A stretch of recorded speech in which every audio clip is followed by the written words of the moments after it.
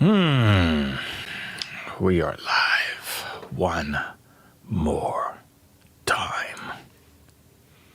We're a bit late today because this event is really early. Like, really fucking early.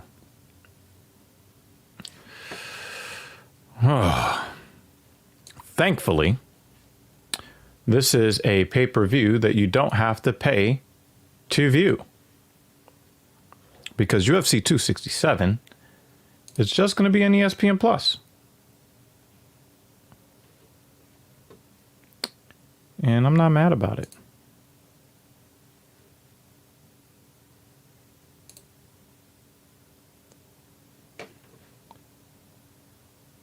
Let's do this.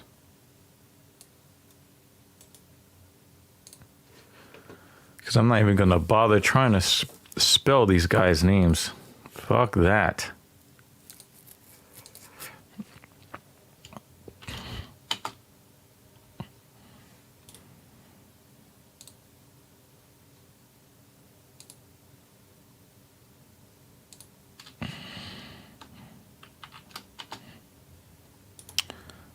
But yeah, I'm happy to be here for you guys today. Change the title. So we're, like I said, we're late getting started for this event. But there's a lot of fighting. A lot of fights. So we're just going to enjoy what's here. Enjoy our little community here. We will be joined by Mrs. Evil at some point. Jimmy Dean, always here for us, as we are always here for you, sir.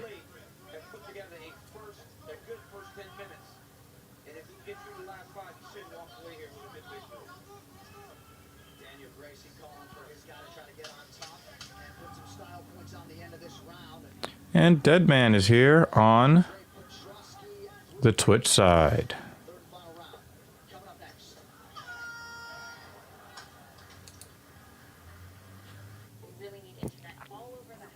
It's good to see you, gentlemen. Hope everything has been peachy keen for you guys.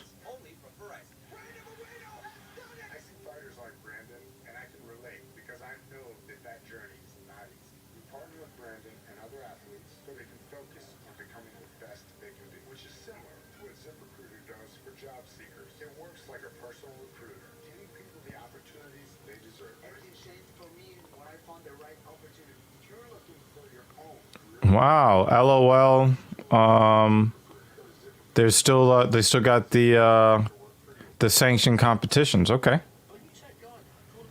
How was my morning? Well, it got started a little late. Woke up from some pretty horrible dreams. I haven't really been having like night terror level dreams, so that threw me off a little bit. But other than that, everything is well. I got some stories to tell. We'll probably do a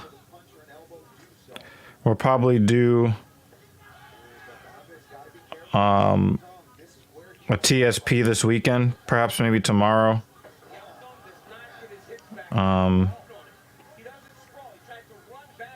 Yeah, I'm gonna try to put something out there for you guys.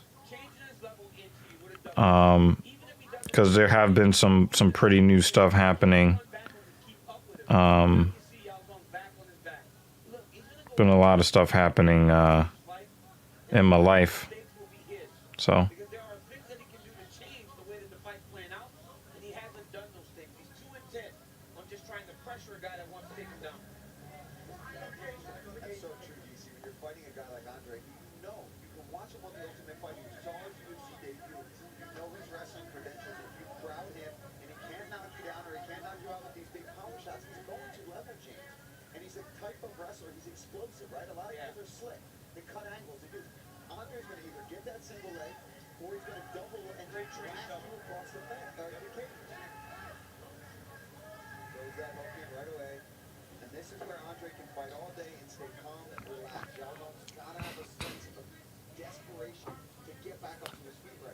Oh, God. Dead man, where is it that you work? Like, what is it that you do?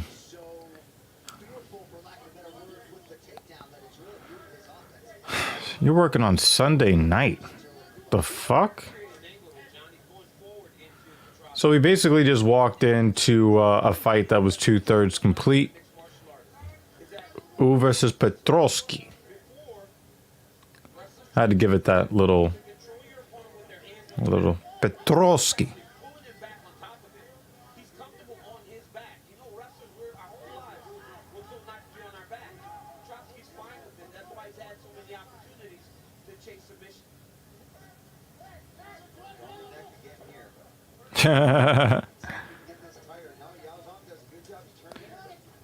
You know, I think, and I think we've talked about this phenomena for at least going on 2 decades. If you go back to like the days of, if you go back to the days of the chat rooms, sometimes the strangers that you meet online can be more familiar to you than people that you see in your everyday life.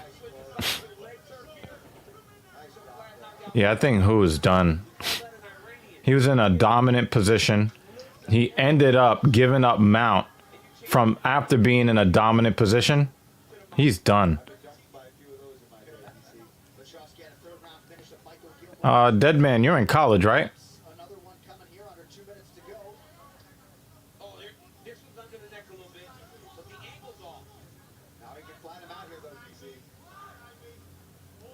I think Hu is done.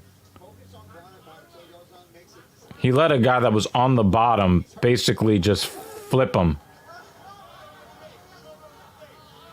Yeah, dead man, you need to start leveling up. Seriously speaking, man, you need to be making moves. I mean that with all the love and respect in the world. You need to start making moves. You need to start taking whatever your gifts are and start elevating. Because fuck that $14 an hour. You can't live on that. You can't.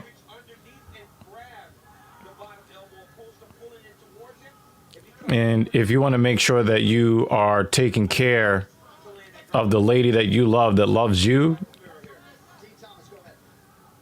you got to start making those moves. It's time. It's time to make moves. Oh. I don't think he's... Yep, he's dead. Yep, he caught him. Tap. Yep, it's over. Yeah.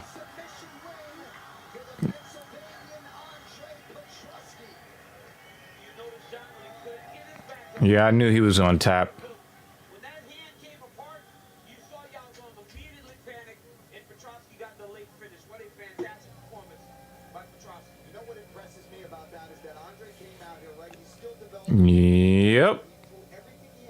Yep.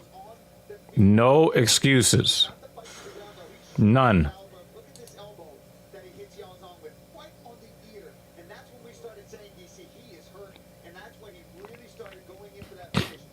What state do you live in, dead man?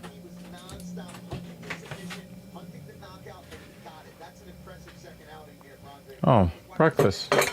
Ooh, kiwi. Can you add some, do we have any more pineapple? In the fridge, yeah.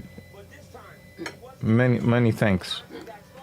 All right, so you in Iowa. That means your cost of living, if you're not like in Des Moines, is going to be moderate. But I know for a fact on $14 an hour, you can't do shit. And I got to be real with you. You're as your girlfriend grows up and she sees what's out there, the longer time goes by, the less likely that she's going to look at you favorably. Okay?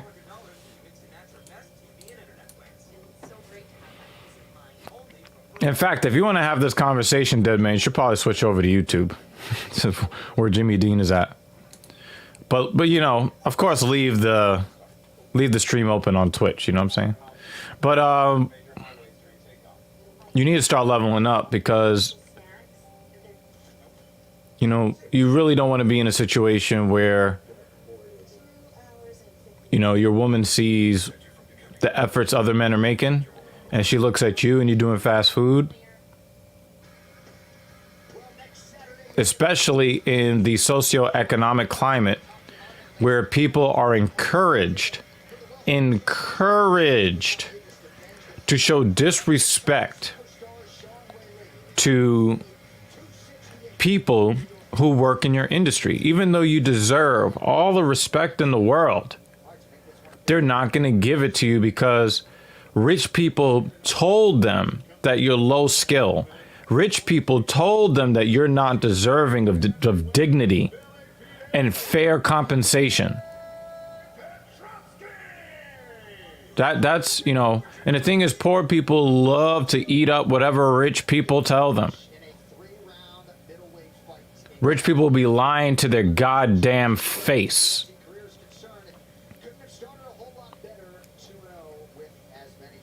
Do you know how many people out there every day are crusading for the rich people that they will never be peers to? It's real. It's real.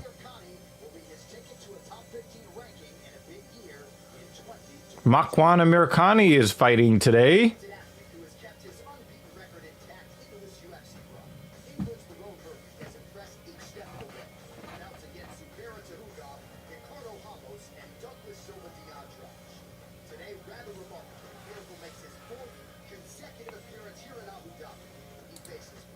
I think you meant to say way ahead of you.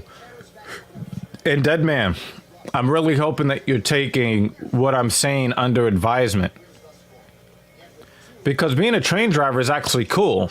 Especially, you know, Hispanic women tend to be known to, you know, respect their blue collar men. So I hope that, you know, Isabella, you know, really respects you. But she's got to see you making the effort. And if you are looking to become a train driver,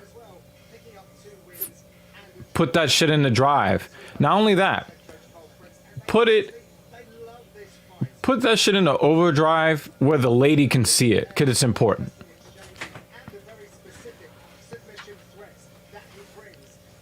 Thanks, lady. Let me tell you something, Jimmy Dean. Let me tell you something. The trades are making a comeback. You know, the median age for a lot of these trades is inching towards retirement age at dangerous levels. We need more young men to do the work that keeps society moving. I know a lot of people want to be, you know, professional cancel culturists, but you can't make any money with that. The only thing you can do with that is destroy somebody else's life, but you ain't doing shit with yours.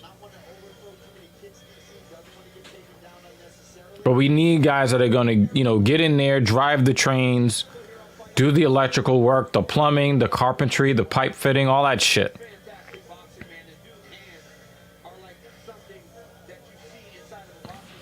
Dead Man, you and I are kindred spirits in this way. And let me tell you something. I didn't do my job for my woman for most of our relationship. And I've been real open about that on this podcast.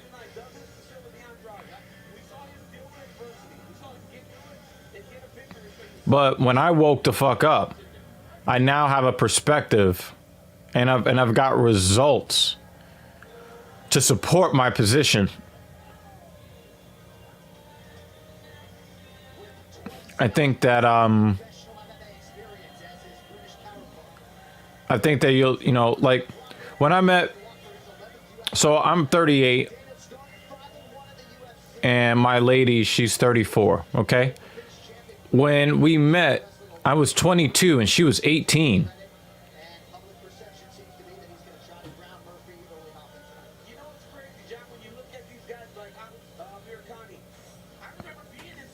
And the times where she was least attracted to me is the times that I was making the least effort.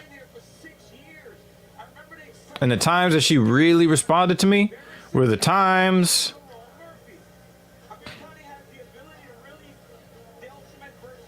when things were working real well. Let's just put it like that.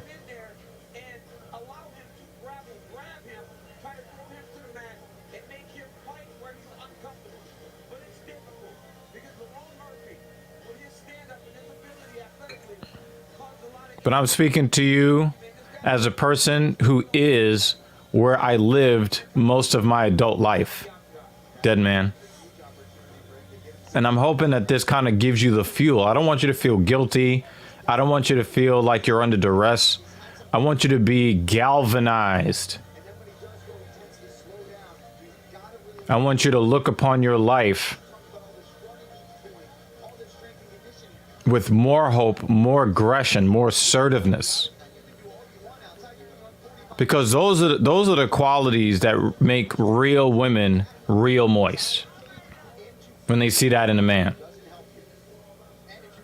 And I hate to do this to you, but you know, you may say, well, you know, you're 20 years older than me. I got a lot of time. You don't. You don't. It's funny, I kind of figured this was in your head, which is why I wanted to get this out of your head. You're not at the beginning. You're in the race. Once you turn 18, society is looking at you as a man. How much have you produced? How much can you provide other people? We're really the only entities in society that doesn't have a hope towards getting unconditional love. If we are not producing or providing or protecting, the world does not care a single iota about us. When you were 17, you were still under protection. Once you turn 18, the world is looking at you for what you can do for it, not for what it can do for you. It's fucked up, but it's reality. So, it is my hope that, you know, as long as you just keep showing the proper effort, that she will recognize it and stick to you like glue. That's my hope. Jimmy Dean's. Women make mating decisions based off of future potential as well as current status. Very true. And she's got to see where your potential has a ceiling that's reasonably higher than your current status. Make sure she sees you trying hard. I don't know about yours. My wife loves it when I come home with dirty hands. Just saying. Well, I work hard, but I don't like dirty hands. But point well taken, sir. Point well taken. Makwan Americani versus Lerone Murphy. This has the potential to be a fight of the night matchup. I really like watching both of these fighters fight. Oh, he gets the takedown. Americani gets the takedown.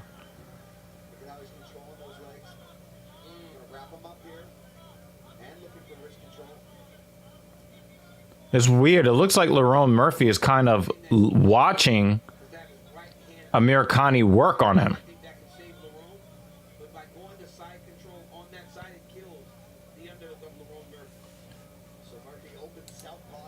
As far as joining the military, man, I say only join the military if you want to join the military.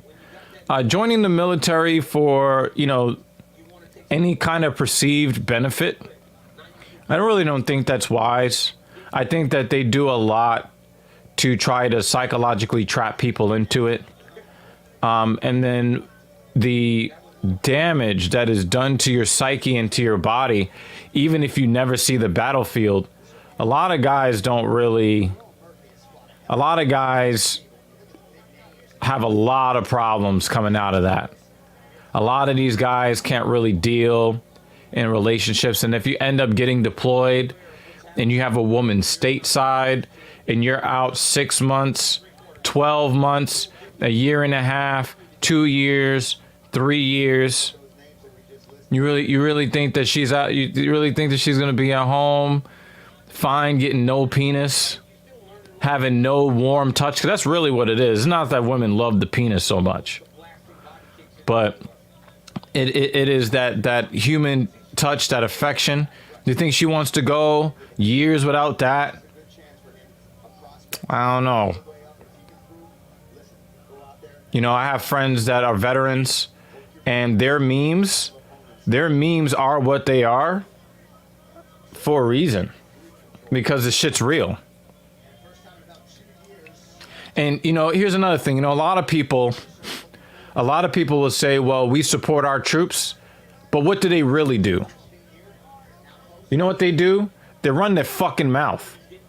Because when veterans really need help, the VA doesn't help them. Their neighbors don't help them. People just kind of look at them, and then before any eye contact can be made, their eyes are darting off like they didn't see them.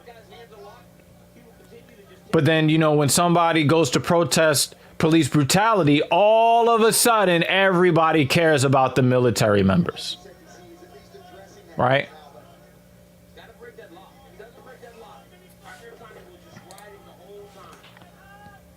Okay?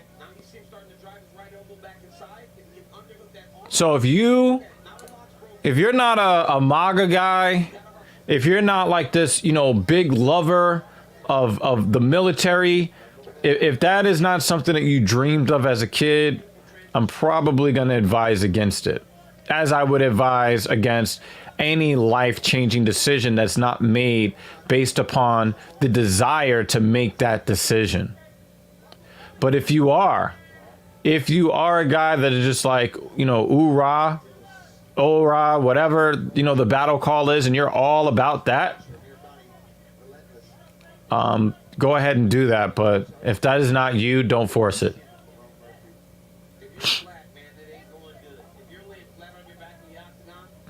Amir Khani might get a 10-8 just because he's controlled so much of this first round. He's not doing any damage, though. So there's a lot of, fighting for position.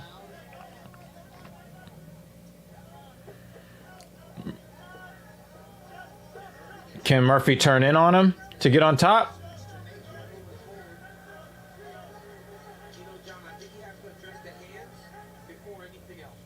And he ends up on the bottom. Yeah, Lerone Murphy's got to do something, because I believe that Amir Khani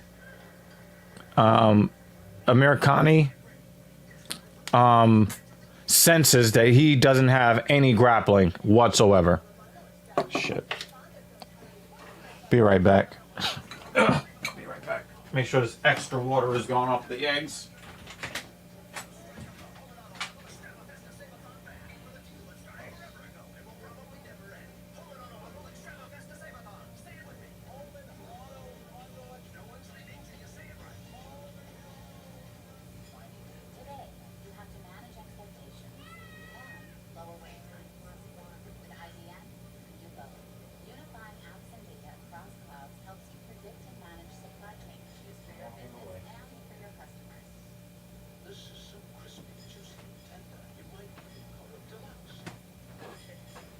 Oh shit! Fuck! God damn it! I'm supposed to move this anyway. Fuck, that hurt.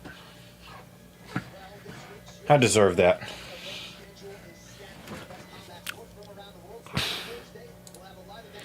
All I was saying was people do join because they have nothing better to do and no direction. The military is great for moving people up the socioeconomic ladder in peacetime. I'm going to probably agree with that first part. Oh, he killed him!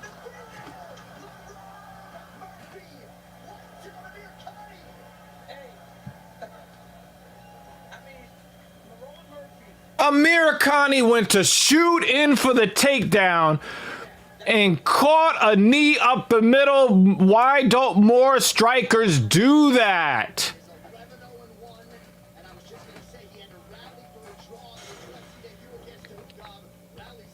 Oh! Oh, hold that! Beautiful. Absolutely beautiful. Boom! Lerone Murphy is getting a $50,000 bonus, y'all.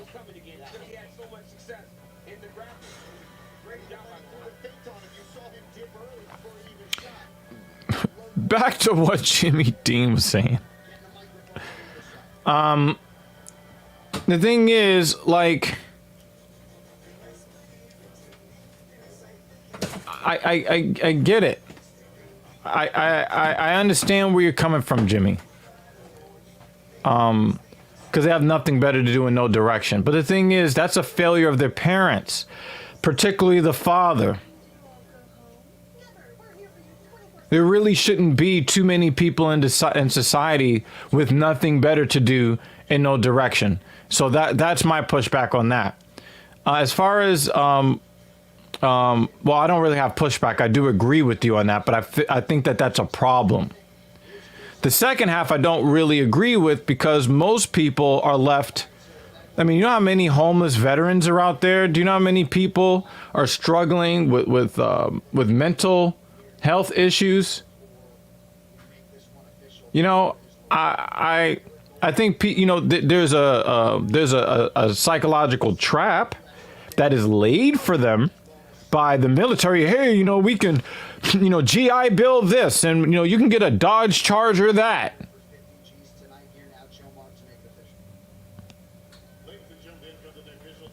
Dead Man is going to be playing Modern Warfare, so he's going to be chilling where the doors are at. Can you grab your dressing? Yeah, I got you. Dressing. Thank you. So, Jimmy Dean, while I think that what you're saying on paper has weight, I don't really see them as actual benefits. I see them as psychological traps. Do you think that these guys that come home with legs and arms blown off and diminished cerebral capacity, do you think that these guys, feel like they're moving up the socioeconomic ladder? The vast majority of them aren't.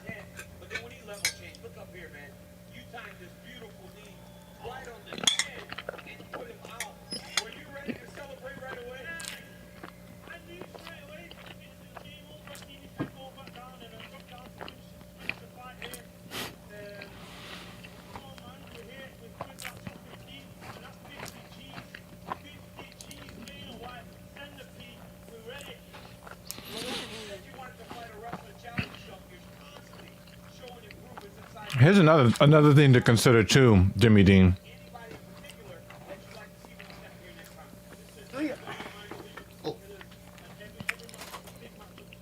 Here's another thing to consider, Jimmy Dean. When some of these guys retire from the military at age 40 and they go into the private sector, they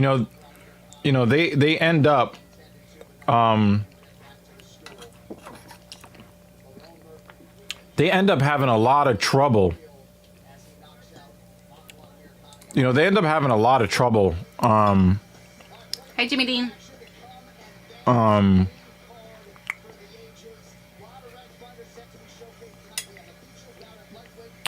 They have a lot of trouble interacting with civilians in the public, private, education, nonprofit sectors. Everybody loves to have a military man on staff, but not everybody loves to have a military man on staff. Okay.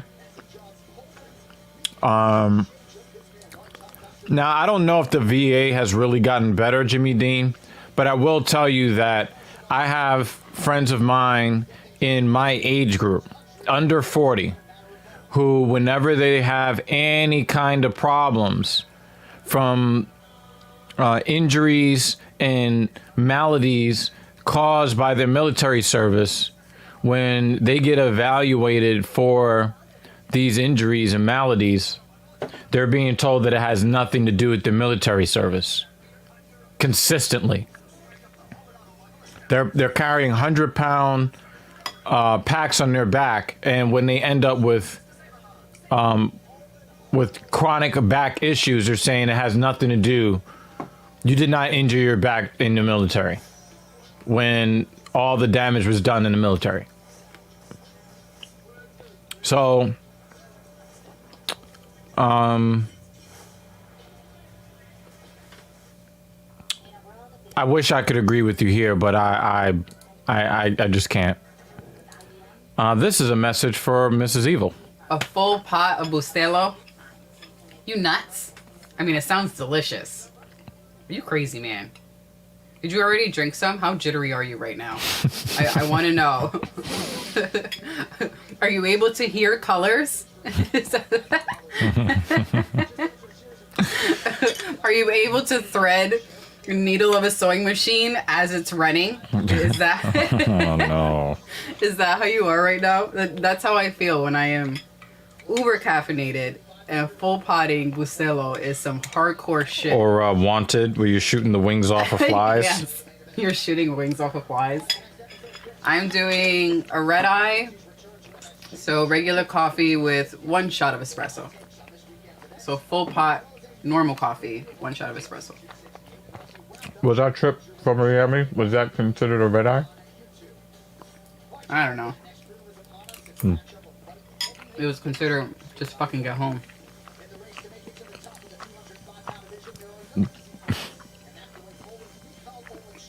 Bustelo and eggnog. Mix it together. Doesn't sound like a bad mixture. I'm not an eggnog fan. I just put a little less to make it like normal coffee. It's probably still stronger than normal coffee, though. Our definition of normal coffee, I think, is going to be different than for most people. Because I feel weird if I just have something that doesn't have a little espresso in here. But I might try eggnog mixed with Bustelo. What ratio do you use if you're mixing it together? I wish they sold eggnog all year round. It's fucking awesome. Well, we could try to learn how to make it in the new place. I have no idea how to make eggnog. I've never tried. I know that there's a store across the street that sells it, so that's how I'm gonna make it with my debit card. Or did you go into that place already? Or we're just assuming that they sell eggnog? We saw it on the shelf. Oh, we did? Yeah. I think I wasn't paying attention to the eggnog. Yeah, because you don't care about eggnog. I don't care about eggnog. But now, you might give it a little bit of mix it with your coffee. I don't know. Might If I can see through it, I consider it tea. Yeah. You shouldn't be able to see through it. It should be nice and nice dark color. Milk tea. And smells delicious. The other Mrs. Evil introduced me to milk tea. Oh yeah. And that shit is fucking addictive. Yeah, she gets it from the Korean market. Which we'll be making a trip there after moving. Just use it for a splash of flavor like creamer. That's what I thought it would be. Okay. Because eggnog is thick as fuck. Ooh. Yep. That does You're sound gonna great. you're gonna Okay. you're gonna get her to care about Okay. eggnog, and that makes me very happy. I will try this. I think you're gonna love it. I will definitely try this. I think you're gonna love it. I mean, I also see Nerone Murphy removed Makwan Americani removed his soul from his body. He was really upset too when he came to. Because he just knew he was going to get Murphy on his back and keep him there. And I knew that Lerone Murphy was in trouble. Like, you're going to have to do something on your feet to keep this standing. And as soon as Amir Khani moved his head towards Lerone Murphy's crotch, that knee came right up, turned his shit right off. Oh, hold on. I'll be right back. I just realized I have more Star Wars decorations that I should be putting up. Ow, my knee. Oh, that definitely sounded like it hurt. Amir Khani looked like a woman's tits fast forwarded from when she's 20 to when she's 65. That's how fucking fast he fell. That boy sagged.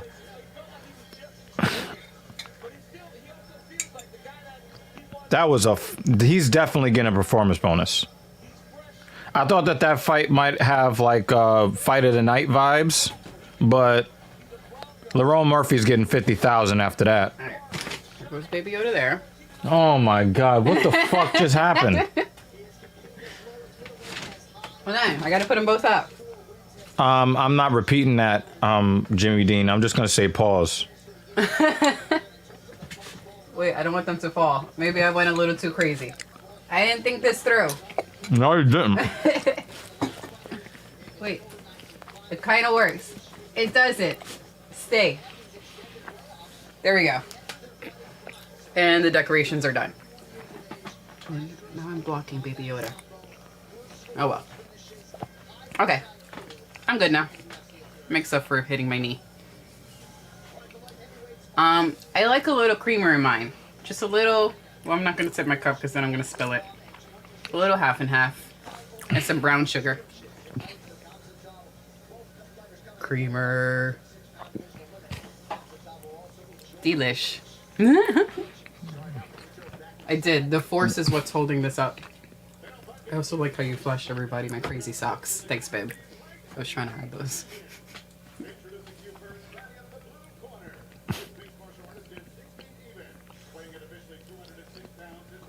The force is in this cup. That's what it is. The source of my power. Well, the Sajik is really ready to fight.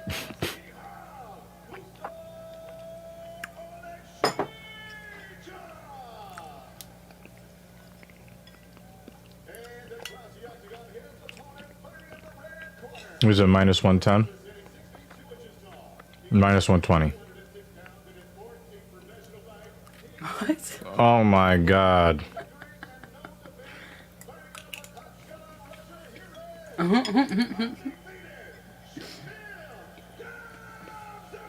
These?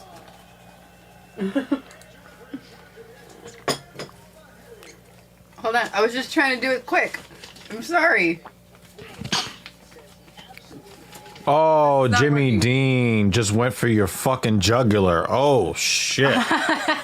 Oh, shit. I told you I'm not as hardcore as you. You're fucking making a whole pot of Bustelo. Goodness gracious. I bow to you. I'm not doing a nah, whole she pot bows of to Bustelo. me. She just gives you credit. Okay, I give you credit, but I bow to him. But still, you take If the you bow to honor Ric Flair, I'd let you get away with that. of all right, I will chop that off later. I'm not fighting with this pillow.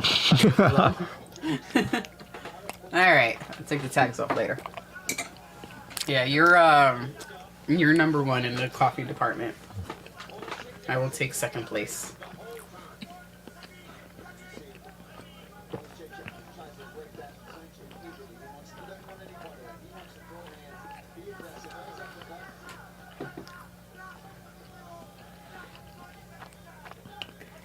I don't want to rip it off because these pillows are actually, The seams will probably be weakened. yeah, when I took off the normal tag, it already started to, it made a little hole, like just a regular tag.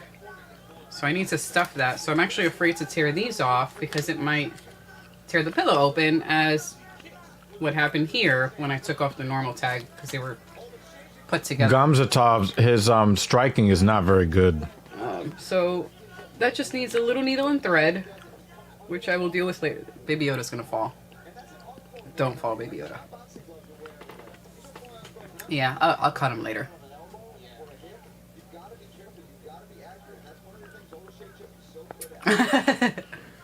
So if we start getting chats from you, like every, 7 seconds. every 7 seconds, not even, like just fucking 5 chats per second, then I know that it's really kicked in. And it's going to be marvelous, and I'm going to enjoy the shit out of that.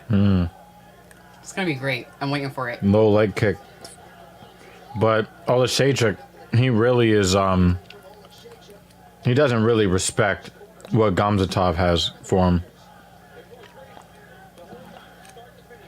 So there was this one time my colleague had given me, he had coffee beans from Italy. And supposedly the coffee beans from Italy are much smaller than the coffee beans here. So when you grind them and brew a pot of coffee, it's stronger than the coffee we drink here. Supposedly even stronger than Bustelo. And I had it at work. And then 30 minutes later, I thought I could fucking run a marathon. My eyes just it was like, bing! It was wonderful. I was hearing colors. Well, I had 4 hard-boiled eggs, pineapples, and kiwis. Because as you guys know, I've been trying to infuse a lot of pineapple into my diet on a regular basis. Excuse me. Apologies for the belching. Excuse me. It's all good. Oatmeal, which I don't make the way people normally make oatmeal, because I don't like it that way. Kiwi, hemp seeds, chia seeds, café. Oh, he's done. He's done. And then I have no idea what's for lunch. I don't even know why that dropped him. Or I don't know if that was like a pain. I don't know if it was a pain thing, but he went straight to the ground, but he didn't look knocked out at all.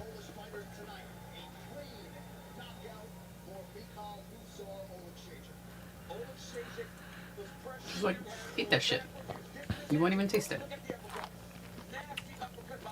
Coffee, push-ups, and a banana. That's your breakfast? Interesting. Push-ups should always Oh, it was be, the nose.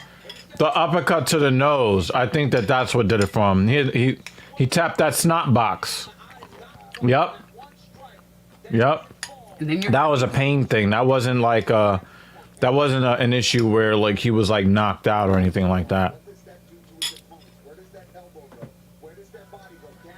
Now, the thing I want to know is, let me know how your push-ups are. For me, coffee, push-ups, maybe a banana. You know that's not good for you, Jimmy. I want to know what Bustelo push-ups are like versus normal coffee push-ups. Like, If his push-ups are good, all they'll the be. push-ups. If his push-ups are good, the coffee's gonna make them 11 Z's. good. So, wait, what is it? Breakfast, But second breakfast, 11 Z's. Is it brunch, lunch, afternoon tea, dinner, supper? Oh, I always get them mixed up. This is technically 11 Z's. We're eating 11 Z's. Oh my god, I love you, Jimmy Dean. It's a Lord of the Rings joke. And then we'll have afternoon tea. It's gonna be great. milk tea. I have iced tea in the fridge, so that's gonna be our afternoon tea. And then dinner, supper. Oh, I love Lord of the Rings. Which I still have to get somebody to watch the extended version with me. That was the first eventually. thing I thought when you said you love Lord of the Rings. Like, yep. She's going to do that to me. Extended version. Extended version. I'm so like excited. 2-3 weeks. Yes. That's gonna be great. So great. Cheesecake. Wait. Plain cheesecake, strawberry cheesecake, chocolate cheesecake, coffee cheesecake. What kind of cheesecake? We need details. I hope it's strawberry. He was a slight underdog in this fight, too. The other dude didn't really seem to be throwing hands. But that uppercut that caught his nose on the way up. Ouch. Yeah, I think that's why he went down. Is it like the bone may have gone up? No, I think it hit a nerve. I think it hit a nerve that just basically shut him off because of the pain. Yep. Wow. that hurt me. Wow, that went right to my chest. Blame the UFC. Mad fights. We should fucking Yep, do that. he hit that nose. We should do a Lord of the Rings MMA live stream. Oh man, he hit the nose up like this. I saw. Oh fuck, that sucks. And then we'll make sure we broadcast each meal. Oh. That'd be great. I don't know how much he'll enjoy it, but I'll enjoy the shit out of it.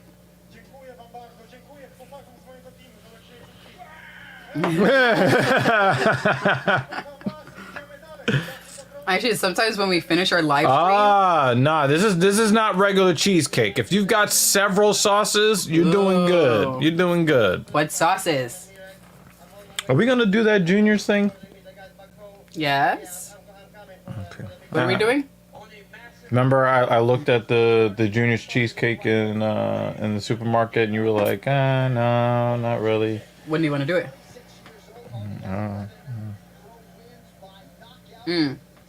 I'm just No, but it wasn't like this. He caught him kind of from the side and went up like this.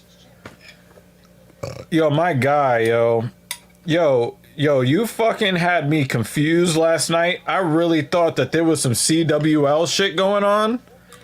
I was like, yo, these guys really put their shit up there? Like, they really doing the damn thing? And you're like, nah, we just joking. I'm like, oh, man. I was like, yo, I would support. And the thing is, you already know, like, I had beef with, like, 2 of those guys that you put up there. And it's like, yo, I'll support all y'alls. I'm just thinking about chocolate cherry pineapple cheesecake. Yeah, Jimmy Dean is, It's a good combo. yeah. Ultra combo. Mega push-ups then. You do the No, you're not doing that. Not after cheesecake. You're just gonna sit there. Push-ups there. But then he has the Bustelo in his system, which helps out. No, it's about you. We're not talking about me. I mean, we're not talking about me. I didn't even have a comeback for that. I just stopped. I could feel the espresso coursing through my veins now. It's great. What are they selling with this? Boop.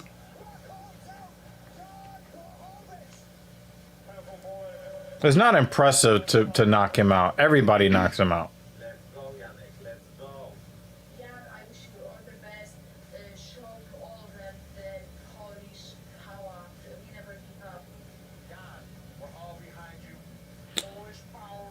Oh, they're talking about all of the legendary successful athletes from Poland.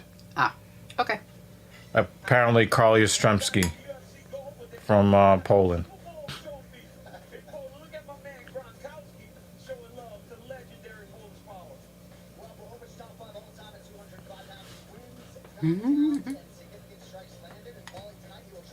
I don't even know what word he's talking about. Okay.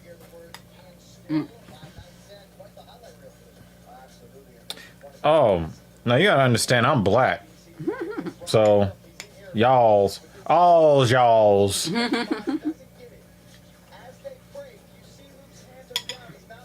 Excuse me. Although that'll be pretty funny to see him in the hat, in the boot. But then he might go into, like, mega mode. And I don't know if I'm prepared for that. I don't think I'm prepared for that. Look at Gumby. Look at Gumby. Boom. Look at Gumby.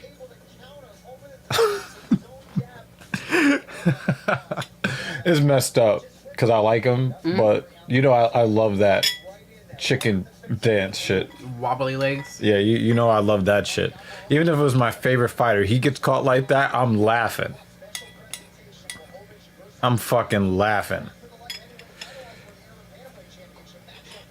You know that there's another UFC number pay-per-view next week, right? That one we got to pay for, though. Yes? I don't remember. Usman is fighting that fucking weirdo. I kind of just put it on my Google Calendar as a reminder, and I think I have it on my calendar. I don't know. I live through my calendar. If it's not on my calendar, I don't know what the fuck I'm doing today. Yeah.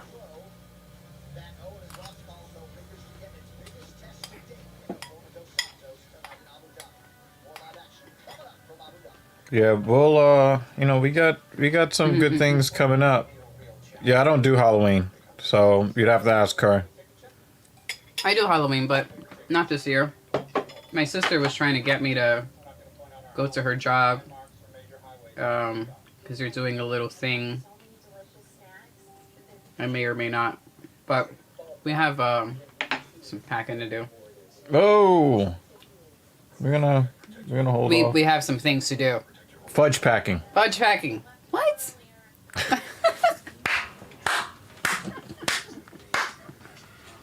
I gotta stop parroting what you say. Anyway, probably not. You'll change the subject very quickly. What's up, Marek? How you doing, Marek? Good to see you again. What is Siema? Blind Bat. Good to see you, Blind Bat. Good to see you. Yes. Yes, Jimmy Dean. Come on. So we're changing the subject. So anyway, what are you doing tomorrow, Jimmy Dean?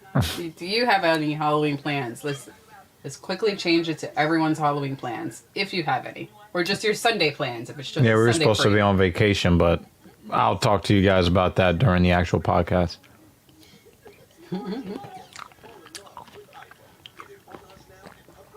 No, it's the coffee. It's a coffee and a Saturday morning that made me. Anyway, we will share that later.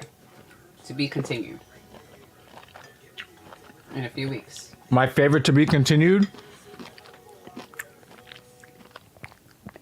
My favorite to be continued is in The Wire when McNulty goes into the elevator with the lieutenant after they found out that he basically bullshitted the whole homeless, the homeless serial killer thing. And he was bullshitting on that. He gets into the elevator with him. And he says absolutely nothing, turns around after he gets off the elevator. To be continued. With the ill glare. I don't remember this scene. That's because you haven't seen it yet. Oh. And you will. Yeah. Because after she puts me through the Lord of the Rings extended, I'm going to take her 1 through 5 seasons of The Wire. I have no issues with this. I am fine with this. Because The Wire, the best television series in television history. It's balanced. He sits through and probably sitting through extended. No. I didn't spill a goddamn thing. That was this entity over here. I thought we changed the subject already. What does Koa Mash mean? Did I pronounce that right, Mark? Probably not. I'm not even going to attempt because I'm just going to butcher it. Sometimes you got to face your fears. No, I've already gone. You got to board the airplane, even if you think it's going to crash. I literally already fucking did that this week. Yes, so done. We both did. Done. Done and done. I was seriously checking the hourly forecast multiple times before we got on that plane. No. I was like, this is it. We're going to be the people on the story. And that's it. Aw. That's going to be awesome. Very cool. I have to watch that, Kiwi! Oh. Getting shit on your lap. That sounds like it's going to be a lot of fun. I haven't done a Halloween party in a long time. I attempted to do the Halloween parade in Manhattan. I did not plan that out so well because we ended up attempting to join the parade. In 2019. We tried to join it on a block that was super, super crowded, and it wasn't very enjoyable.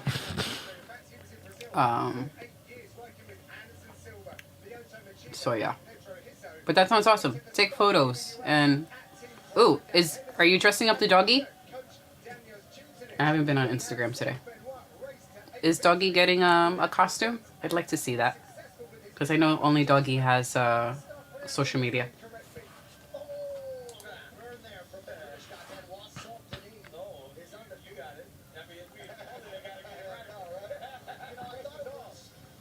The way some English people speak is just like fucking poetry. In 2019.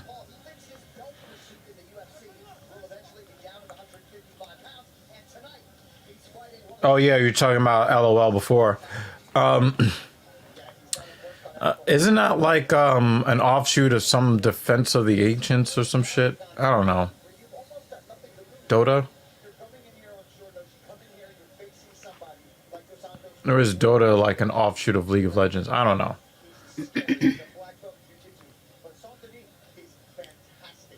Aw, yeah. I don't know. That sounds like some KKK shit. Yeah, I think that'll be super adorable. But does your doggy have the temperament for that?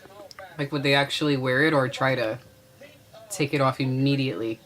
As long as you get 1 or 2 photos of them in it, it would be great.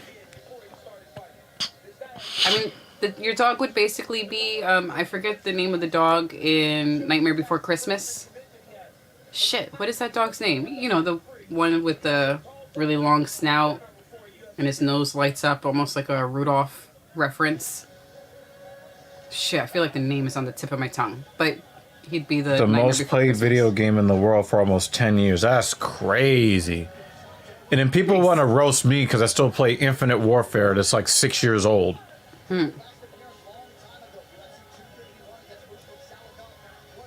5 years old.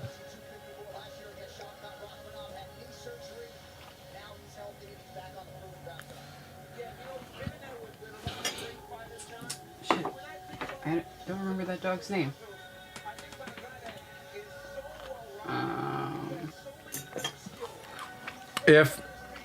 If we got a dog, would you be okay with me naming the dog D's Nuts? I would need you to split it. First name D's, last name Nuts. Yeah. I would only accept it if we did that. I'd be like, what's your dog's name? D's. And so that I could just say... Just and then they're going to be like, what? Yeah, D's Nuts. Oh, God. Yeah, I love it. I love it. Is that the only way I'm going to get you to... I love the way you think. I love the way you think. Is that the only... If I agree to this, is that... I love the way you think.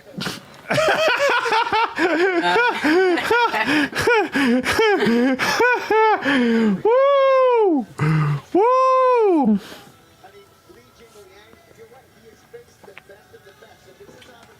I'm looking up this... We almost got a president in 2016 named D's Nuts. Yeah. I mean, almost very, very loosely. Zero. The dog's name is Zero. In The Nightmare Before Christmas. That's the dog that I'm thinking about. Okay. Sounds like a racist ass dog.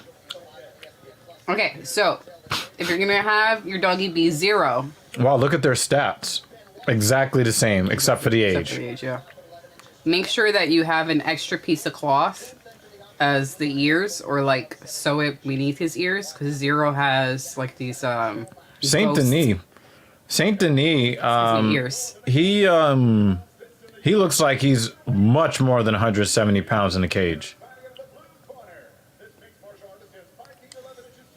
Oh, Zero's gonna be adorable. Vermin Supreme. Yeah. I feel like you have to say that with just a lot of like Vermin Supreme, as if it's a bad guy in a Marvel film. That was so unenjoyable the way he just announced his name. I'm not even listening because I I don't listen know, to Joe Martinez. but Why are you listening to I know. Joe Martinez? We're not listening to him. We're going to speak over Well, he's him. going to do this better because Blah, it's a blah, Spanish blah, name. blah, blah. He's going to do this.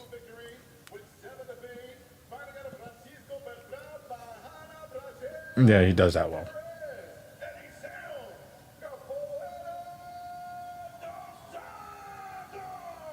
Yeah, he does that way better. It's way better.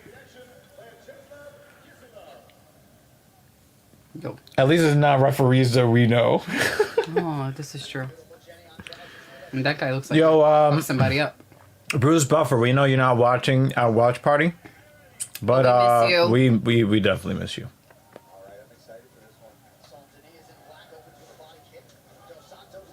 All right, we'll look him up. Bourbon Supreme. It's hilarious. Yeah, I don't even know what the fuck he's talking about. But you. Oh yeah, okay, yeah. I got you. All right, I had to. It looks like he caught a cup shot.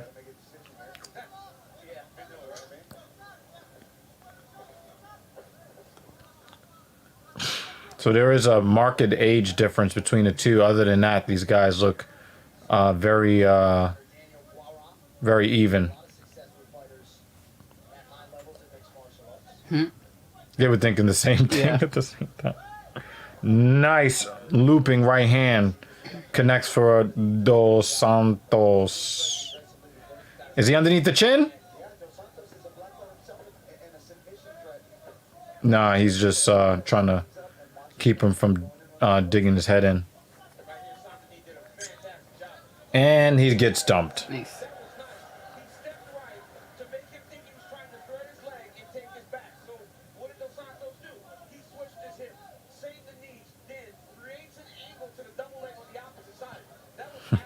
I like how he used his opponent to get back to his feet. Mm-hmm.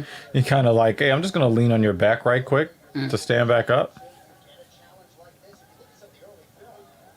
Hey, Dos Santos gets back to his feet.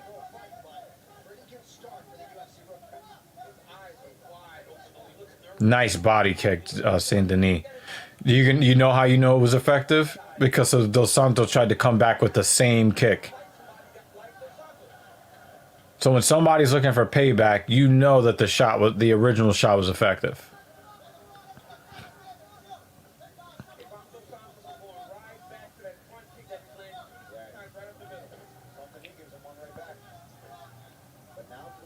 Dos Santos kind of backed him up a little bit with that right hand.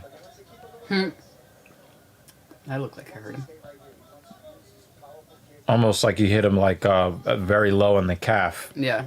Like the He had sort of like that ouchies. yeah. bounce. Almost like he kicked him in a sensitive spot on his leg where he wasn't sure if he's going to be able to stay. Or like that bounce standing. you have when you step on a Lego. Ugh, Like come that. on, Oh, man. Fuck. Oh, what a body kick. Ooh. Oh! Nice shot, Dos Santos. And he hurt him because he fucking dove for his legs from halfway across the cage.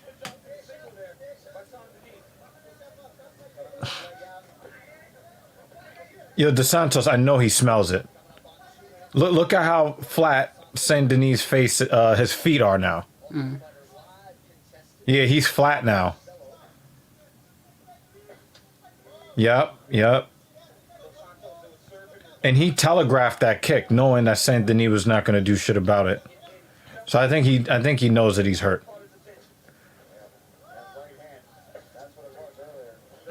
And that's why people love to see fights at 170, these welterweight fights, because you get the power and the speed.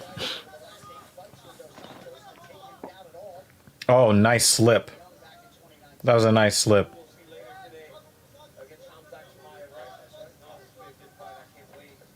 It is really going to be nice to see Chimaev back in the cage because there was Chimaev basically retired thinking that the Rona took away his ability to breathe. and to compete. So to see him back in the cage, even though he's got some weird ass antics from Fight Week, I think it's actually pretty fucking cool. I really wish people would stop taking the Rona lightly. We may get to a point where we can take it lightly, but not right now. Definitely not right now. Too many people are still dying. We're probably up near 750,000 deaths here in the United States alone. So,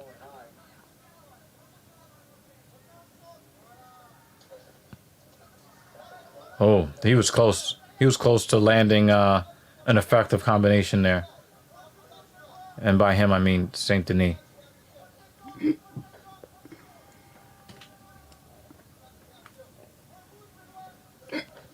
Excuse me. Oh, nice right hand. Dos Santos. Oh, that was dangerously close to the liver. He was digging those toes right.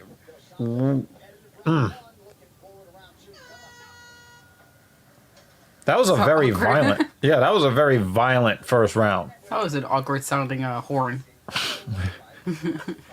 Sounded weird. Maybe that's just what air sounds like passing through a horn, that part of the world. That's still weird.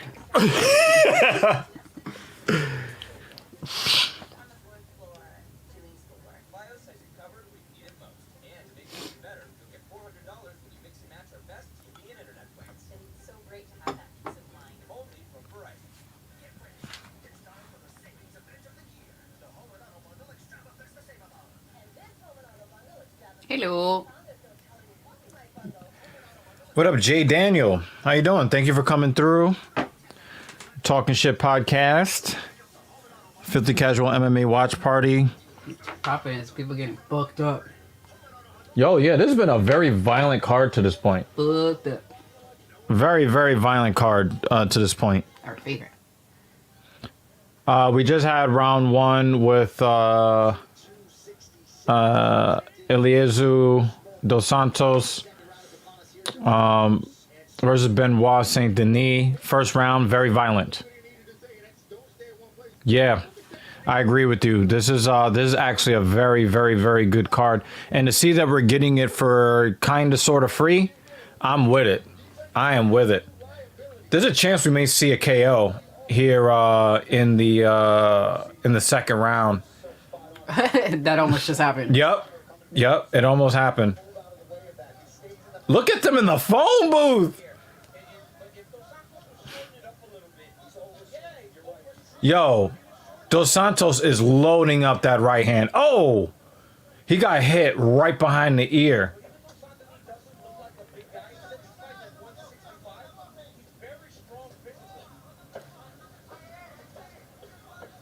Lewis mentioned Jay in a video. Jay Daniel? Jay Daniel, are you, you know Lewis Rossman? Oh. All right, that KO you were talking about is coming. Oh! That was a big ass knee.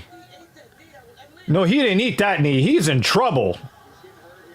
Oh!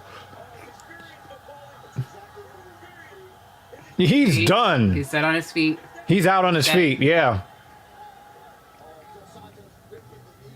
I feel like those arms have a mind of their own. Yo, he just needs one clean shot, and Saint Denis is going down. Oh, man. It might be. He's trying to take him out with that right hand. And you know Denis is in trouble because he is shooting from like 5 feet away. Get off me.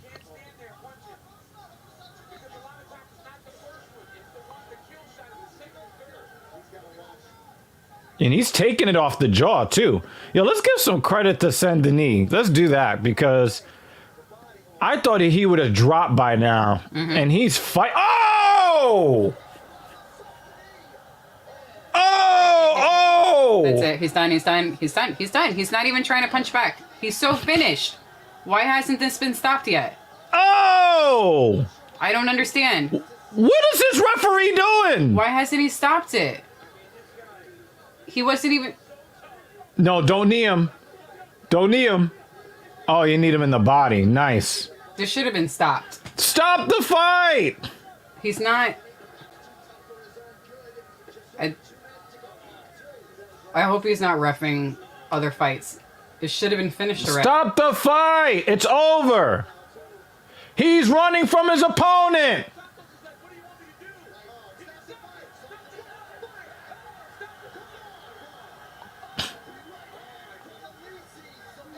Yo, What is wrong with this referee? You should have stopped. What is he doing? Ref! Don't wait for him to fucking die!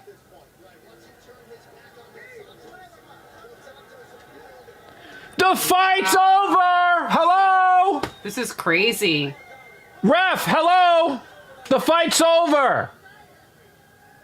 This is nuts. It should have stopped a long time ago.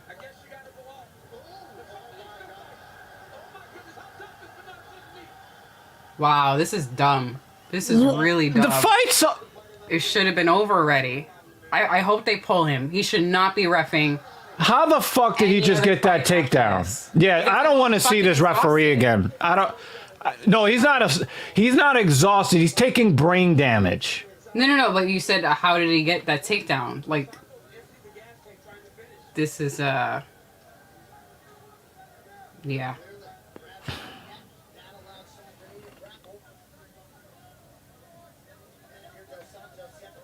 And the thing is, I thought Saint-Denis is not gonna throw in the towel, but he's waiting for the referee to stop the fight too.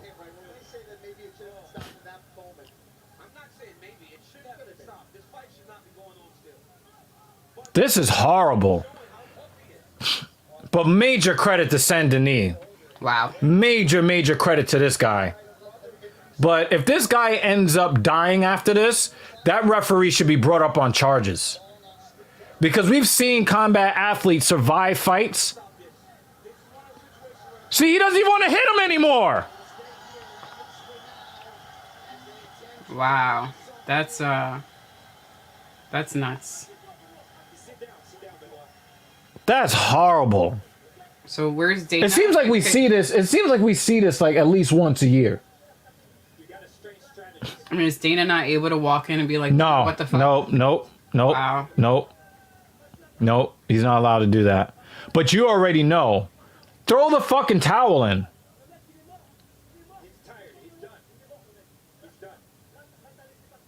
Yo, if I'm the corner, somebody protect the fucking fighter.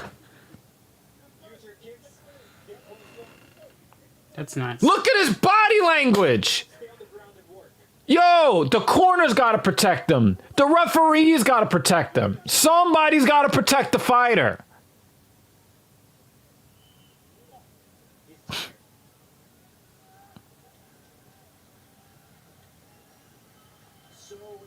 Look at that fucking glassy look in his eye.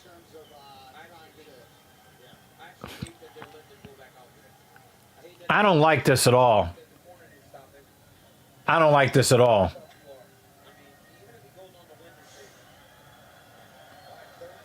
Yo, Dos Santos doesn't want to do this.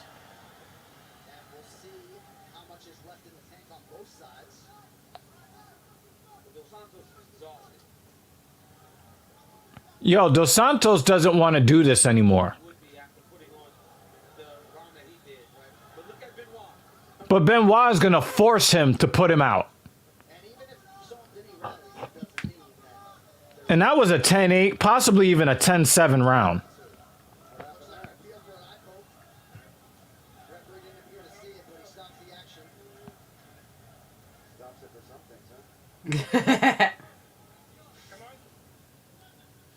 I love the salt. Oh yeah, he definitely put his fingers in his eye.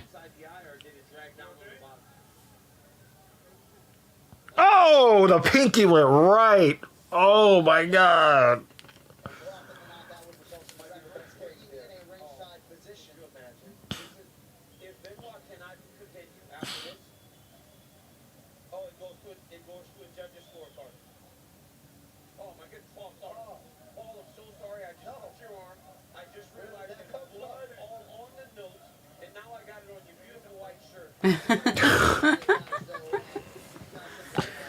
I don't want to see this referee. I don't want to see this referee again.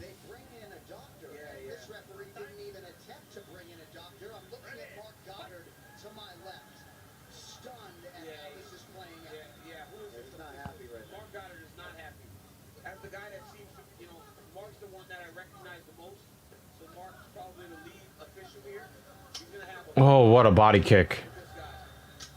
Another body kick. Another body kick. Wow.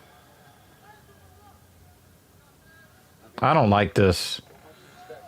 I don't like, and the thing is, you know, a lot of people say, oh, I don't really like MMA, it's too barbaric. If this was the fight that they watched, I couldn't argue with them. Mm-hmm. This is unfortunate.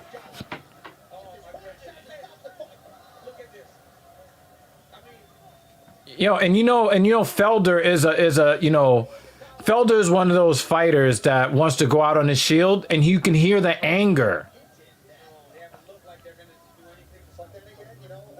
And what makes it worse is it's not even like a single mistake. You know what I mean? Because some of the refs, like, they make a mistake and they're like, oh shit, and they realize, Yeah. I should have stopped it. There were so many opportunities. Yeah. So many. And even when the guy gets poked in the eye, he doesn't even ask for the doctor. Like, what are you in there for? Are you just there because you get the best seat in the house to just watch guys wallop each other? And how long has he been doing this? How is this your profession? Like, I don't know. I don't want to say that he's a noob, because I don't think that UFC would hire a noob to do this. Not for a pay-per-view. This is bad. I think they'd have him do it. And you know what? Night. And you know what? The announcer's talking about Mark Goddard kind of monitoring the situation. Mm-hmm. Mark Goddard is going to give that guy a piece of his fucking mind when he comes out of the cage. Because this is fucking ridiculous. This is awful. And Dos Santos doesn't even want to do anymore. No, they don't. They're just going through motions at the moment. Yeah. But the thing is, anytime, Saint Denis comes with a strike that Dos Santos feels, he's like, okay, now I got to come back with something because you still got something in there. Yeah. So the guy in the cage is still trying to hurt me. But the referee should have stopped the fight 10 minutes ago.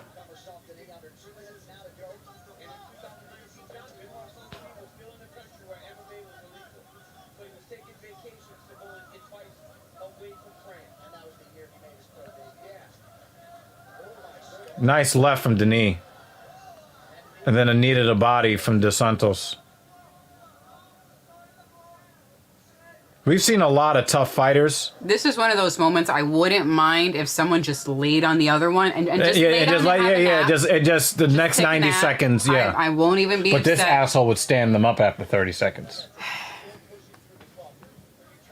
Just lay and do nothing. I won't even be mad. Stop hitting each other. Wow, he gets another takedown. Well, no, he didn't complete it. No, but you know what I mean. Like, I know exactly what you mean. Fighting. Just don't I know exactly fight. what you mean. I hope that they don't let him ref for the rest of the night. Better not fucking let him. I hope that some commission is being talked to. They gotta go. Yo, what the fuck? You know who that reminded me of, right?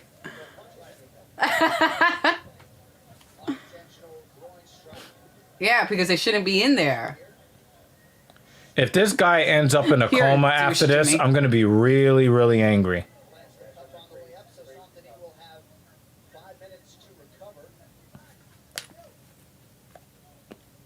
Yep.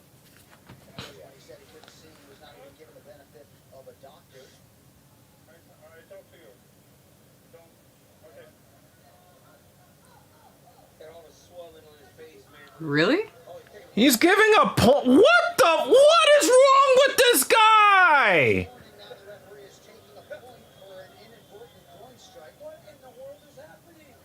Get this ref out of the cage, please.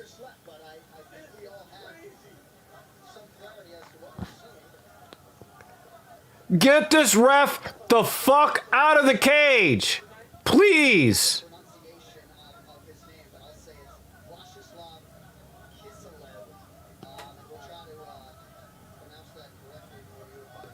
I thought the Mario Yamasaki was a horrible one, and they got him out of there. This is the worst referee I've ever seen. Yeah. I mean, holy fuck. They better not fucking let him. Yo, DC just said what I said. You cannot let this guy come out. You cannot let this guy come out. You cannot let this guy referee. You cannot let this guy come out and referee another match tonight. Get him. As a matter of fact, security needs to escort him out of the arena. Here in New York, Jimmy, it's Salino and Barnes. The Well, not anymore, because remember they had that whole. Oh, yes.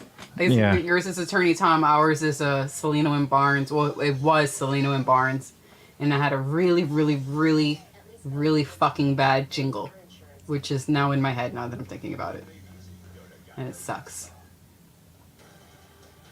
Watch just one more week of this season of Dana White's Contender Series. Don't miss it this Tuesday. See you under contract in front of the boss, Dana White. 5 great matchups coming up on Tuesday, 8 p.m. Eastern, exclusively on ESPN+.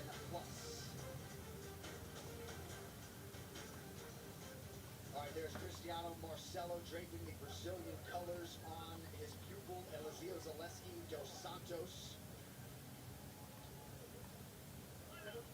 Lot of commotion in the arena. There have been some instances, points of comparison in UFC history. Thomas Gifford and Mike Davis comes to mind. But this one goes the distance. Eliseo Zaleski dos Santos and Benoit Saint-Denis. The scorecards are now in. Here's Joe Martinez. Ladies and gentlemen, after 3 rounds, we go to the judges' scorecards. All 3 see it 29-26. Your winner by unanimous decision, Eliseo Capoeira dos Santos. Not the win for Eliseo Zaleski dos Santos in the UFC 20. I really hope that guy needs to go straight to a fucking hospital Benoit Saint-Denis again. Go back. and have brain scans. In a 3-round fight, this was 30-25. That tells you we should not have seen 15 minutes of what we just saw. All right.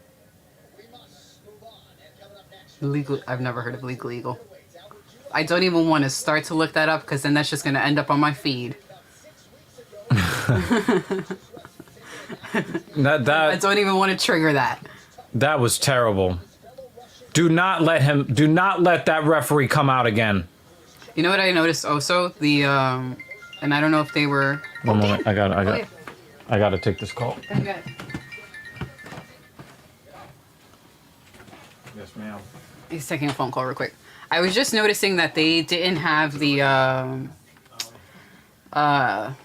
tweets on the bottom of the screen. I don't know if that was only for this fight or they haven't been doing it for this entire event. But normally, you'll have the tweets at the bottom left-hand corner.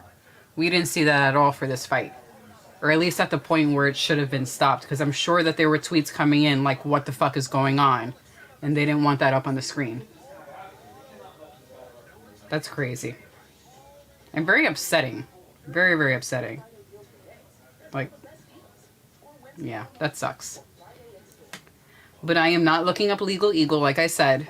Because, you know, once you search something on YouTube, then it ends up that that's just your feed is similar videos. And that sounds like it would be terrible, Jimmy Dean.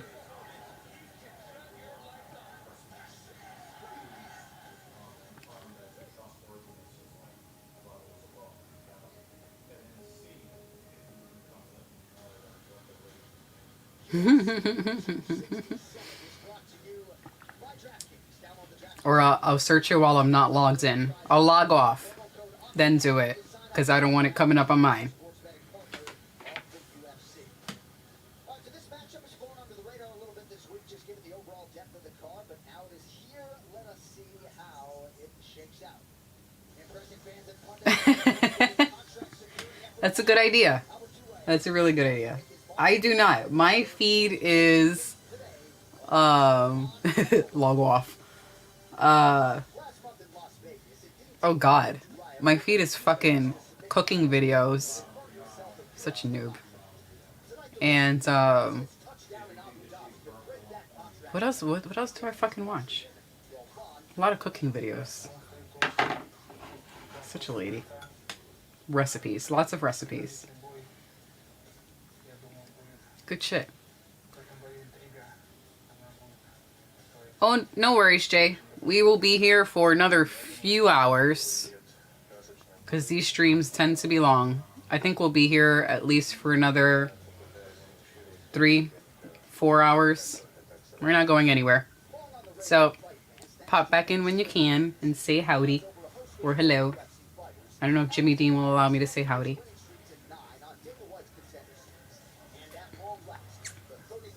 Are you working, Jay? Or just house stuff? What are you doing today?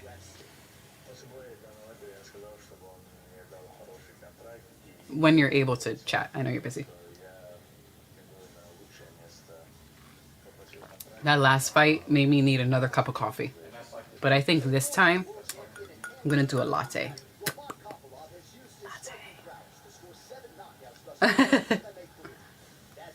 Okay. I think I would fuck that up. Now I don't want to say it because it's just going to come out awkward and weird. So I won't even try.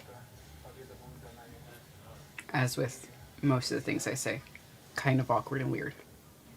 But as soon as Dr. Eva comes back, I'm chopping those shits off. Because now I'm like really conscious of them. And they're bothering me.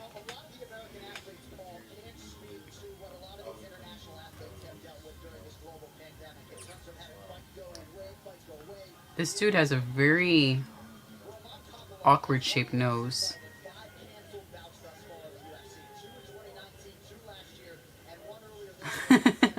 Murica, yes. The bridge of his nose is kind of weird. Like, I don't know if it's naturally like that or if it was because it broke at some point. Like, there's this dip in the center. Maybe it broke at some point. Excuse me. It's a very awkward shape.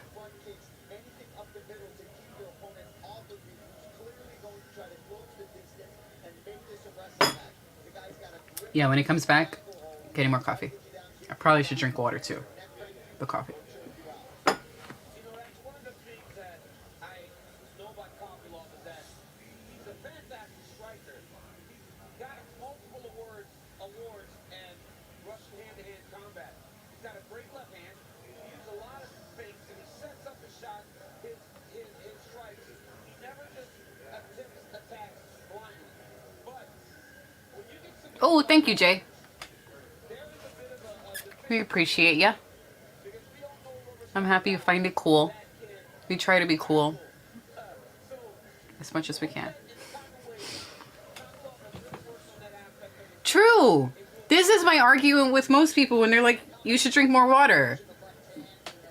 It's mostly fucking water anyway, so ha. I drank a lot of it. I just need more. If I had more than one cup, I could, or a plastic cup, I would like throw it on the floor like Thor and be like, another! Except it would bounce on the floor.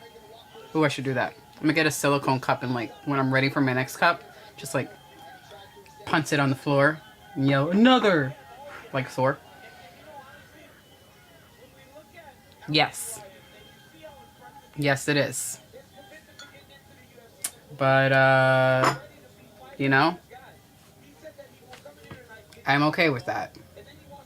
Because coffee is delicious. It's cool with me. When you said South... Oh.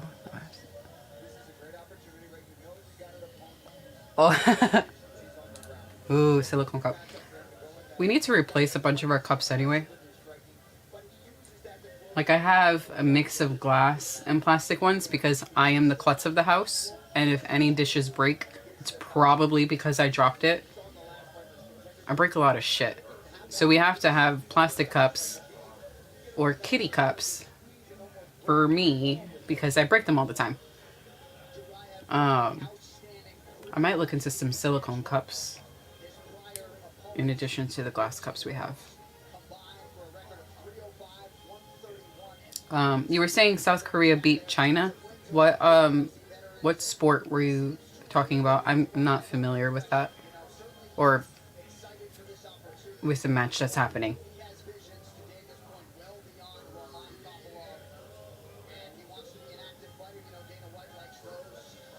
Yes, I applaud you for not. Do you know I bought these plates that were supposed to be uber durable, lightweight. League of Legends. Okay. Yes, you were talking about that earlier. I'm sorry. I forgot what kind of plates they are, but they're supposed to be super durable. And I was like, oh, this is great. It's me proof. It's Mrs. Evil proof. And it's hard to break. And I fucking chipped it. Like, that's... If you want to know if something is durable, give it to me. And if I can't break it, then you know it's great quality. Because I have already chipped a plate that is supposedly super durable. And now we have to replace it. Because I might cut myself while washing it, which almost happened yesterday. Cushiony. Ours is not. Our apartment, like the floors are really, they're kind of thin. Like we live in a 2-family home. And you could hear creaking all the time. Like, anytime we walk around the apartment, it's just creaking, creaking, creaking. And the floors are not level, so I feel like I'm walking on this wave. Like, I feel like I'm getting vertigo as I'm walking across the apartment, which is disturbing as fuck. Yeah. Like, even in the spot that I'm sitting, the floor slopes a bit. I can't wait to get out of here. Can't fucking wait. But yeah. Hi. We're talking about dishes that are supposed to be durable but are not durable because I got my hands on them. Oh, nice. And are creaky, uneven floors. Oh, yeah. Super uneven.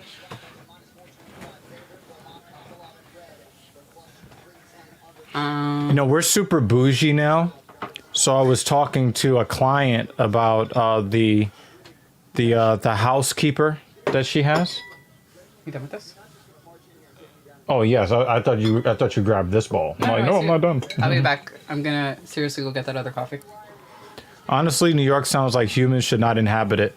You know, actually, I figured that out in a really unfortunate way.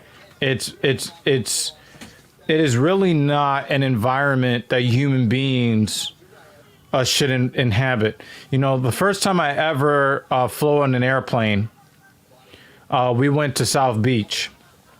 That was like 2018. And I remember when the plane was on approach, when we was getting to Miami, and I looked out the window, and you saw all of these vibrant colors from the sky when you look down.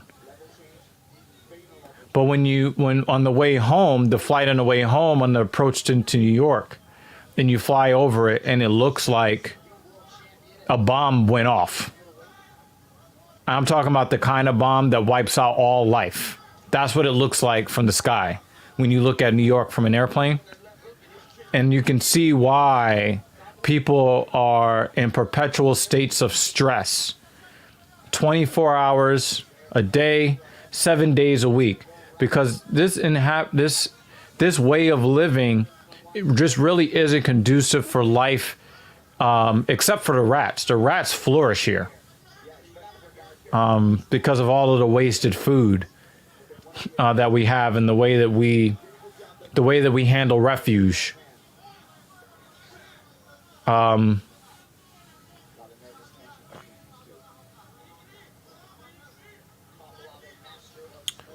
Duraev is very, very much over his front foot. His body balance is very poor. It looks like he's really hunting the knockout. And if Kopylov wanted to time a level change, he's going to catch him. He's going to be able to bring him down very easily. Jimmy Dean, absolutely. People were not meant to be stacked on top of each other. Shut up, Jimmy Dean. Shut the fuck up. You couldn't even let that breathe. Fuck wrong with you, sausage?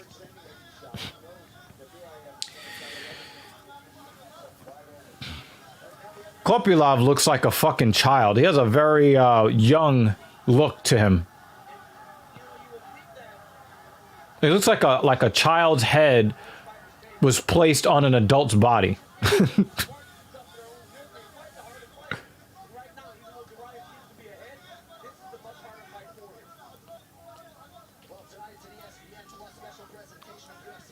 That's a nice left jab from Duraev.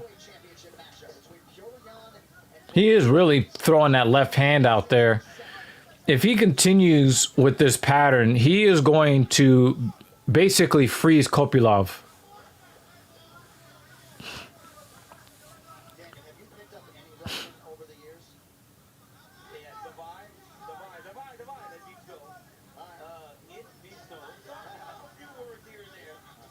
Oh, head kick.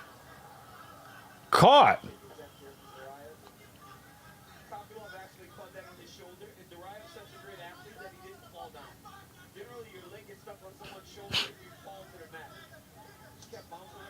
Inside calf kick. Duraev, that was a very, very strong calf kick. There's a little bit of a concept sheet quality to Albert Duraev when you sit down with him. The smirk, the confident smirk, the willingness to fight all the time. Winding down his first round here in the UFC against Kopylov. Duraev is out. 10 seconds left in the round. Paul's on a boat. So he's got another week and a half on the boat. So that's what we got, Jimmy Dean. I forgot that he went back to work this week. He's actually had a very rough month of October. So lots of love and credit to Paul. I know that a lot of the actual podcast stuff that we wanted to do has slowed down tremendously. There's a lot of family stuff going on both sides with myself and with Captain Paul. So, you know, we're working on, we're working on like stabilizing things. You know, he's getting out a lot of hockey videos and things of that nature. He's doing what he can do.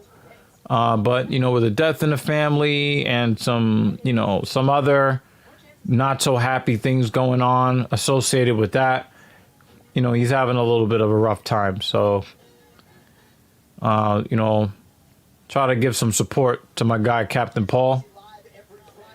You know, for myself, I'll probably be doing a TSP solo soon.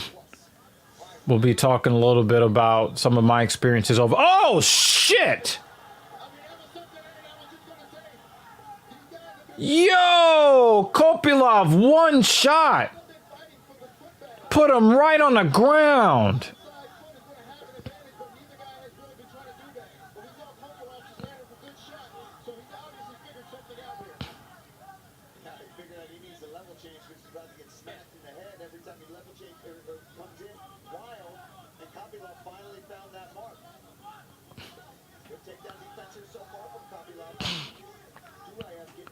Duraev definitely wants to get it to the ground after taking that almost what amounted to a one-hitter quitter. But with that knockdown, we're already in 10-9 territory.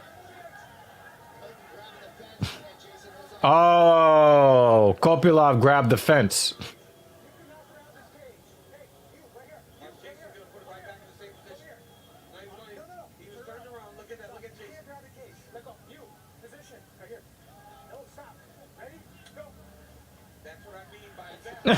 He let him take him. You can't grab the cage.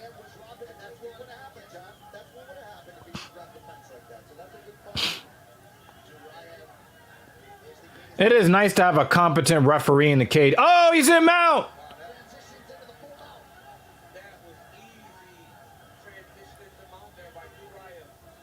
Duraev went in the mount so fast with no resistance. I'm going to put this up here, and I hope that Paul sees this. And you know what, Jimmy Dean? Just in the spirit of this podcast,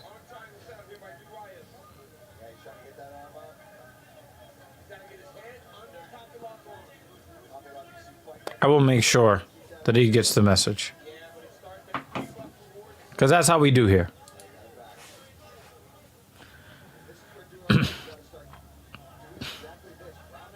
Yeah, this might even up this round.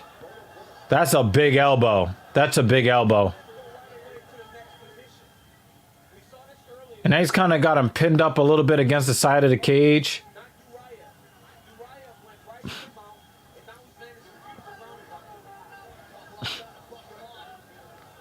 Literally. Big elbows. Big elbows from Duraev on Kopylov. And the full mount. Oh! That was a fucking... Woo! That was like a jackknife of an elbow that he just threw on Kopylov.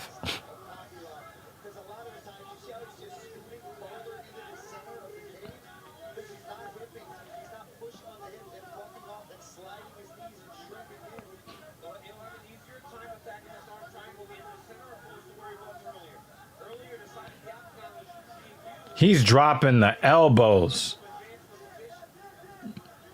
It really does look like he's on a mechanical bull, though.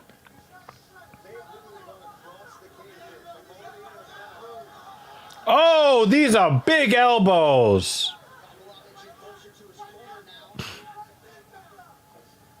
Whoa, big elbows. And Kopylov is eating them.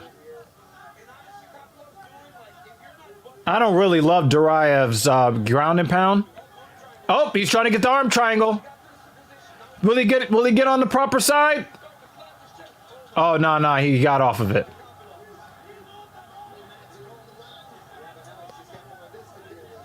Duraev definitely won the round, even though he got knocked down very early in this round.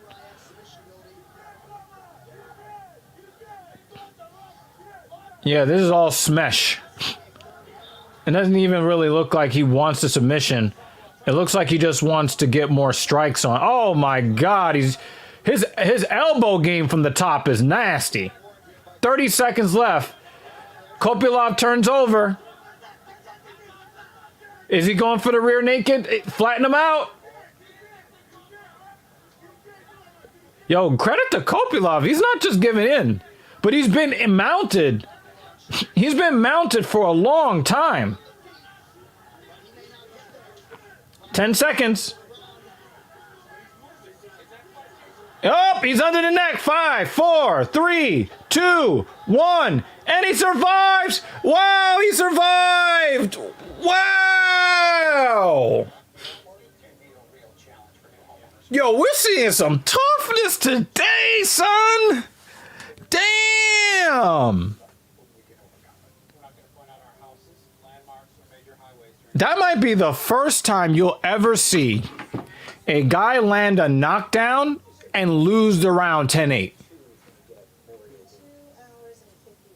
Progressive can't protect you from becoming your parents, but we can protect your woman when you bundle with us.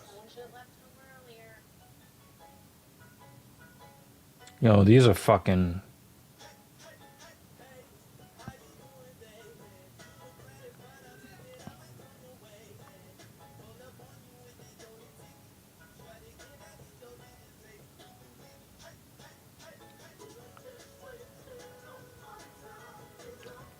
You know, these are kind of fly. Especially since I don't have a pair of then there's also these too. Damn.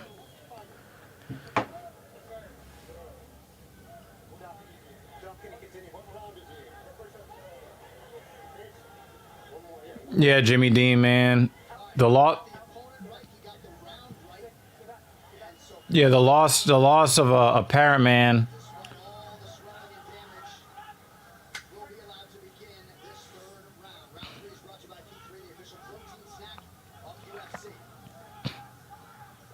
Yes, sorry to hear that about you, Jimmy. Trying to get this fight back to the ground. Yeah, why even risk it at this point? You showed so much dominance down there. And look at his Yeah, but we show a lot of love. We show a lot of love to everybody in our community. Jimmy Dean is a big part of our community. He's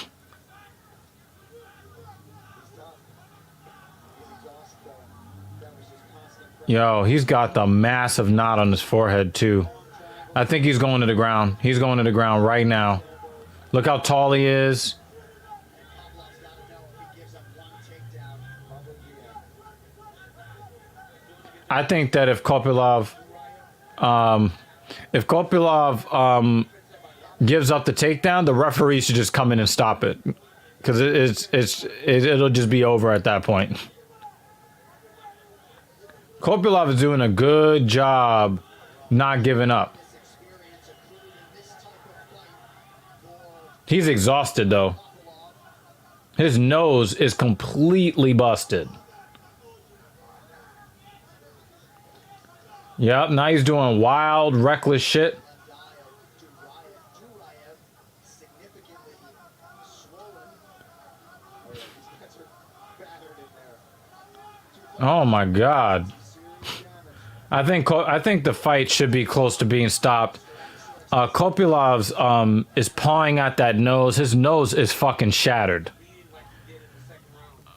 It's a credit that you can even get back out there.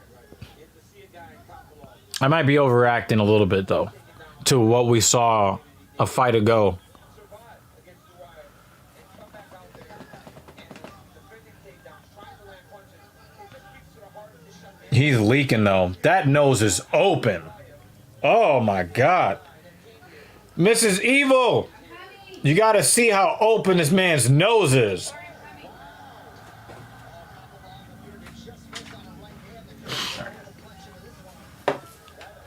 I have been summoned. Ooh, to all the blood. Yo, Oh, it's his- the guy that I was talking about, that I wasn't sure if his nose was naturally like that or if it had been broken. He already had a Yeah, fucked coming up in, nose right? coming Yeah. in. Because it was sunken in at the bridge. yeah, at the bridge. Yeah, Yes. yeah. But I didn't And know it if that came happened during the out. fight. No, it was. I am.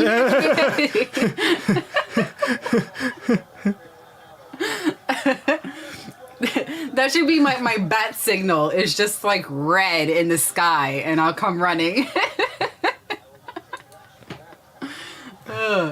But yeah, no, I was saying that when they were coming out, it was already sunken in there, and you could see like. Other this than that, out. he looked like it looks like a man's body in Wow. a child's head. Oh, is that the dude's name? Steve Mazzagatti? The okay. Nah, but somebody's mouthpiece just came out. That's actually Kopylov spitting it out now. Oh, did he notice? Oh yeah, he's picking it up now. So getting the mouthpiece out allows the air to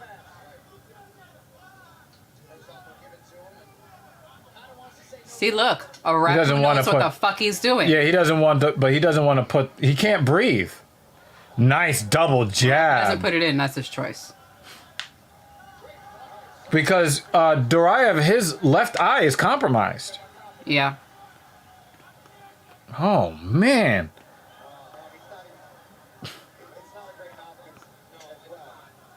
His jaw might be broken. He might have like an orbital fracture. It might be real hard for him to keep that mouthpiece Maybe. in And there. it seems like he has swelling. Yeah, around yeah, the yeah, mouth here, yeah, not yeah. Just like that being broken. Oh but my there's swelling God. here.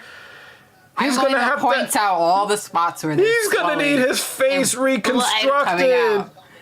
Let us dissect this. He's gonna need his face reconstructed. Yo, this has been. Oh, is he smushing his face on the floor? God.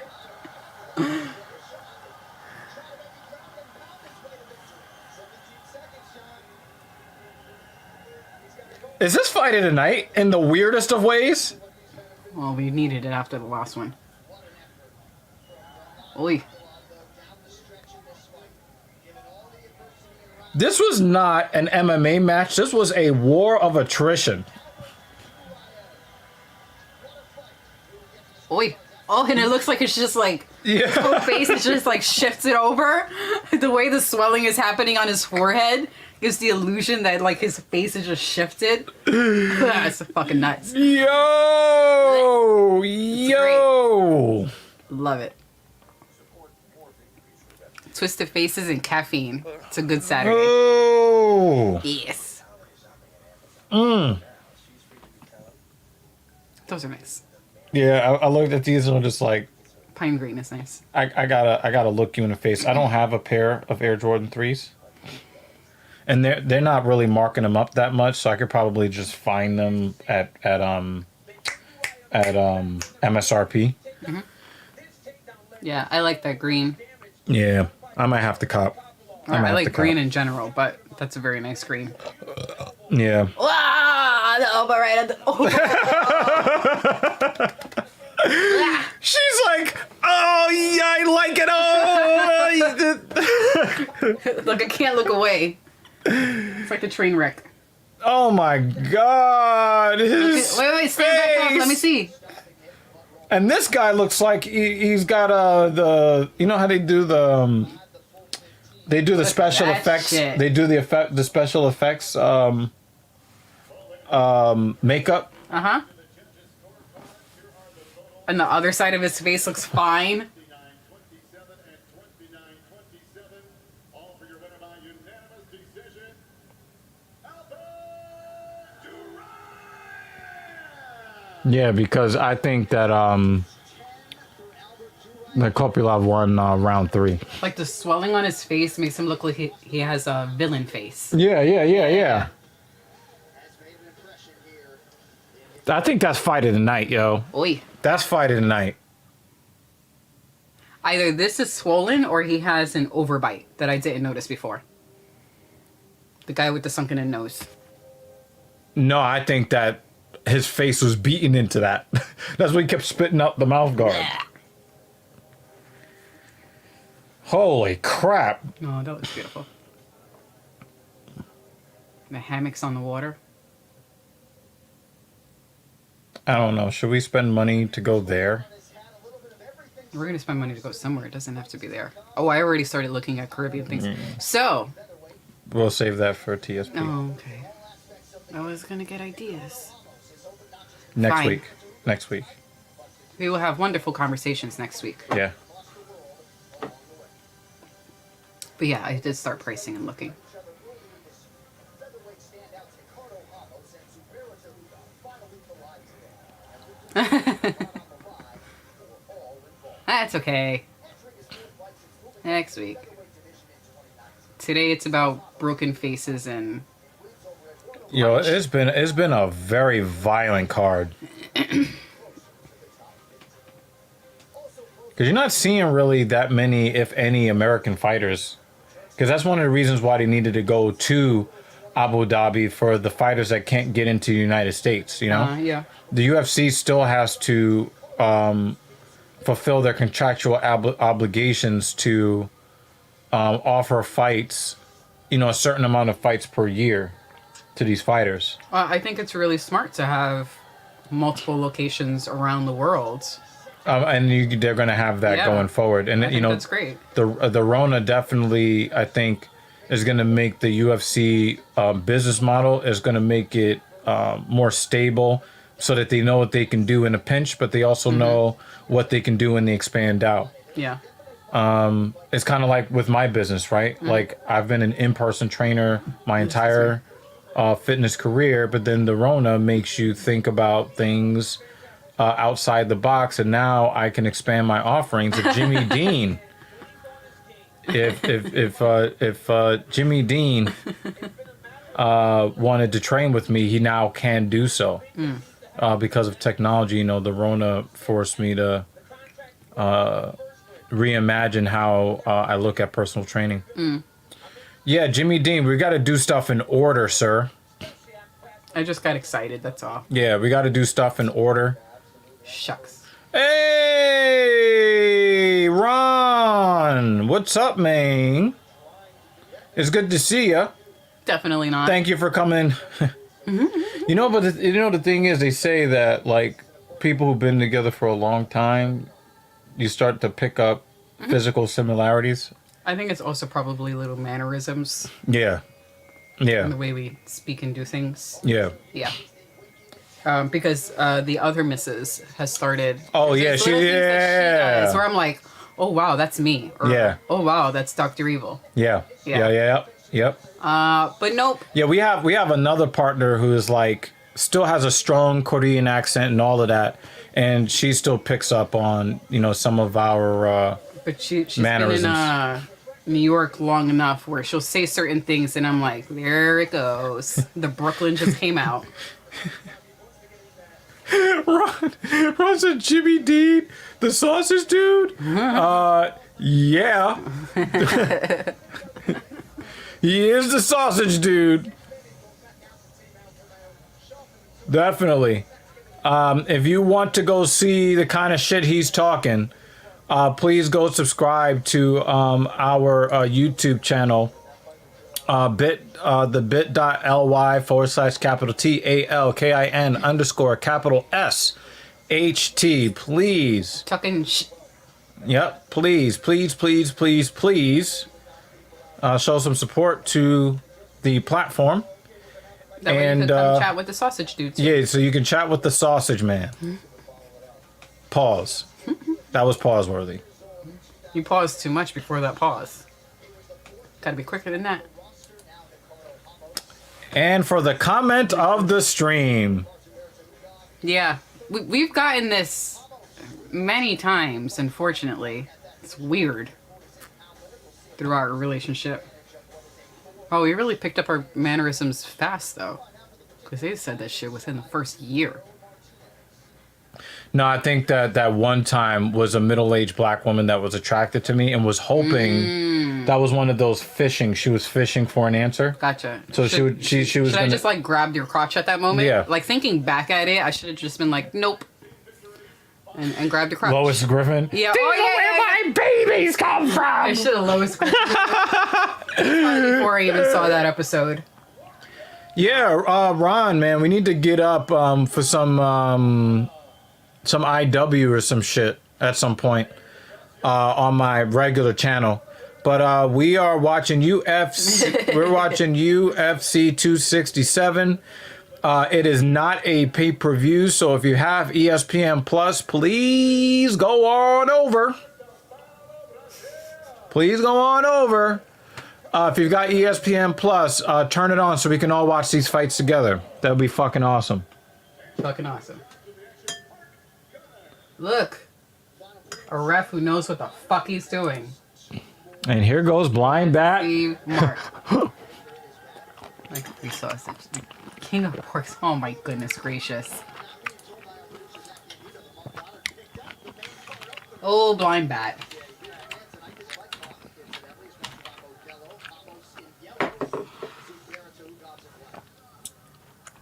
I was about to type "com" in there.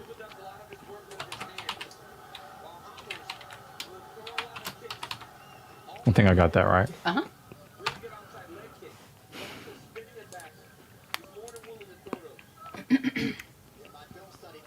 Blind Bat is a fucking clown, son. But we love him around these parts.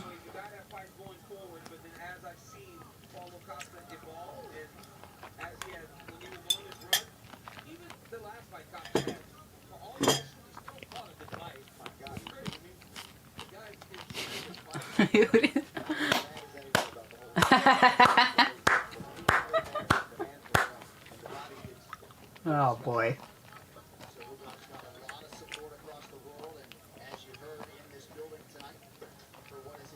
I think that'd be pretty hilarious if we had them actually chatting. Jimmy Dean is. Imagine Jimmy Dean and Blind Bat like really chatting. That would be fucking hilarious. Yo. I would pay to see it. Yo, Jimmy Dean is on fire today. I think it's that fucking Bustelo. It is. Yes. Oh, you're not into the mixed martial arts? I'm That's glad cool. you're Though. joining us. But anyway. yeah, at least you've come through. But of course, this channel is not really just about doing the MMA watch party. We do this when UFC puts on it's just fight our- nights and pay-per-views for the most part. But it would be awesome to have your support on the platform. We also chat about other shit, not just UFC. Today's topic has mainly been coffee. He said ominous, but I think he meant to say synonymous. And he's right too.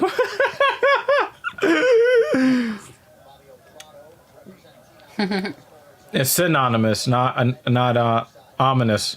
I mean, you know, blind bat can be pretty ominous sometimes, but Did you you killed a pot in one day? You're a fucking beast. I can't do that shit. wow, I'm gonna he have a drank fucking heart attack. he drank almost the entire pot of coffee. Oh my god. That's a blind bat thing too. Yes, that is a blind bat thing. Oh, Tagugog yes. might be taking Amos out of here. I'm done. I'm done. Son, I'm done. Listen, Amos is about to go down. don't mess with those pro patty. Yo, makers.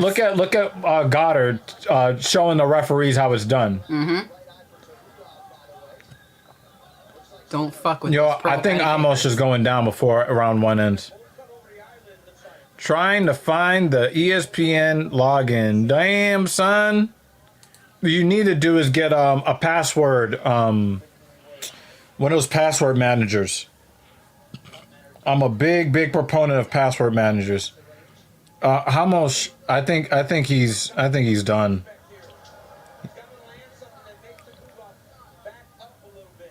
Oh my goodness gracious! And Takugov is not like the best striker we've ever seen. Especially those Dagestani guys are more grappling heavy than really great strikers. And Amos is just getting teed off on. You don't have to use dash lane. There are other options. What is the one that we're using right now? Last pass. We're using Last Pass. Yeah, we we got use the Last Pass. family. It's like $30 a year or something like that But for the family. we have a joint account here for the three of us. But we also share passwords too. For like streaming services, Netflix and shit. So that's on the family plan. But there should be a free one.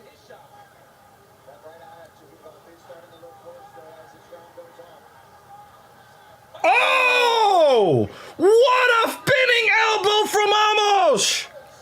Wow! He's trying to hide the Wow! wobbles. He's Yeah, wobbling. he's trying. Oh my trying god! to hide it. But he's moving. Yeah. But he's moving. He's up on his horse. Oh my god! What a spinning back elbow! He recovered kind of quick. Yeah. But that might have evened things out a little bit because I almost looked like he was going down in round one. Oh no, really? Yeah. I feel ya. Especially since I've had my accounts compromised. Some of the password managers are free for one person and they give you limited access to their stuff, but it is secure. I was using one password for a long time, and then I switched over to LastPass. Of course, we do have the paid service, but do your research. Do your research, but the two that I've trusted over the years would be 1Password and LastPass. Yo, I think Blind Bat has lost it. I think he's done. That's okay. We love him anyway. It's all right. I enjoy some maple links. Maple.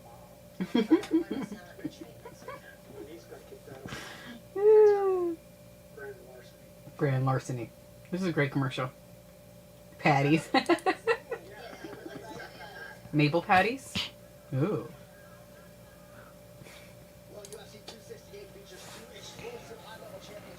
So yeah, I hope you can log in very soon. Takugov almost went out on that spinning back elbow. And almost whipped that elbow around so fucking fast. Yeah, links are a little hard to cook. I always end up cutting them halfway through because I'm paranoid that they're still raw. So then I just get lazy and I buy the pre-cooked ones and yeah.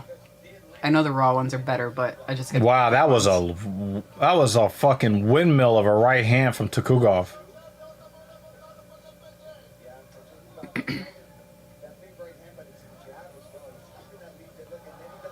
Yeah, they're countering each other. This is a good fight. This is a good fucking fight. Nice left from Ramos. What is a Blackstone boat? What the fuck is that? Jimmy Dean. Were they showing the tweets earlier and it's just that they stopped, or they haven't been showing the tweets at all? No, I don't think they really showed any tweets today. Just a good, yeah. I was wondering if they were showing it and then just stopped because of that fight, or they weren't showing it at all. I don't know, people probably cursing. What the fuck? Propane power girl. Okay. I'm curious. Look it up. Oh, I thought it was a boat called the Blackstone. I'm like, is that a cruise ship? Hold on. Propane powered griddle. Yeah, we're probably not going to have too many of those up here in New York City. But I'm curious. I want to see what it is.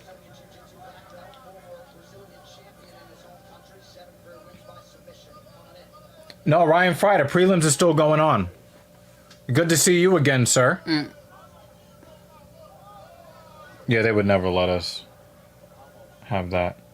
But yeah, that looks It's a nice legit. looking one. Yeah. Propane, yeah. And you would be Hank Hill's best friend. Because then he can sell you propane and propane accessories. Yeah, I found it on Dick's Sporting Goods. Wow, Jimmy Dean just keeps shouting our shit out. Yo, Ryan Fry, you missed a wild start to this event. Also, Ryan, be aware that you do not have to pay for this UFC 267. The paid version is next week for UFC 268. Yeah, And I feel a little bit more comfortable paying when Covington is on the card, because from what I understand, you know, he was talking that racist shit, but it was supposed to be an act, and he hasn't really been on that weird shit anymore. So, you know, seeing that fight versus Usman, I think will be very interesting. I think the fight card itself is actually pretty good. So we're gonna be supporting next week's event. But then there's another event that I wanted to see, but they got the woman abuser on it. I will not buy that card. Is that in November? No, I think it's like January, and it's a big card too. All right. Well, I was like, oh, nope. All right. Well, we will use that as a free day to do other shit Yep. that we normally would want to do. Yeah. We got Chimaev today, Ryan. Oh. Oh man, look at his face. Yo, there's a lot of look. There's blood speckles all over the cage. The main card hasn't even started yet. Oh my god. One thing I'm impressed with tonight is Zula's jab. His jab looks crisp, it's fast, it's getting to the target. Yeah, Tugugov's hands have been pretty sharp today. Oh, and he switches levels. He didn't. All right, his hands are still connected. Oh, outside trip, and gets him to the ground. Now he's on the ground. He's got the back of a Brazilian jiu-jitsu black belt. 10 seconds left in the round.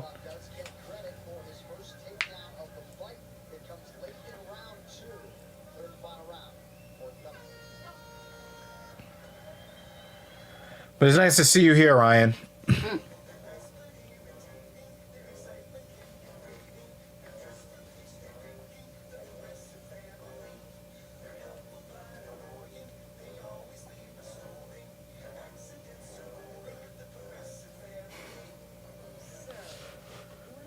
I'm gonna put this on the screen. Look at that.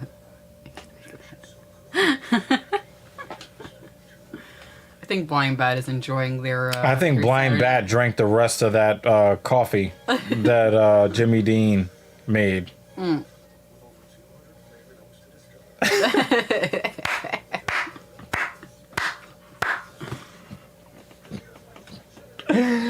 Yo, they are wilding in the chat today, yo. Oh my god, the chat's gone wild. I fucking love it. Yo, I want to thank everybody that's come through to hang out with us for what is amounting to be a free pay-per-view. For those that don't know, if you have ESPN Plus, you do not have to pay for the main card. It is free if you go to ESPN Plus or plus.espn.com for those scoring at home. Yo, I love the fact that Amos has not packed it in because Tukugov was giving him the business the first 3 minutes.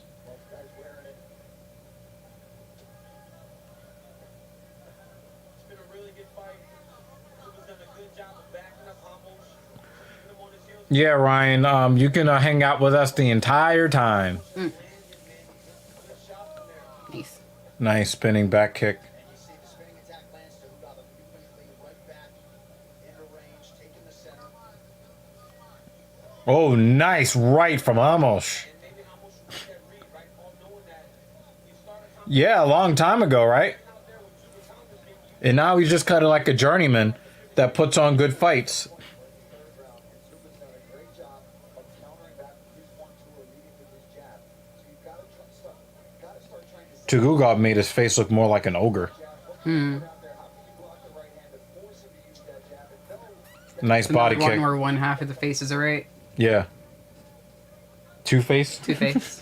Yep. Oh, nice knee from Amos. Oh. Oh, and the left hand. He's finding his mark. personal best for significant strikes now for Hugov. Amos admitted the The other guy. Oh, nice Really calf lumpy. kick, Amos. He is getting lumpy. slipping off to the side of that jab. See, that's him recognizing that he's starting to get the reads, that he knows the weapons that Hugov is consistently Jimmy Dean. Pause. Wow, he just threw that left hand on his nose. He just said, cardio of Cuba's fantastic. And we saw to see him fade before. Yeah, we'll end the fight, John. Which one was it? That one, dude, at the third round, he thought he was winning. He just kept They're just gonna jab each other to death. horse more back. mm. Not today. Here it goes. That was last September. UFC 253. But these guys have been on each other's respective radar for some time. As we mentioned, they were initially booked to fight in March. And it has been worth the wait. And Tukugov is basically just throwing his hands out there.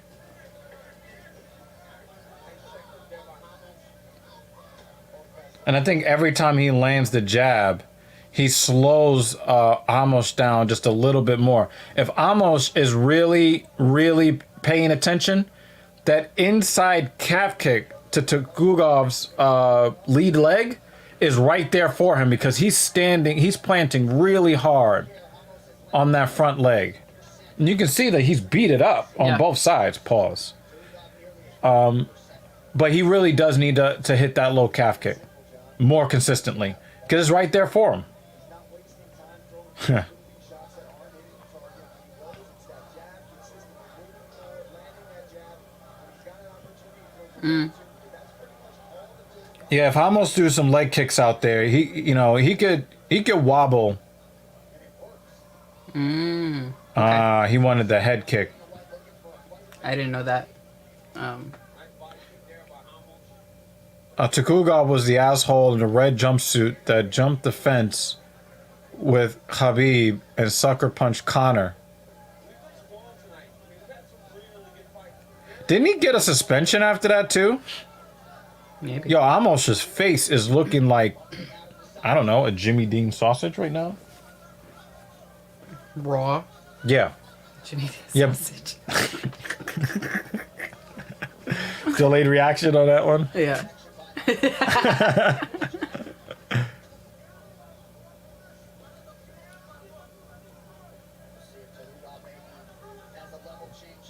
I don't even know how you score this fight. I would say Tugugov probably gets the edge, I'd be fine either way. especially if he gets this takedown here. Because he got that late takedown in round 2. The last round, these guys try to put a stick. I love that back trip that he does on almost. Because when you're standing up from the bottom, a lot of times you dig your heels into the ground. When your weight starts to go back into your opponent, He's a draw. That's Yeah, a I good think- time for it to be failing. It's that. Yeah, yes, and yes, I think both of these guys have done a lot of damage to the other.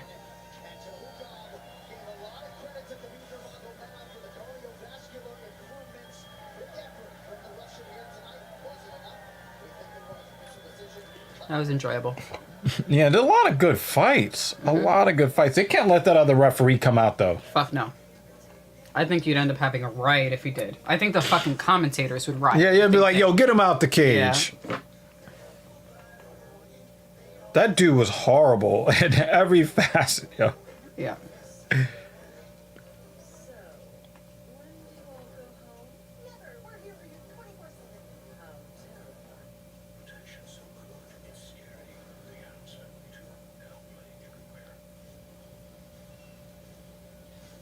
Well, if you're not on board yet, make sure you catch ESPN's 2 new MMA shows on Monday. Start your week with the Chill Summit Show with George Sedano. And then Tuesday, catch DC and RC featuring David Cormier and Ryan Clark. Both shows can be streamed on ESPN Plus. You can also watch DC and RC on YouTube and listen wherever you download your podcasts. All right, so Zubaira Tukhugov was the minus 160 betting favorite. Ricardo Ramos, the plus 140 underdog. They turn in 15 strong minutes, and now Joe Martinez with the official decision. Ladies and gentlemen, after 3 rounds, we go to the scorecards. All 3 judges have it 29-28. Your winner by unanimous decision. Zubaira Warrior. I don't know.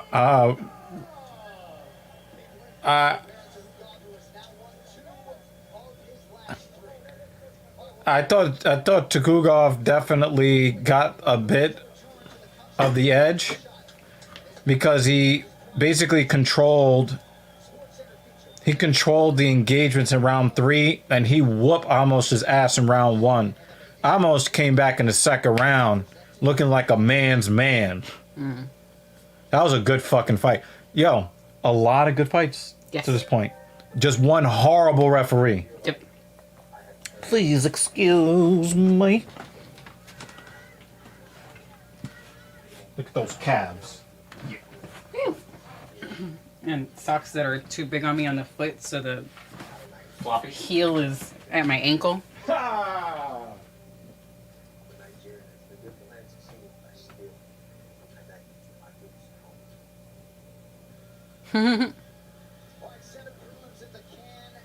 That's awesome, Ryan. Yeah, we were, there was a wedding that we were going to for Dr. Evil's clients. So we went kind of nuts trying to prep for that wedding. And now I'm trying to keep it because I actually have an obstacle course race in November, which I keep forgetting is coming. But yeah, we got a good start in, and I just want to keep it going because I got an obstacle course race in November, a marathon in April, and then another marathon November next year. Yes. Spartan. I like to do Spartan. I haven't done a Spartan since pre-COVID. Fucking COVID. I like to do Spartan races. So there is one, a stadium one in November here in New York. So it feels weird going back to those races since COVID. I keep forgetting that that's happening. But I'll be happy to do it. Feels somewhat normal. Getting back to climbing a lot of stairs.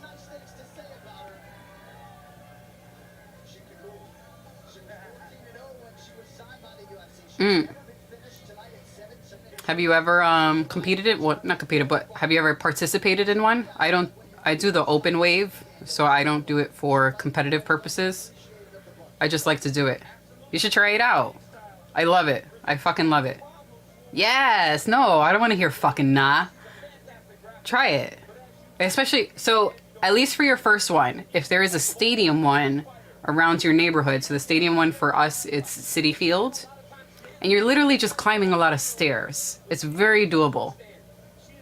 It is loads of fun. It's so much fun. The stadium one is good if you are it's your first time out. Because it really is just, you're going up and down the stairs a lot. One of those times that you're going up and down the stairs, you probably have a sandbag that you have over your shoulder, or you have one that you wrap around your neck, and you just go up and down the stairs with a heavy bag. You climb an 8-foot wall, a 7-foot wall. Yes, do it together.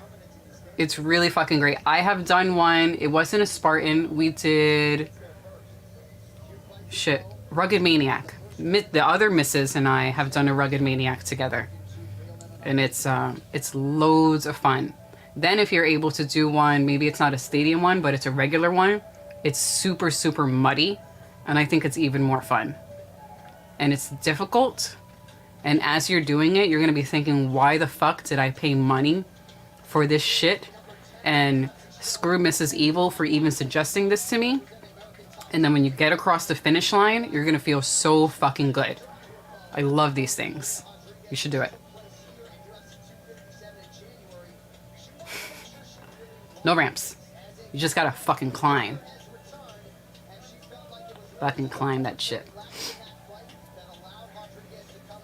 Dr. Evil and I have not done one together. I will try to get him to do one day. But the other misses and I have done one together. She and I have done... Oh, she's even done a half marathon with me. My first half marathon ever. The other misses did it with me. And I'm trying to get her to be comfortable enough to do a full marathon, because I think she's fully capable of running a full marathon. She just has to want to do it. But I'll get Dr. Evil to do maybe a stadium one. I'll try to get him to do one at City Field. He can absolutely do it. And as a short person, I'm only 5'1". Getting over those walls, difficult, but there's always someone there to help. If you were 6'3" like him, he could easily get over those 7 and 8 foot walls with no issues. So I highly recommend a Spartan race for everyone. No matter what your fitness level is, it doesn't matter. Just fucking do it. It's so much fun. Oh, yes, she is.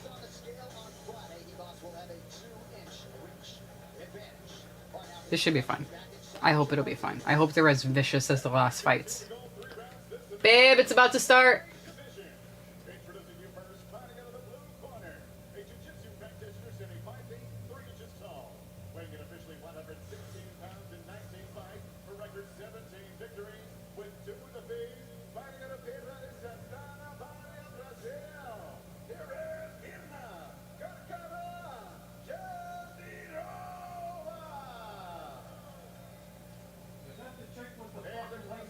Yes. He was asking if it was the chick with the lazy eye. Yes. Chop chop. We're waiting for you. I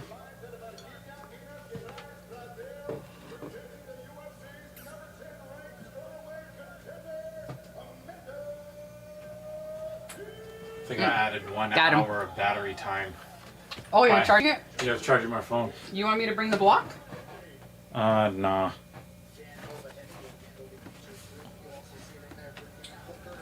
Sushi Master. How you doing? I probably would. Is that Amanda Ibas? Oh wow. Versus Jandiroba. Of course, I'm always going to take the uglier woman over the prettier woman. If I had to bet money, the ugly chick, I'm gonna pick to win almost every time.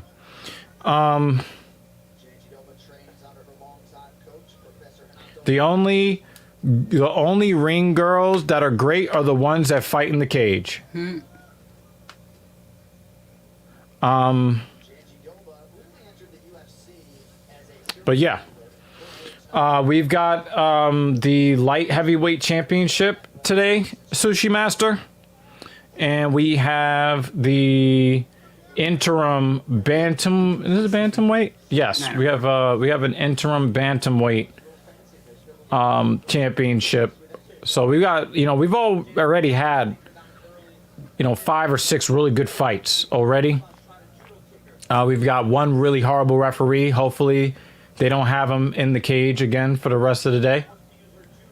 But other than that, it's been I wonder what people are saying about him. Did I put Twitter on this? I did not. She got the takedown.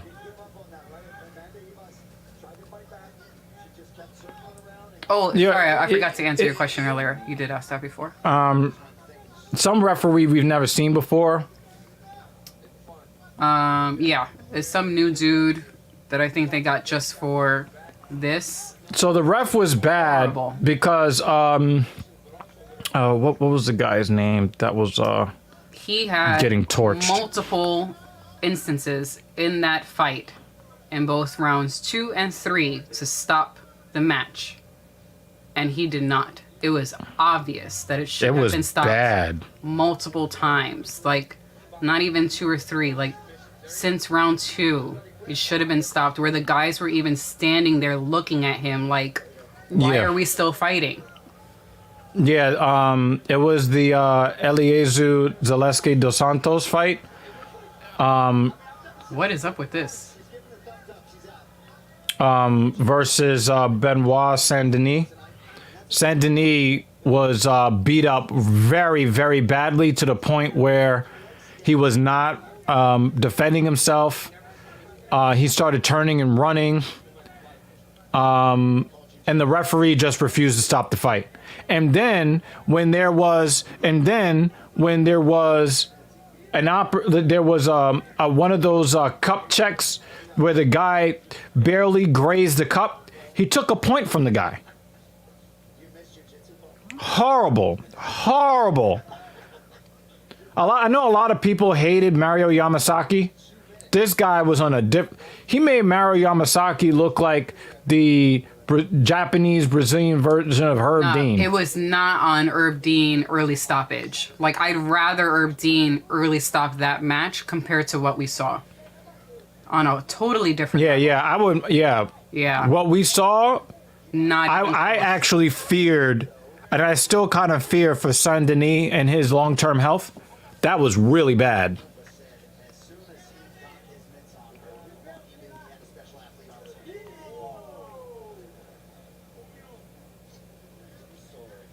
That was I wouldn't say by far, but definitely the worst refereeing job I've ever seen.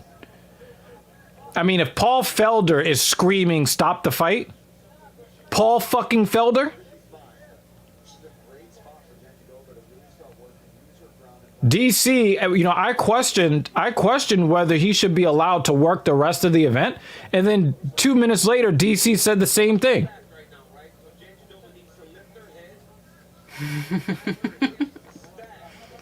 Yep. That's his name.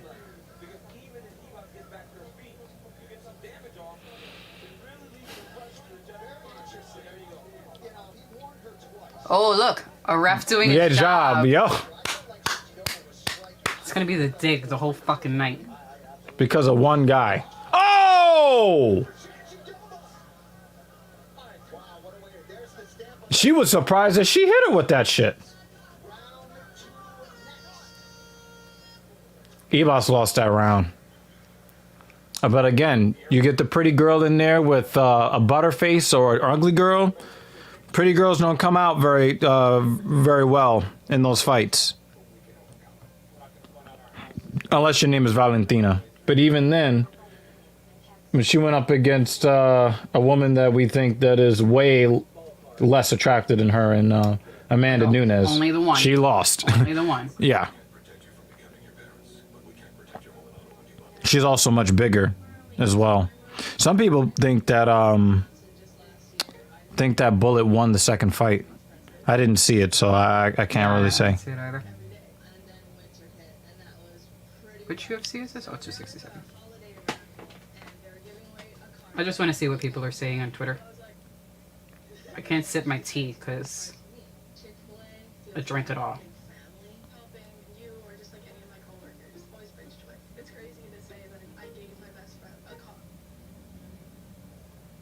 UFC 267 is presented by Boost Mobile.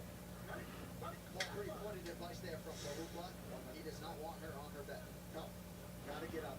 Gotta get up. And they wanted to throw a kick as well. When they say 1-2 and a kick, you gotta listen. You gotta follow up. No, Khamzat is on the main card. He's the second fight on the main card, Sushi Master. Sushi Master. Big knockout power, but she landed right on that jaw. She's been very aggressive. She's been working diligently on becoming more well-rounded, and it is showing tonight, John. Oh, what a straight right hand from Ibas. Clearly, Ibas' strategy, though, is She looks like a blooming onion. And I mean, Janjiroba. her corner between rounds. Jan and Glover. So nice, going to be a tough one to call for me. I think Polish Power comes out on that one. That was one of the things Buba said, right, John? Just always be focused because Oh, man. I respect the fuck out of this. He makes his own fucking sushi. I do not. the entire time that you're in the Nah, we order. We order the sushi.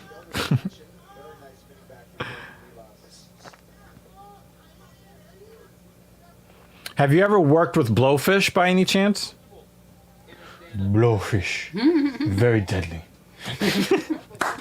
I knew you'd like that. And then when I eat it, I have to be smug as fuck. Oh, yeah. She went. Just, yeah. You gotta make sure you get the head tip. Super fucking smug. Yeah, I think Ibas woke up. Ibas has attempted just one takedown tonight. Was unable to land it.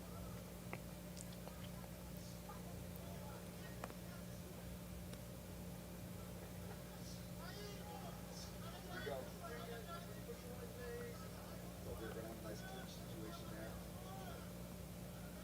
See if Amanda can use that judo background.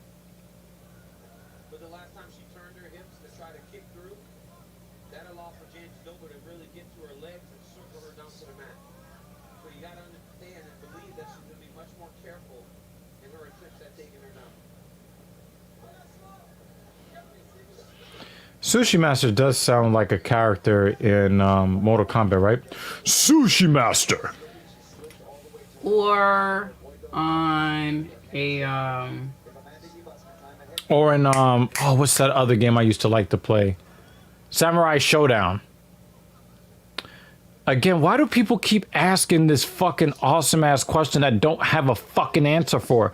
You're gonna have to be a little bit more granular than this because there are so many different fighters and so many different weight classes to like. And please, people, please be like Sushi Master and subscribe, please. I wanted to make sure I had never set up Twitter on my new phone. I had to set that That's a dude, man. You're gonna have to be a little bit more specific. I just like watching people fight. Nah, because I do have some favorites. Oh, she went for a takedown and it took herself down. I am always excited to see. There are some fighters Wow, I'm look at excited to see fight, Janjiroba getting to her feet. like Valentina. I just love watching Valentina. I love her strategy in the whatever you are good at, that's how I'm gonna beat you. Yeah. Valentina is just like, oh, so you think that you're gonna do this to beat me? No, And I'm that's gonna how do I'm that. gonna I'm win gonna, this. yeah, I love that about her.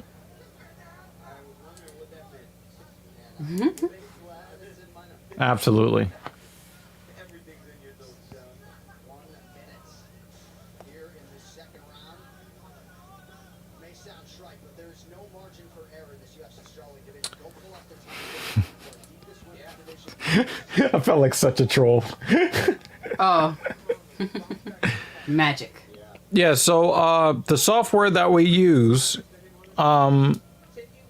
it allows us to put the comments on the stream that we want to highlight. So like, you know, once we get to a point where we can monetize the channel, which is what we're really trying to do, we're trying to get above 1,000 subscribers so that we can, you know, monetize the channel and allow for like super chats and things like that. We will be featuring comments that people have that I think are particularly interesting and add to the conversation or the entertainment value of what the fuck we're doing. Like that.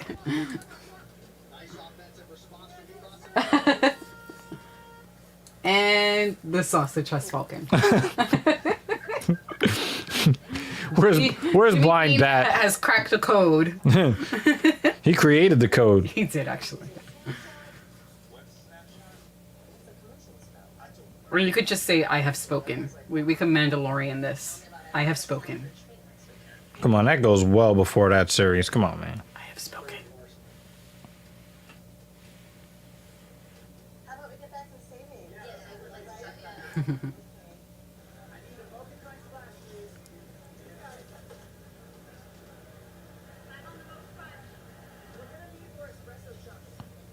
Got really warm in here. My feet are cold as fuck.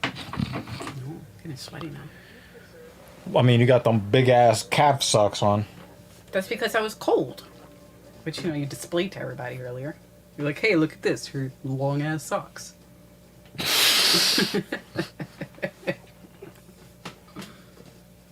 Look at this shit. This is unbelievable.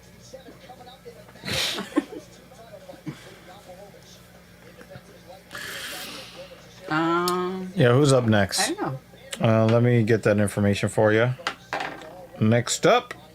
I don't want to. Oh, yeah, so that's the main card starts. Next, we got Magomed Ankalaev versus Vulcan No Time Uzdemir. That dude has I been let getting him pronounce all the knocked names. I'm out. gonna fuck them all up.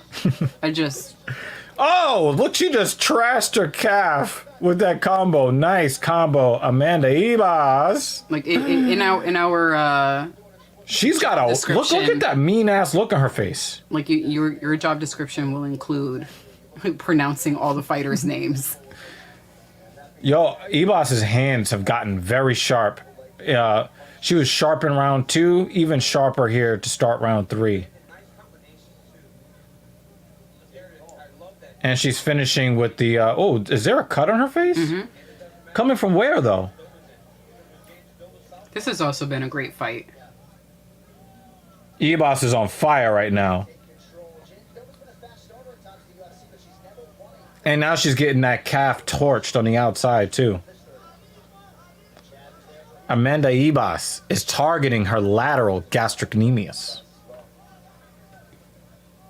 They're punching each other in the face. No, she was my killing that description. calf. She was killing that calf. That outside calf. Oh, she went for it. That would have been nice. But look at the balance that Janjiroba. No, they're doing really fucking great. Yeah, this is a good fight. Yeah. Instead of like that. I'd probably say punches that we Amanda normally Ibas is see. one of my favorite female fighters because she's cute as fuck, and she is a serious fighter. She reminds me a little bit of what's his name, the Brazilian, Which Brazilian? the one that just lost at 145. Fuck is his name? Fuck. The one that throws all the crazy kicks. The Brazilian that throws all the crazy Yeah. kicks? The dark-skinned Brazilian guy that throws all the crazy kicks. I'd have to see his face. Well, Google will be my friend.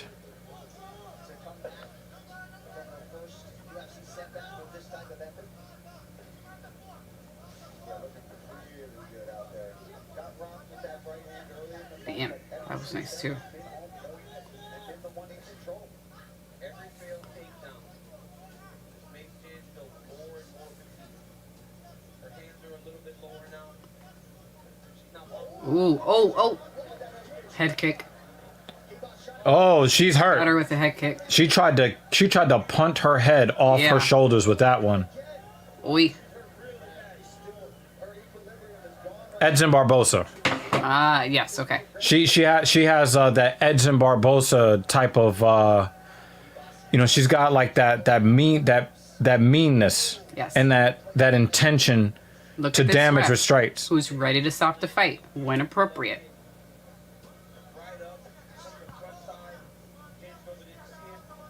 And you know what? If you're Janjiroba and you are struggling in a fight, your hair could end up being something that gets a fight stopped because your hair is flopping about. Sometimes they look for loss of motor control, and her hair could actually be a deciding factor if she gets hurt and they see her hair flopping about, extra floppy, and there could be a stoppage in there. So the girl in the one-piece hat is a baller.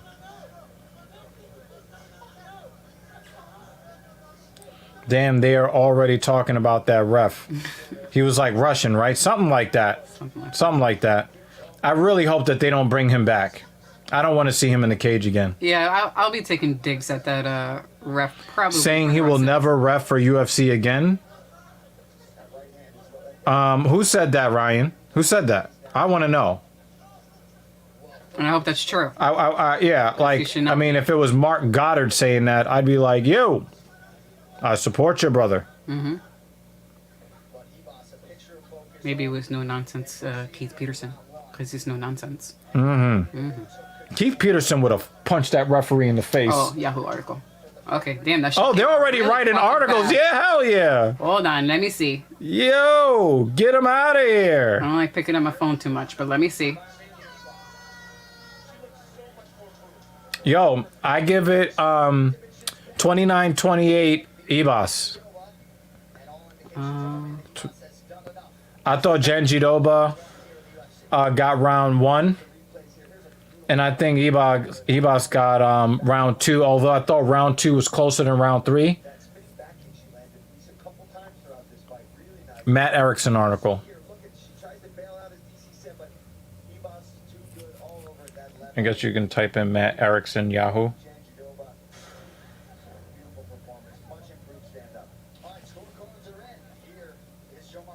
News? No, just click on the news. No. Click on the news too.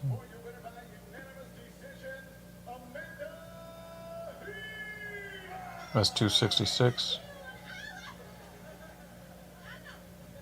Amanda, what a fantastic performance. You look so much better than the last time we saw you in the octagon. What do you attribute these improvements to? First of all, I've been talking to you here. She's so excited. Yeah, I love her. I love her attitude. I love it. It's the main article for Yahoo right now. So I guess if you just go to yahoo.com. All right, doing it.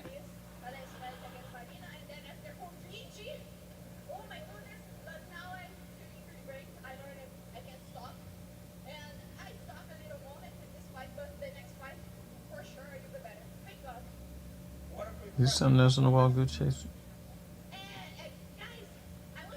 Sports.yahoo.com. Or just put UFC. Oh, I said. He said, damn, not seeing it anymore. Congratulations on a great performance. Ladies and gentlemen. 8 ports? A-ports. Ah. Get tight. Hold on. I got this. I can do it. I can do it. There we go. Found it. Referee pulled from 267 main card after disgusting showing during prelims. We win! We win! He is not going to be. It's still there. And this was Kevin Eol or Lowell. I typed in sports.yahoo.com and Yeah. it came up. It is not being melodramatic to say that a referee in combat sports has the fighter's lives in his hands when he works about. On Saturday, during the preliminary card of UFC 267 at Etihad Arena in Abu Dhabi, referee The dude. Vyacheslav Kiselev should be thankful that a tragedy did not occur.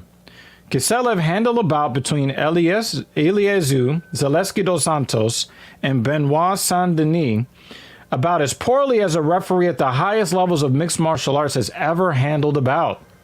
Zaleski was pummeling Saint-Denis in the second round, landing clean, hard strikes with his hands and knees with little in return from Saint-Denis. Saint-Denis' face was a mess covered with welts, cuts, and blood, but Kiselev failed to stop the fight. And let me tell you, this was a mild write-up on what we saw. It was much more brutal than the author is giving it credit for. Okay, it's not done yet. In the third round, Zaleski inadvertently poked Saint-Denis in the eye. Saint-Denis said he couldn't see, but without even calling for the K-side physician to examine him, Kiselev let the fight continue. Later, he took a point from Zaleski for a borderline low blow that was meaningless in the outcome. He allowed Saint-Denis to take a terrible battering and did not act, but felt it appropriate to take a point for a knee that was far from the worst ever landed. Kiselev was supposed to work the fight on the main card between Volkan Ozdemir and Magomed Ankalaev, but Mark Ratner, the UFC's executive overseeing the regulation of the event, pulled him. Ratner said that veteran Mark Goddard would replace Kiselev. Ratner said the UFC self-regulated the event in association with a UAE MMA federation. He noted that Kiselev had worked bouts on Fight Island before without incident. UFC President Dana White, who is in Abu Dhabi but was in a dressing room in the back at Etihad Arena and not at cage side, called Kiselev's work, quote, disgusting, in a text to Yahoo Sports. Legendary referee John McCarthy, who helped write the unified rules that govern MMA, tweeted that Kiselev delivered, quote, the worst job of officiating at a UFC event ever, end quote. Where did you hear it first? Where did you hear that quote from first, y'all?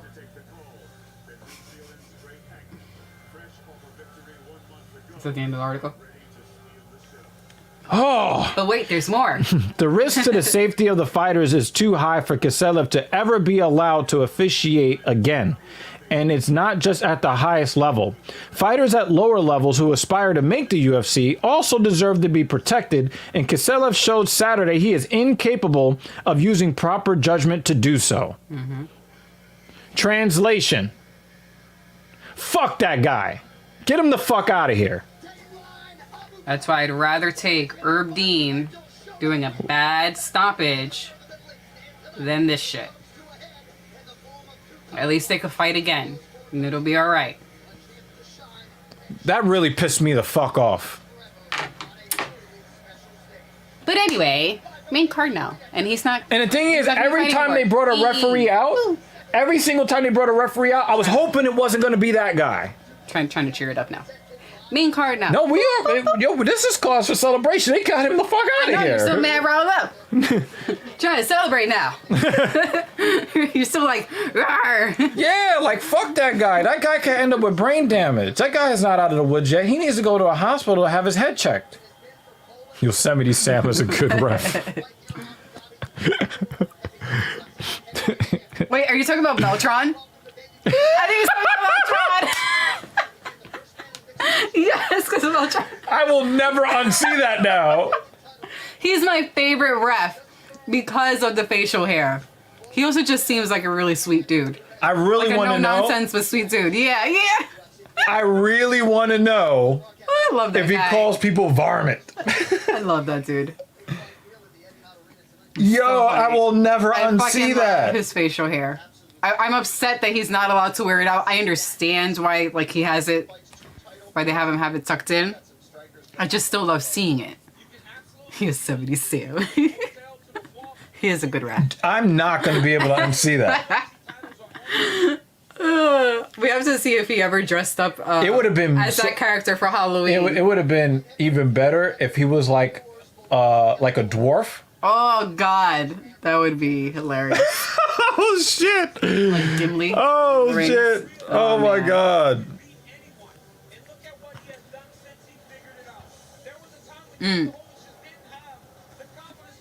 I'm not remembering Josh. It's probably I'll see his face and be like, ah, yes.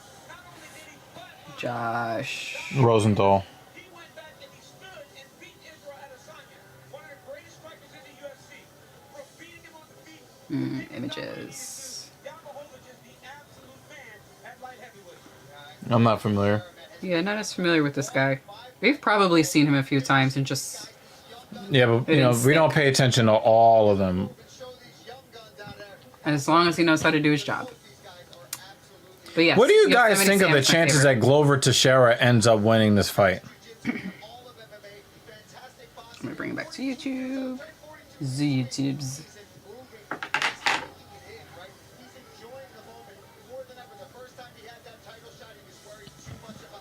Wait, what was the question? What do you think the chances that Glover Teixeira wins this? Because he could really upset 205. He'd fuck up the entire division. I'm down for an upset. Yeah. I mean, but it's when I say that I'm We found down him. for an upset, I'm not saying. He says something Rosenthal. We found a Josh, or was it John? I don't know. We found a dude, ref, Rosenthal, tattoos. So I'm not saying this because I don't like Blachowicz. It's just I like chaos sometimes. Sushi Master, like I said before, some people believe that that Valentina beat Nunes in the second fight. So Let me tell you something, Paul. There's not many second chances. Corey Sandhagen said, you know, I feel now, this whole thing with Peter Yan and Corey Sandhagen, this opportunity after that. Well, he as much as I love Corey Sandhagen, completely confident in knowing Oh, what was that?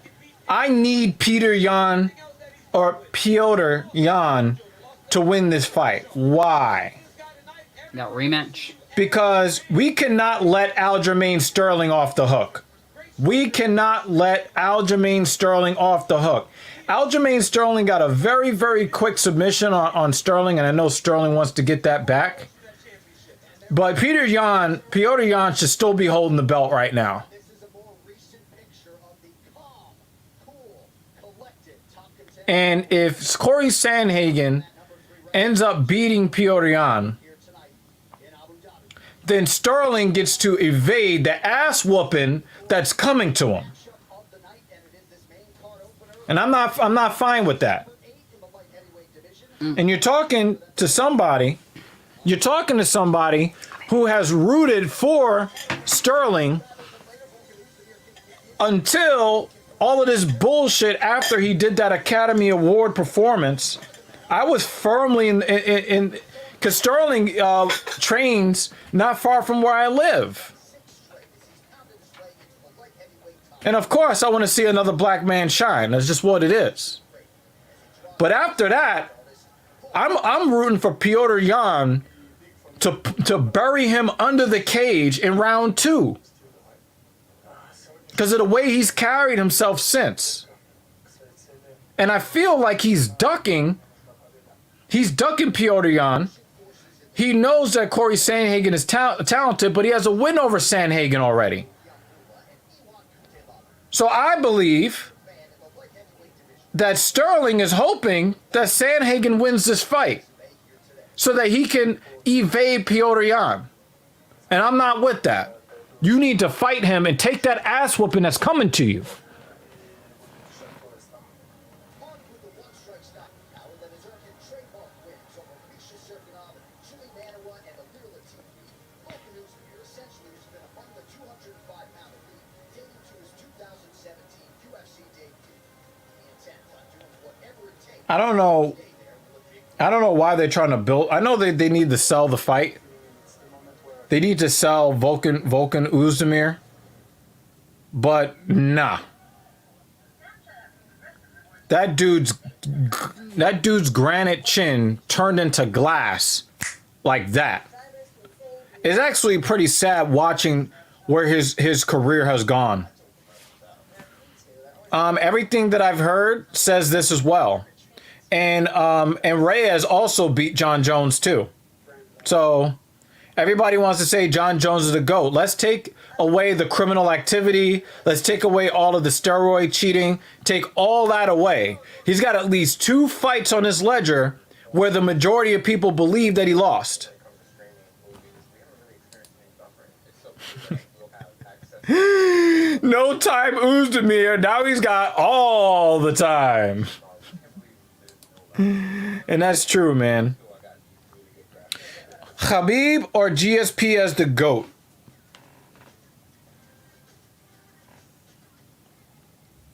I'm going to take Khabib because the guy lost 1 round in his entire MMA career. 1 round. GSP lost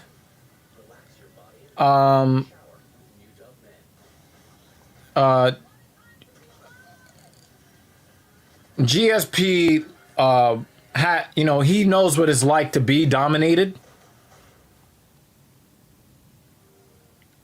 But Khabib has lost 1 round on only 2 scorecards, and that was round 2 versus Conor.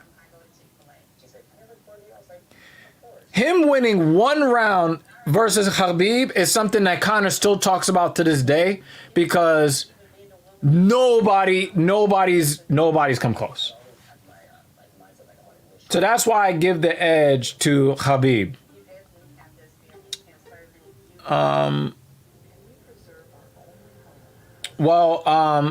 Gus lost his rematch to Jones, but Reyes never got the rematch. And if you look at the way John Jones has been fighting, even if you believe, because some people also thought that Santos beat Jones, I'm not in that camp. Santos had no knees on either leg, and I thought John Jones took it easy on him. It was very, very clear that Santos was severely compromised and couldn't even stand on the knee that had to be completely reconstructed. I still don't understand how anybody had Santos, and I love Santos, and I rooted for him to beat Jones. I root for everybody to beat Jones. But I don't understand how anybody could think that Santos won that fight. It doesn't make any sense to me.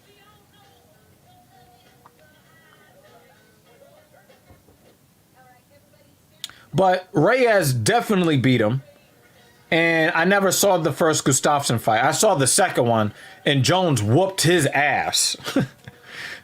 He left no question about that. No fucking question.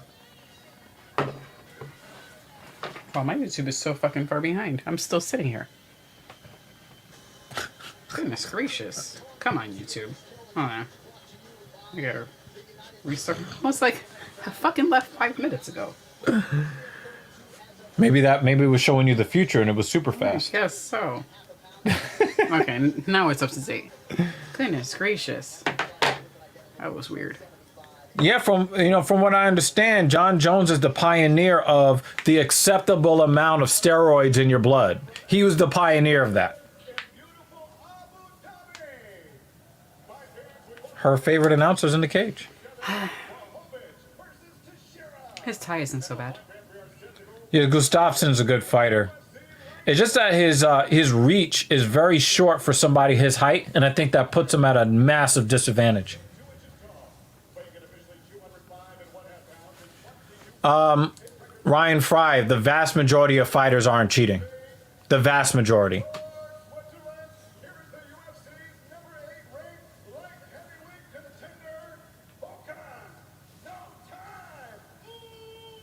Like, Kevin Lee just popped for, what was it, Adderall. Like, they still do catch people.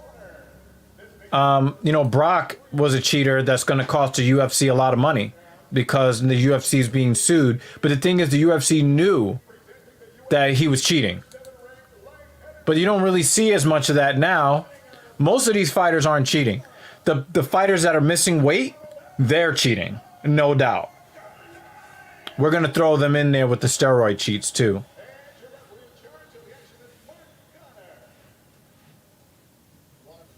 Thank you. Mark Goddard was not supposed to work this fight. But that other asshole. Yay, Mark. Mark. Mike.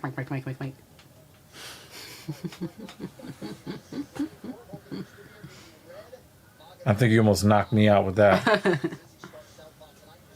So one of the greatest commercials. I think the Diaz brothers get a lot of credit because they go in there like the gangster thugs that fight fans really like. You know, most fight fans don't really value people like Wonder Boy Thompson. They don't really value the guys that are. They don't really value the guys who are very high moral character guys. They don't. 1209 Geo, complete agreement with you. I completely agree with you. Vulcan is going to take one shot from Ankalaev. He's going to fucking crumple to the ground, and that's just going to be it. And it's sad because Vulcan was on that knock you out real quick shit, and now he crumples every time he gets hit. See, Vulcan is going to look strong until he gets hit. Mm. Wow, you see that knee he just threw? Yeah. That was not bad. I think Vulcan is trying to get on that fast knockout time. And you know what it is, too, about Vulcan? Why does he look so different now? Is it the hair? Yeah, I think he got a hair transplant. Doesn't look like himself. Yeah, he got a hair transplant. So here's the thing about Vulcan. And it just came to me. There's a chance that Vulcan Ozdemir always had a glass chin, but because he was knocking people out in 30 seconds, it was never tested. It was never tested. Yeah, Vulcan definitely has he's definitely had hair plugs. So if Ankalaev can just weather the storm, because Ozdemir still does have big knockout power. If Ankalaev can withstand that, Ozdemir is getting knocked out again.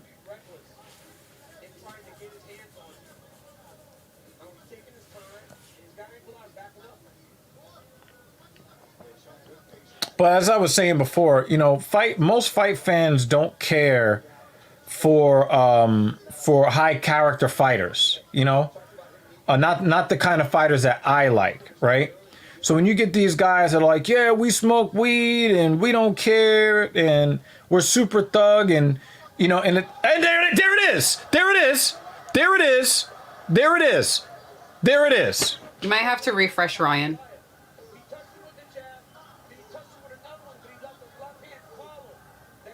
Anytime he gets hit, he crumples. And you see that look in his eye. He's not as aggressive now. He knows this. He can't take a punch. Yeah, 20 seconds is a lot. Try refreshing. You know, Khabib is a high character guy, Jimmy Dean. The problem with Khabib is that if you insult his family and his religion, you're talking about Muslims here. They don't really tolerate that kind of stuff. And you know, you're going to see him react. You're going to see him react to people's disrespect. What the fuck just happened? What did you purchase? I'll be back. Yeah, the other lady's got like a weird charge from the post office. That's weird.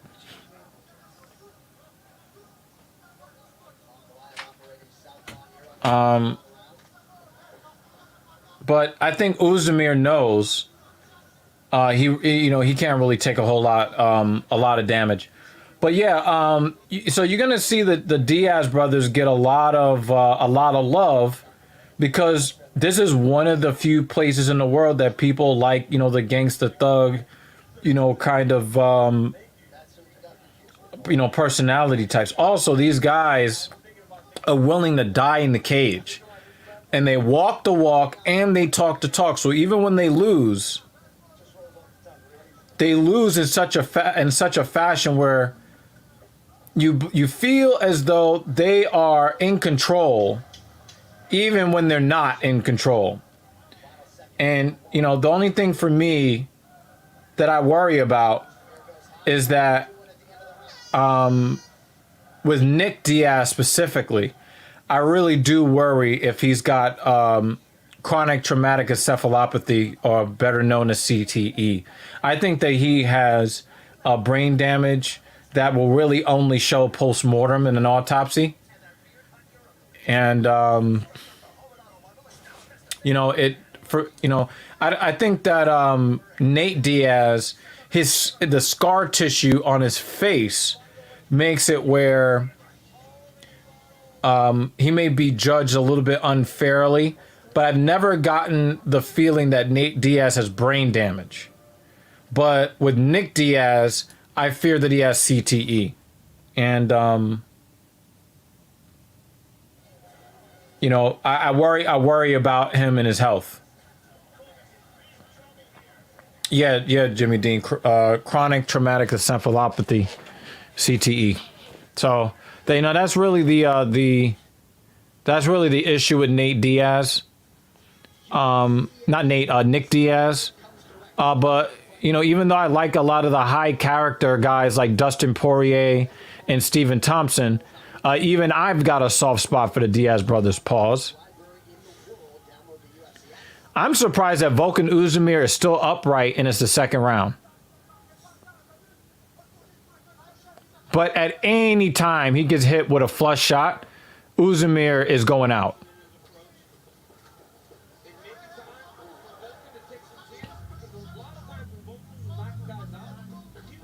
Oh, shit. Power left from Ankalaev.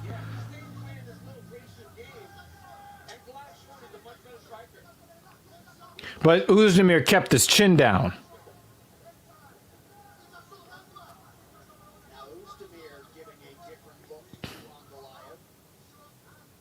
So Oezdemir is trying to work that outside calf kick. I don't really know if it's going to take enough power. I don't know if it's going to take enough sting out of his gloves to not, you know, put Oezdemir on his back if he connects.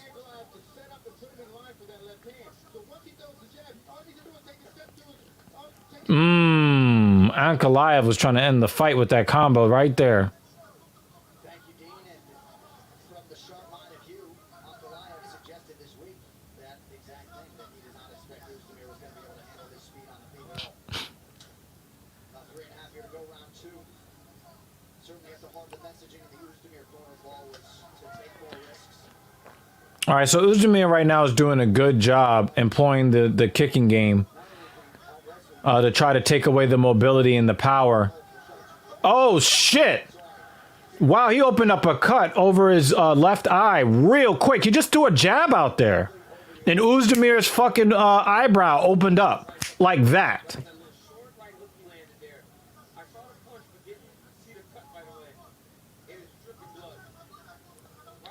Wow. And that is not a good place for a cut. The inside, the high inside of the eyebrow, the blood's going to come straight down into the eye.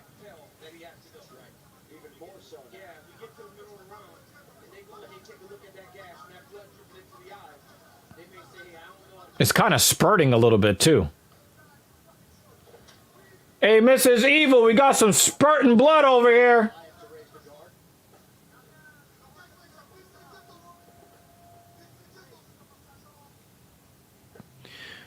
Jimmy Dean, the reason why Ankalaev doesn't just go in is because Oezdemir still possesses one shot knockout power. Now, that's what makes it a little bit tricky. You're talking about a guy who is known for taking you out in one shot, but you also know that he'll go out in one shot.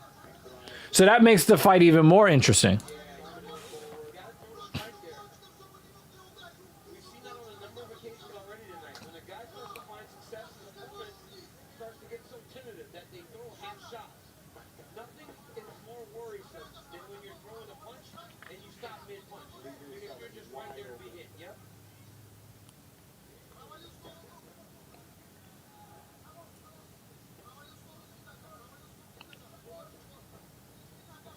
of the decision wins for Magomed Ankalaev came early in his career. He's had a knockout or TKO in 7 of his last 9 wins. Yeah, but Jimmy Dean, while that is true, I don't think that either guy is really interested in going to the ground. And as soon as I fucking say that, Ankalaev gets a takedown. So what the fuck do I know?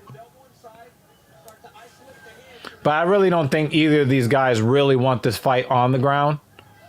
I think both of these guys want a stand-up battle. That's what they want. Discrepancy. Uzdemir has had success going low. Ankalaev to the body and high. And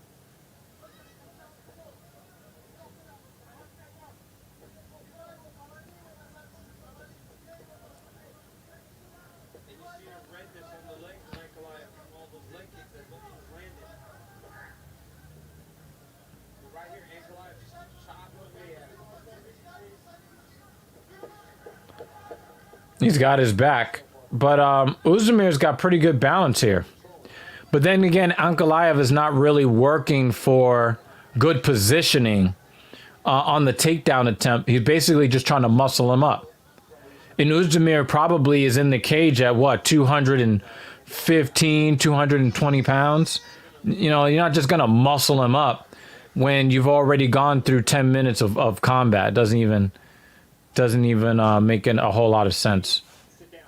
And Jimmy Dean is a cannibal. So there's that. All right.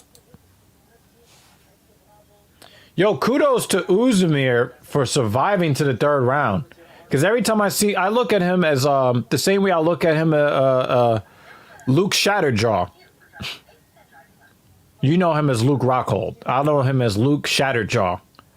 Both of these guys got the same strength chin. It'd be funny if you got them in a fight together. That would be mad funny. That's a double KO. Tell me about it. I'm going to a silent retreat next weekend. My niece got kicked out For talking? grand larceny. How about we get back to savings? Yeah, I would like to talk about that. Okay.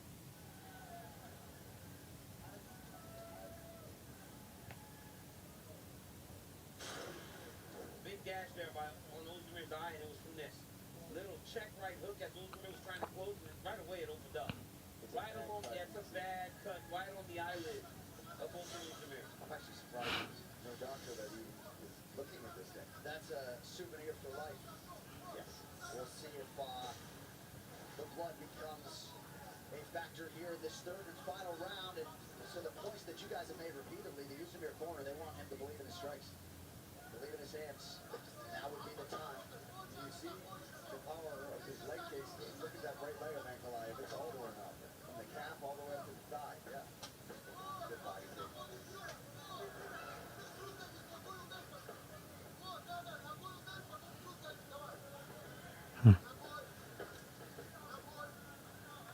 When your corner's telling you this is your life, you really got to take that advice and go try to lay it out there. Because right now, Volk is down 2 rounds to 0 to Ankalaev. And he can go and he can fight and it can look like the first 2 rounds. And he'll lose 30-27. Nothing will change. But if he goes out on the shield, even if he doesn't get his hand raised, you can find positive in that. Yes.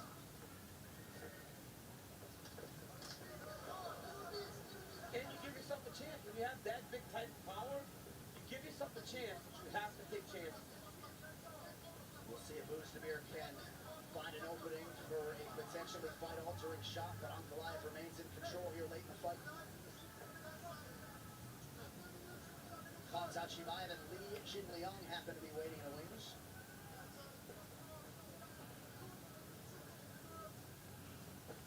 Shot from Uzdemir. Anderson Silva is a multiple-time cheat.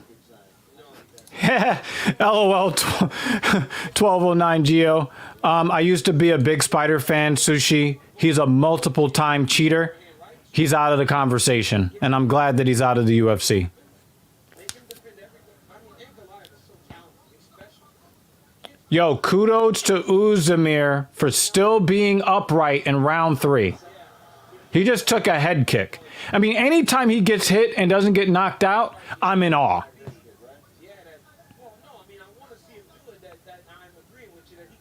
Yeah, Anderson Silva was caught twice.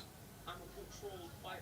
I that I'm in control. I dictate what's happening. I'm not sure, but he was caught twice. Let me find out. I'm gonna find out for you right now.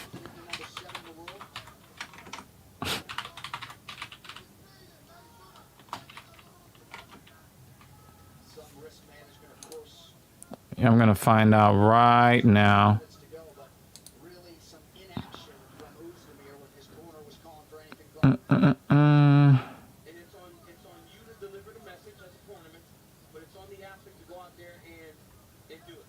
And right now, Open has not done that. He's been on the edge of the punches. He has not found an entry or an opportunity to try to get Magomed Ankalaev out of there. And you know, we're judging Ankalaev a little bit differently, right? We're talking about him doing this particular shot. He's got to bust the UFC championship. But that's what comes when you're as good as he is. Yeah, we expect things from you. When you've been able to control this fight against, like you said, a former title challenger, you've got all the weapons. Now he seems to be a little bit more intent on getting after Ozdemir. Yep.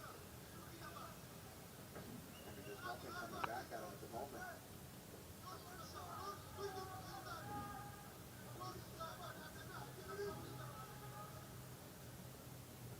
Don't love speculating, but Daniel, seems as though Ozdemir is contented to sort of let the Survive.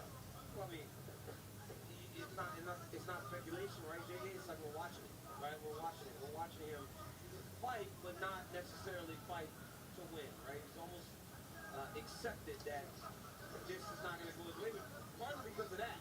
When he tried to engage, Ankalaev tagged him. he gets crushed. Ankalaev, as you see, has landed 53%. Yeah, on October 29, incidentally, almost exactly 7 years ago, October 29, 2014, it was announced that Silva would coach opposite Mauricio Rua, Shogun, for the Ultimate Fighter Brazil 4, which began filming early 2015.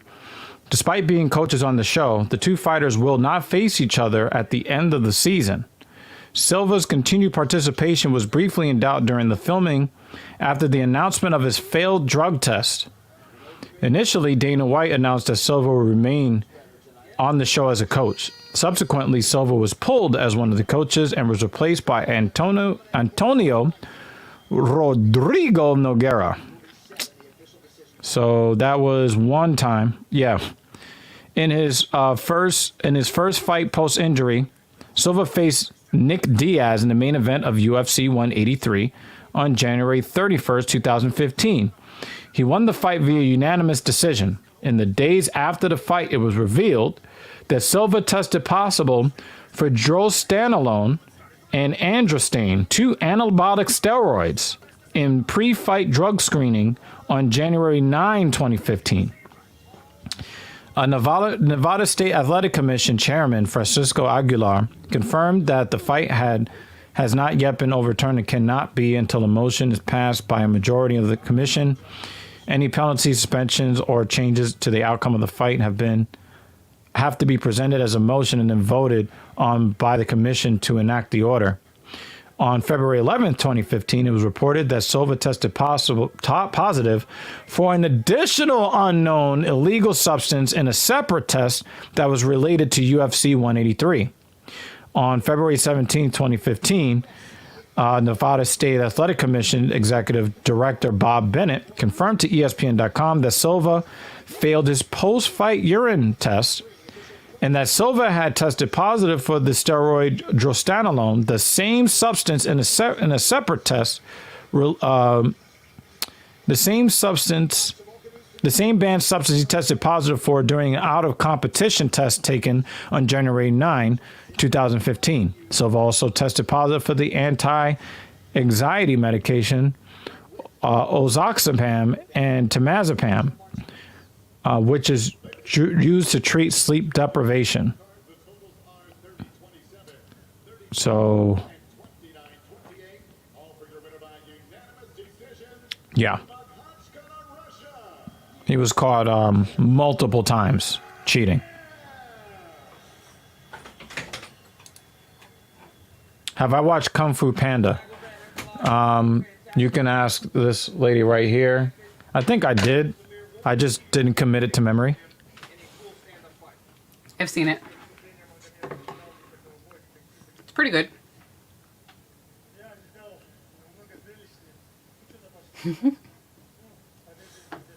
Yeah, so the link that I sent you for the change of address, don't use that one. You have now won 7 fights in a row. You're number 7 in the world. Who would you like to fight? Next time, would you like to see somebody in the top 5?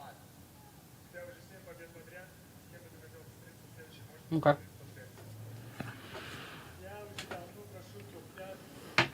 I don't know why, but the link that I sent for whatever reason is actually not the link that I used. What's wrong with Jimmy Dean? Is not the link that I used to change the address. This is why we Did you just put food on your dirty ass phone screen? I the mean, immune system.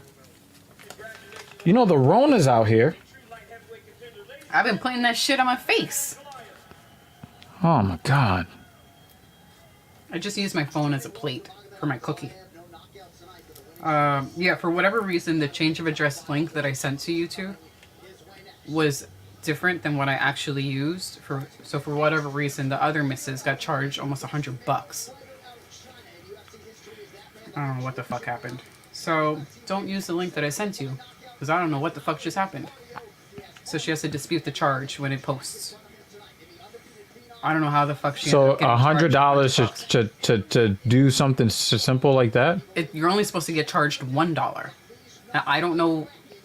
The link that I used to change my address, and then when I copied it, was not the link. See, even Baby Yoda doesn't understand this shit. We'll talk about it later. It's just gonna stress me out. The Okay. moral of the story is don't use the link I sent you. And don't lick your phone screen. No, just take the crumb off and eat it. Oh, come on, son. Delicious. And then you're gonna want to put that mouth on me? Thank Shit. you, Jimmy Dean. Fucking boost immune system. You wildin'. You know, one of those kids that played in the dirt and shit. Actually, I still fucking play in the dirt as an adult. That's right. I might.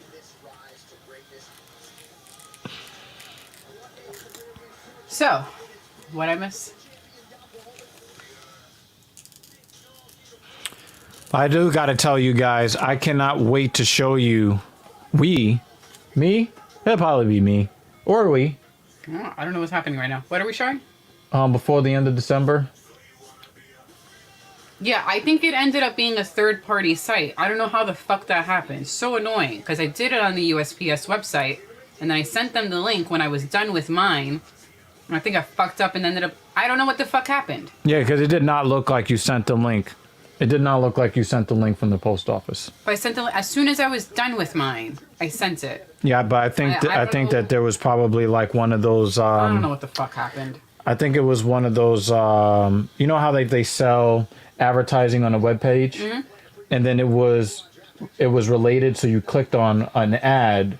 It's possible you clicked on an ad and Maybe I shared did it the by ad. accident. So we're gonna dispute the charge as soon as it posts. And I got her on the correct website. Yeah, you're Do not. that. Yeah, you. I had to stress eat a cookie after that. After the week we fucking had. Yeah, definitely dispute that charge because that's ridiculous. Oh, found the correct one. $1. Exactly. Because I did it through USPS. I did it the correct way, and it Yeah. was like, here, guys, I just changed my address. Yeah. Set up yours. And then I ended up fucking sending them the wrong fucking address, thanks to the post office. Assholes. Yeah, it says Don't use that USAUnitedAddress.com. one. It's not that one. And I even double check it because I'm thinking I just finished and it worked, so let me send you the link from what I just did. Fucking douchebags. Dried up douchebags.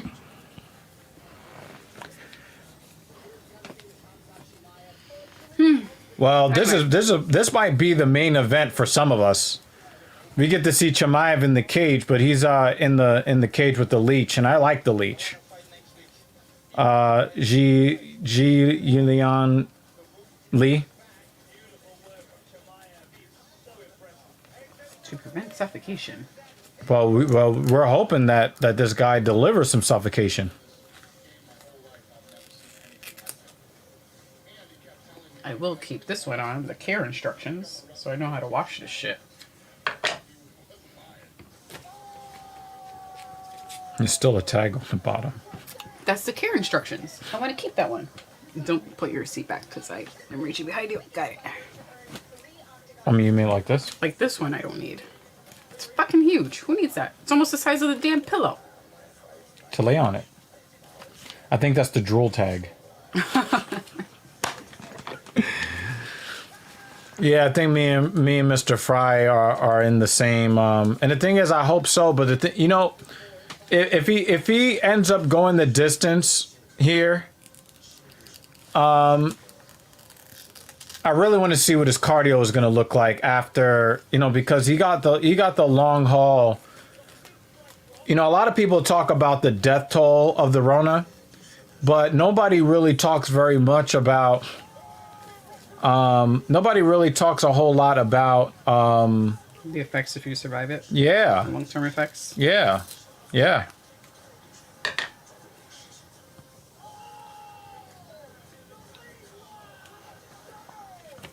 Alright. Don't fall, Baby Yoda. Just stay. I spent way too much fucking time on this. Don't judge me. That was a head-scratching judgment. I'm also hungry. Oh. We have leftovers. Hmm? You want meatballs?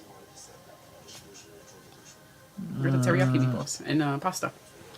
Yeah, I need to eat something.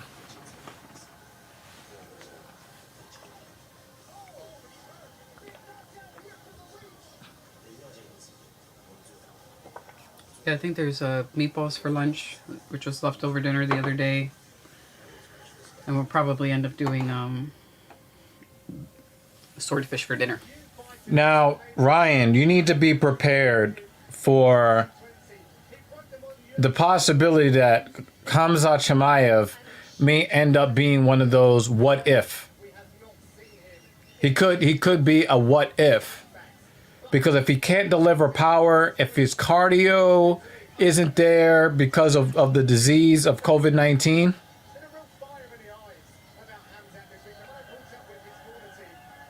yo, Khamzat is coming out real excited. It really looks like he just wants nothing to do in this world but to harm people legally.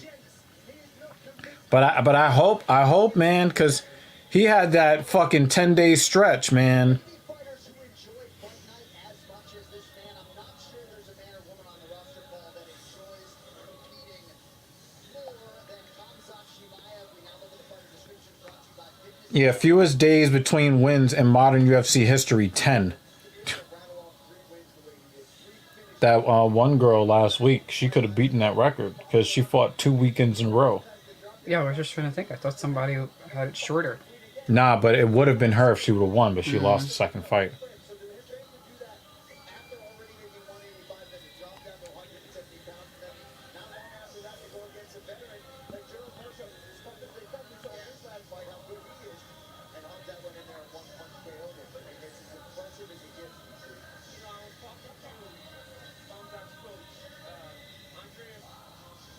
Now they brought Khamzat Smash versus the Leash.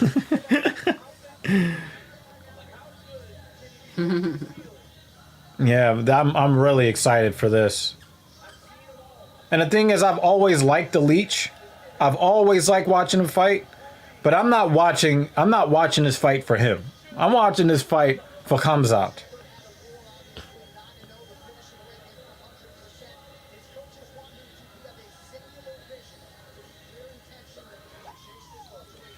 This dude is so excited to do violence. I wonder who is more excited, him to do violence or you to watch violence? She has to think about it. See? Well, so he's more like outwardly excited. I'm a little more contained. It simmers. My excitement doesn't really explode. Well, he might be exploding on this guy's chin. Pause.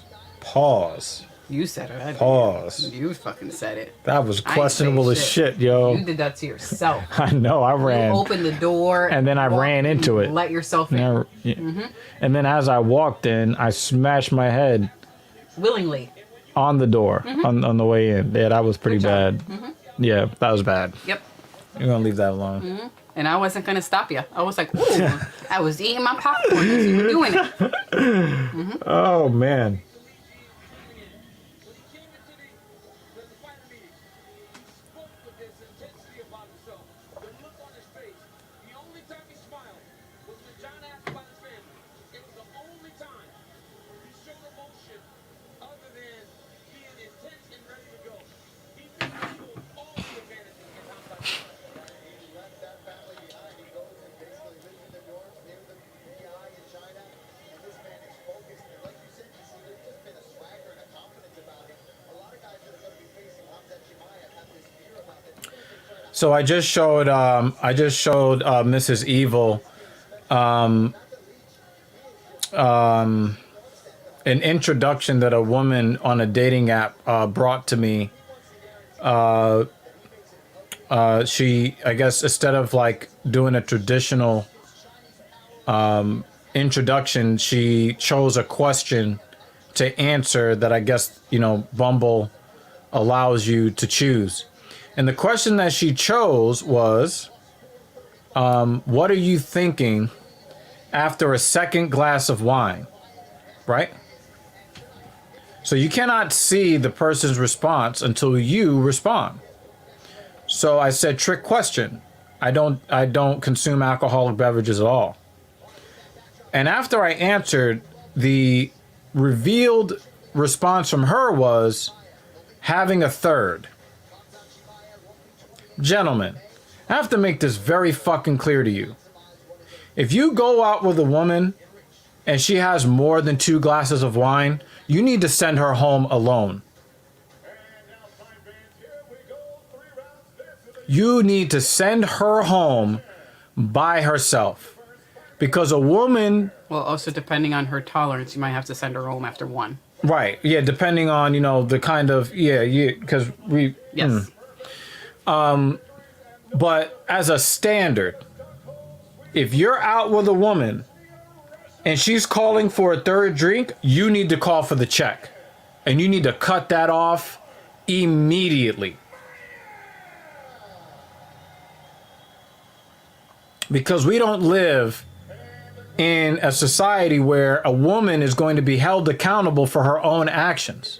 If you get into a sexual liaison with a woman after that second drink, and then a detective shows up at your door the next day, you have no legal defense. The law exists to protect her, not you. And what is more, you really don't want to be involved with a woman that lacks self-control. So that's what I told her. I even showed Mrs. Evil my response. And I'm dead serious. And she was really good looking too. But I shut that shit down immediately. I'm not playing that shit. I said, being that self-control is a non-negotiable requirement for me to go out with someone. I do not believe us to be compatible. Good luck on your search, though. And I'm telling you, people, I'm telling you. Take it from Dr. Evil. Do not date women who lack self-control. Do not fuck with women that lack self-control. They will ruin your life. And I don't mean that in a meme, joking way.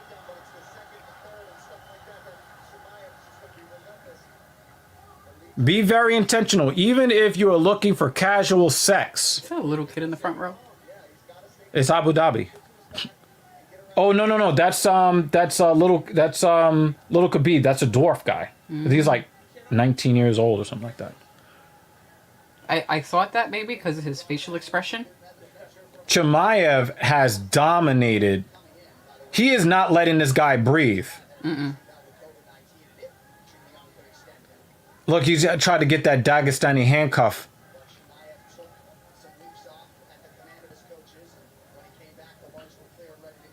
Yeah, and see how he does the same thing Khabib did. He will move your body weight. He will keep pressing you forward over your center of gravity so you can never get your balance back.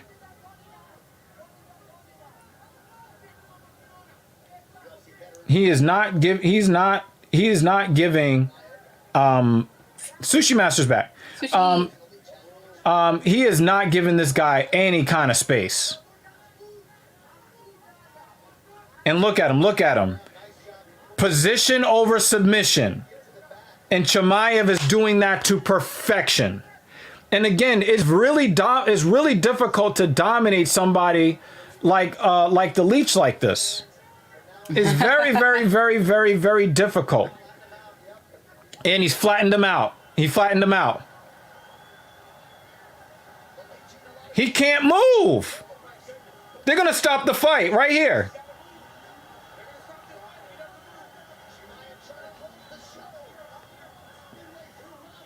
He's back, y'all.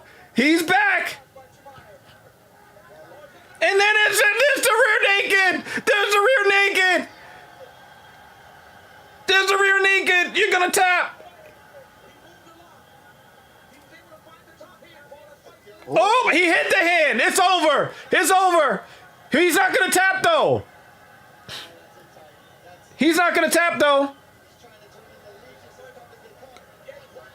Yo, he's tough. Oh, he switched the hand. He's like, I got another arm. And he's going to sleep, y'all. He's going to sleep. He went to sleep. Yo, Chimaev is a fucking beast. Let's go. He's back, y'all.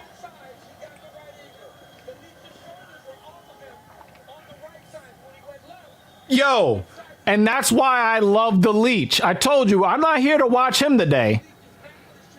But that's why I love the Leech. He did not give up. Chimaev waxed that ass. Woo! I mean, that's not the first guy that's had a big fat zero on their strikes landed when they fought outside Chimaev.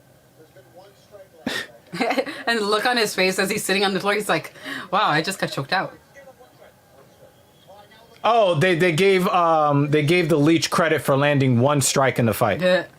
which is better than half of the opponents that Chimaev has fought. Look at his face as he's about to bring him down. Yeah, he's talking to people. Oh my God. Nah. That is 2 fights away. Excuse me. Ooh! Look how tough he is.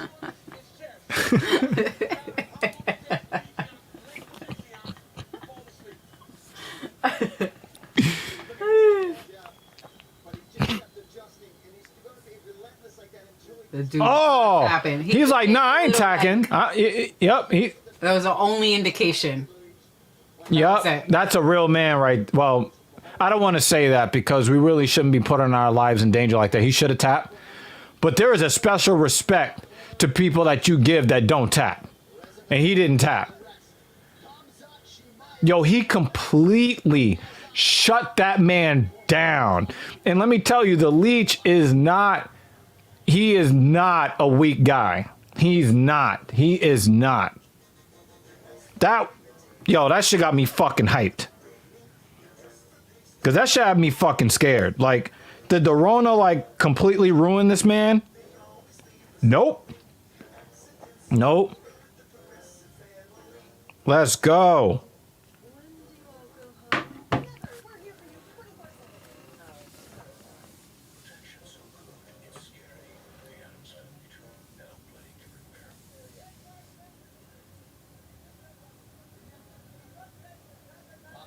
Nah, he never almost got out of nothing.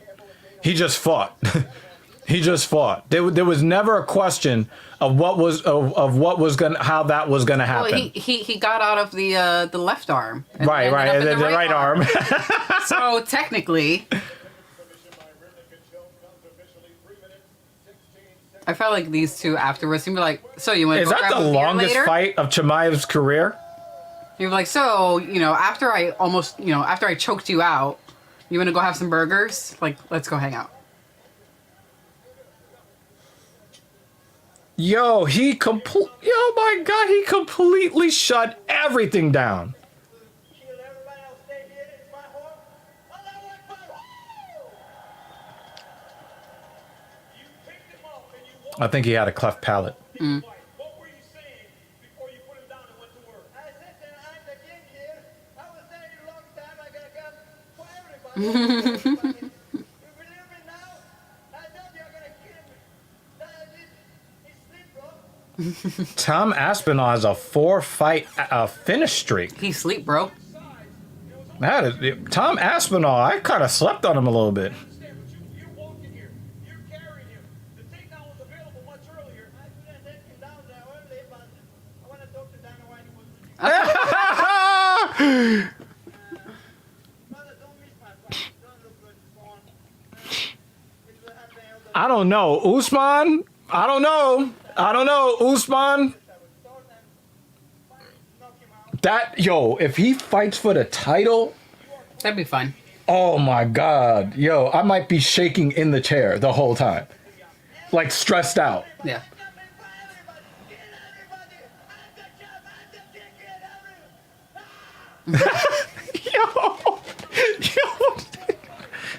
He's like, I can breathe. I killed the Rona. Ah!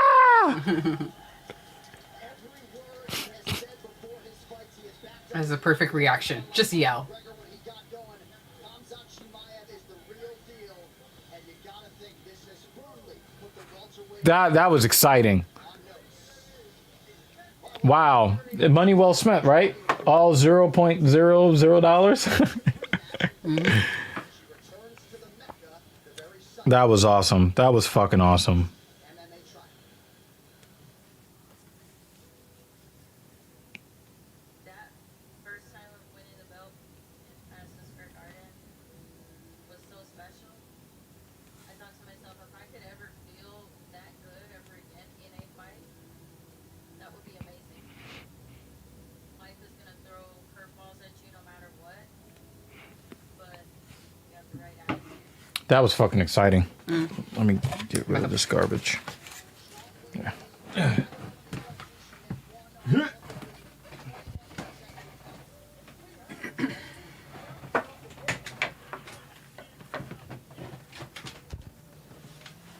Trying to hit that rarefied air and become a two-time UFC strawweight champion.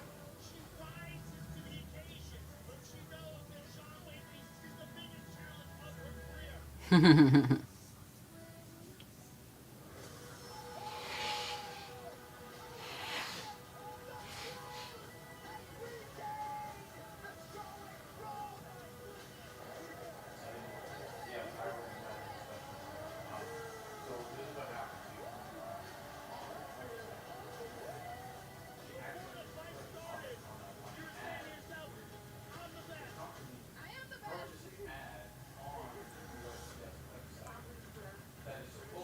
Yeah.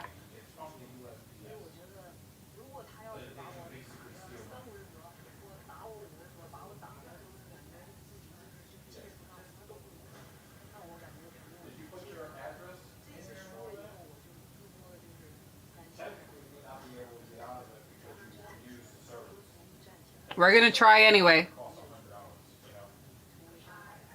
Oh yeah, definitely try anyway. But I'm just saying, just don't be, try to see if you can put a stop payment on it, and just say, this looks like this. Yeah, You're hilarious, Joey. yeah. It ain't. Yeah, I think that it's a fraudulent company. Yeah, that's just nasty business. Yeah, no, we're gonna be one of those folks that Yeah. Does the chargeback? we're yeah, and dispute it until we're fucking blue in the face. Person to stand across from.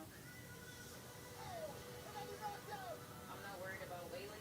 I'm focused on doing what I gotta do. 之前的比赛，上次的比赛已经过去了，然后这次比赛是一场新的比赛，我准备的非常非常充分。So guess who's not drinking juice or tea? Going straight water today. Yay. I had milk. Straight water. Sausage ain't halal. If it's chicken sausage, right?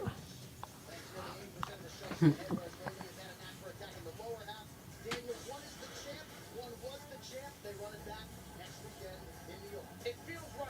It feels right because when we were about to watch Yeah, actually, I have a Platinum Amex, and I got like this crazy charge from an airport service. So we're gonna be. I still don't understand how she got her foot inside her high guard like that.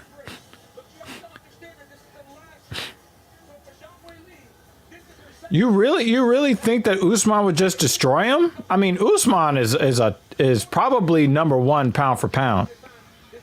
But that's a real interesting take there. I think that's a rough fight for both of those men. We get to see 4 championship fights over 2 weekends. Yay.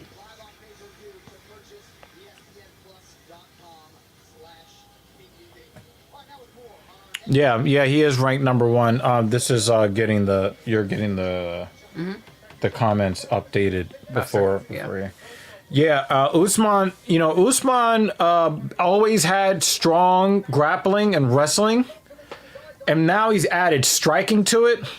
He literally could be everything that Tyron Woodley was supposed to be.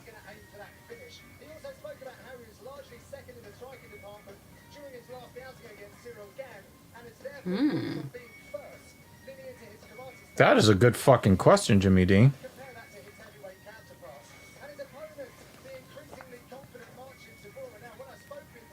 Salmon? Yeah, I like salmon.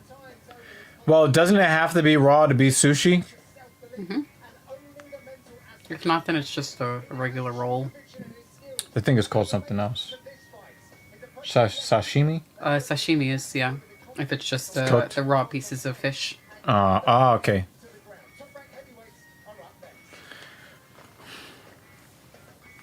Salmon's delicious. I'm not going to front. This next matchup doesn't really seem as Exciting? exciting. Yeah, it just doesn't seem as exciting. With lots of wasabi. The clearing sinuses amount of wasabi. You don't like wasabi? Not like you. I love wasabi. I put like a little bit of it so I can get... No, it's the type of wasabi that you kind of like tear a little bit after you... She likes to be uncomfortable. You know what I mean? You just like it blasts you in the nose. Tear a little bit of a runny nose. Delicious. Ooh, nice. Very, very nice. Yeah, that's nice. That is nice, Jimmy Dean. All right, it's The on our thing list is- of places to go. We're Because the going to thing Alaska. is, it's just one of those things where it's one of those things where you have that whole like gas good. station, sushi trope or whatever, but now you got like these places that are like farming fish and doing that stuff and taking the flavor and the nutrients out of it and all of that. If you're getting that wild caught shit Delicious. and you're preparing it properly, that's cool, man. That's Yeah. cool. That'd be a nice trip to do. We've been Nah, thinking about places to go. Nah, I don't like to be cold like you do. Then we'll go during the summer. Yeah, it'd be like 90 degrees. I mean, it's global warming. We'll go during the I summer. think Usman fucks him up even worse than the first time, Sushi Master. Yeah. I think Usman is really gonna put the pain on him.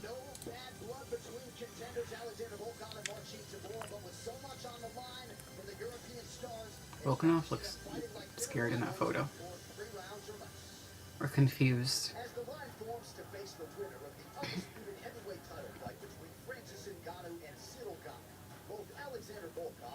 This is an interesting look for the Air Force One. You Yeah, but they don't do it. A lot of places don't do it very well. The farmed fish thing. I don't like those. I like these a lot. I don't like those. I knew that you wouldn't, but I like these a lot. I don't like those at all. I'll get one that you like and one that you hate. Blech. Farm fish is eco-friendly, but But the fish aren't healthy. nah, and they're not healthy for you to consume either. Owner of knockout wins over Alistair Overeem, Walt Harris, Stefan Struve, and former heavyweight champion Yeah, I'd like to do that, Jimmy Dean. Russia's Alexander Trip to Alaska. nightmare matchup. I like to go on a trip anywhere. Ooh, and they do Spartan races in Alaska too. You'll be cold as fuck. That'd be great. Spartan race in Alaska, and then when I'm done with the race, have some fresh salmon.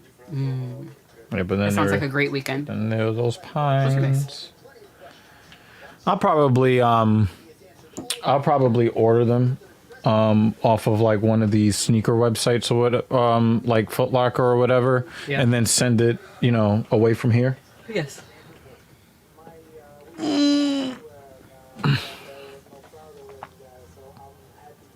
I cannonballed into a glacier river. That sounds like torture. Sounds awesome.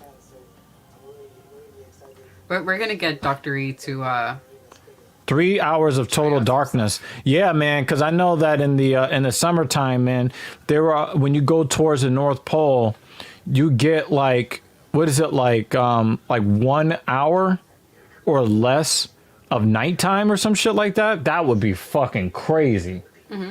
That's appealing to me. yes, to experience, for a weekend or so. Yeah. Yeah. I think all Insomniacs should move to Alaska for the summertime.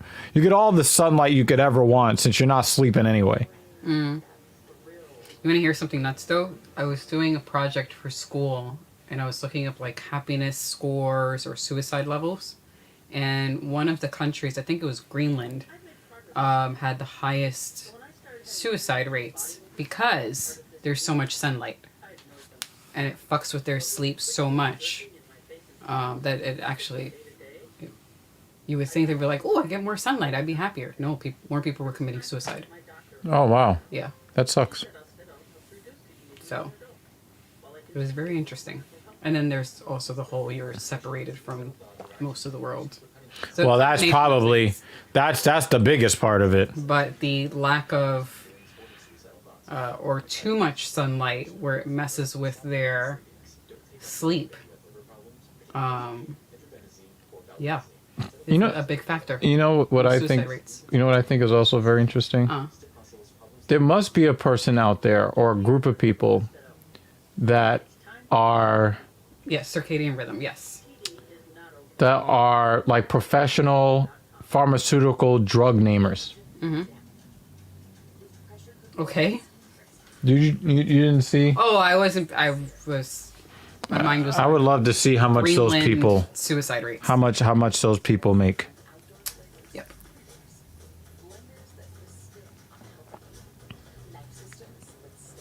These shits are so fucking sick, yo. And I don't have a pair of threes. Shit.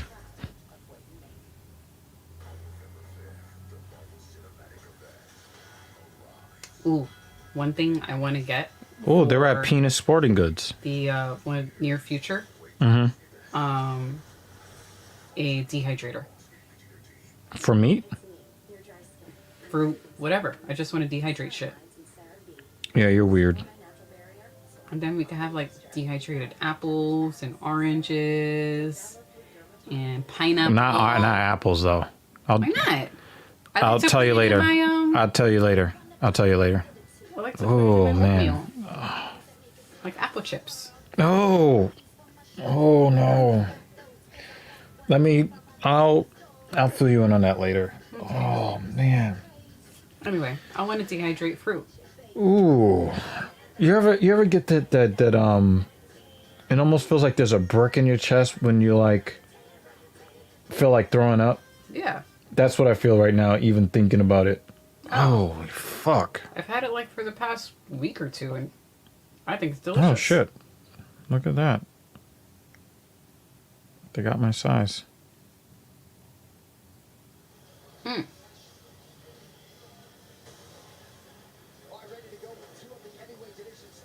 We're really doing that now? Oh, I think it just went out of stock. There's a reason, because they just released, so you don't have like a lot of opportunities to. A little dramatic. Oh, I did buy from JD Sports recently. He's looking at sneakers right now. He's not paying attention to us. Nah, like if I could explain to you why Apple chips give me the fucking ugh. I love them. I want to dehydrate all the things. So I can chop it I'll up dehydrate some of the things. and put it in my oatmeal. And imagine like some dried ginger. Yum. Anyway, I forgot why I mentioned that. I just want to buy a dehydrator. I guess a lot of people really like these, huh?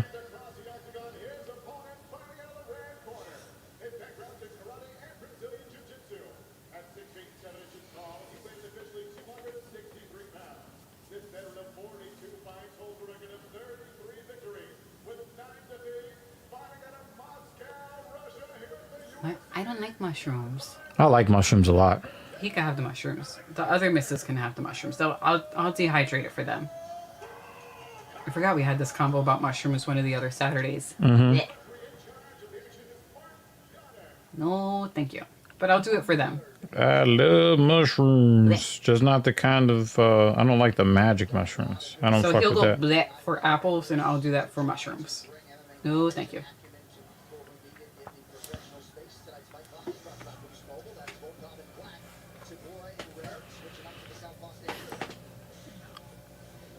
Alexander Volkov.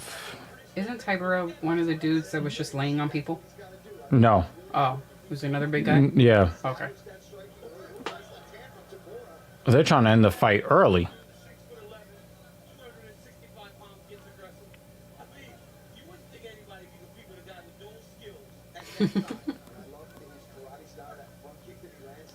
Dried or fresh? Remember, Volkov was a guy that was whooping what's his name? My balls is hot. Derek Lewis. Yeah.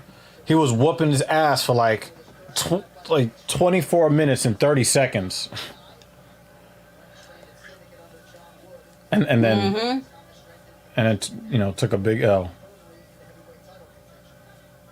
But they're not the ring collapsing type of big boys.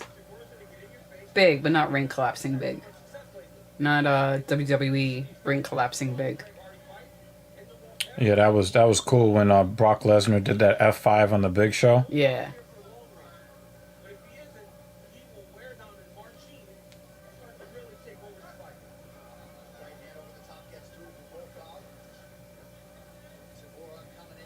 Volkov is just tall.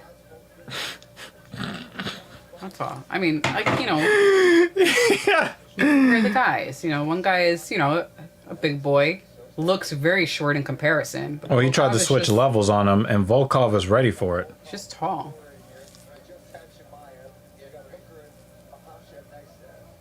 This is a really good card, man.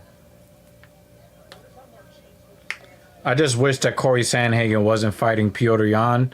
Aljamain Sterling should be made to get in the cage and take the ass whooping he knows is coming to him from Piotr Jan. And the crazy thing was, I was rooting for Sterling the whole time, hoping that he was going to pull something out.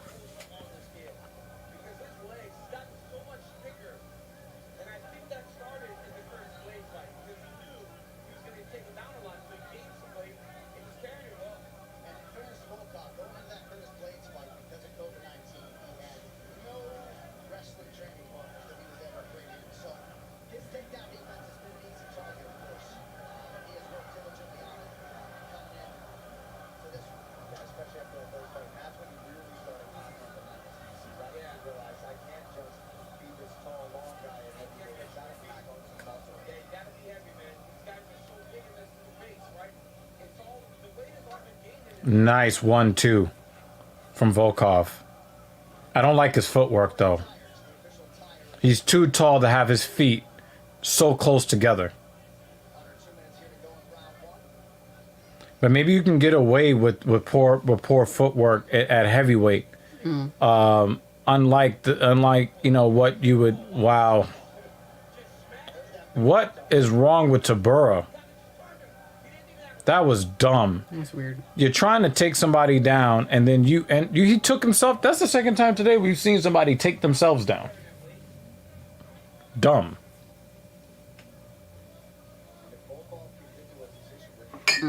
How many more after this?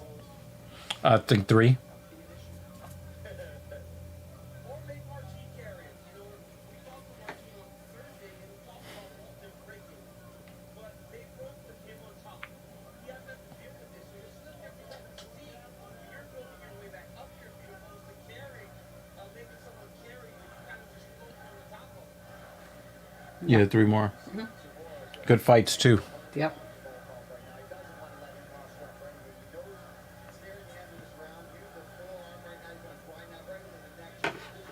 I think I'd give round 1 to Volkov. Pretty easily.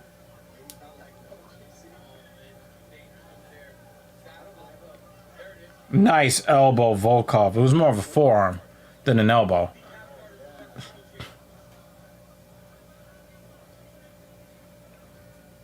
That's what Volkov has to do. I like this left hand. I mean, Tabor's holding your bicep, but just keep hammering away at that. And then when he's worried about that, you come back over top with that elbow and then swoop in and dig your underhook again. He lucky. came so close. Yeah, he came so close to cracking that jaw with the forearm. So he doesn't lay on the dude. No, he gets held. He gets hugged held. him. He- No. I was talking because I mistook the guy in the red as another no, it's dude. the other ugly ass So saying Spivak. Instead of laying on somebody, he was just like, I'm gonna. It was Sergey Spivak Yeah. that did that. Ew. But Marcin Debura, he's not like that. He didn't do that. No, instead he did the opposite. He was like, I can't lay on you, so instead I'm gonna hug you and pull you down to me. Yeah, because he was gonna get fucking elbowed by a dude with long ass sharp elbows and shit.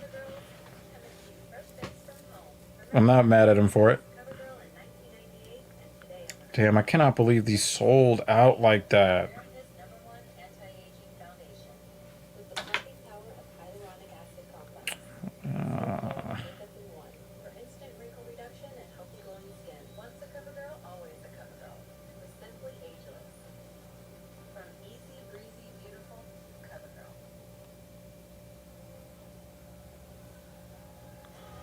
On November 13th, it is a spectacular main event on ESPN Plus. The former featherweight king match. That means I'd have to get it from the other spot. 4 p.m. Eastern, 3 months prior. Damn, man. Around 2 years, Tabora in red, Volkov in black. Gotta be quicker than that. Oh. Oh.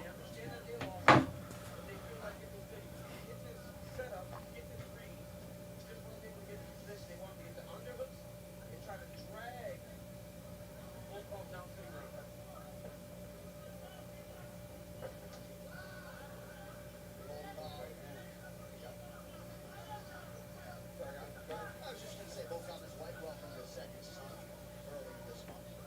Exciting addition to the Volkov family. Native body for Toronto. Tabora is really struggling with anywhere near his Volkov for the match.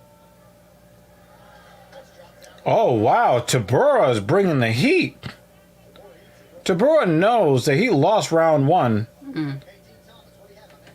Well, the reason why Tabora's going to have a hard time getting this takedown is he's trying to shoot a double leg, and it's going to be very difficult to collect both legs of Volkov because he's too long.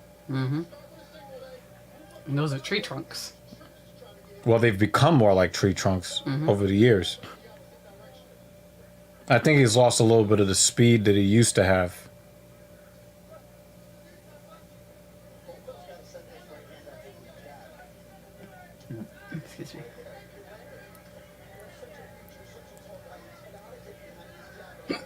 Excuse me.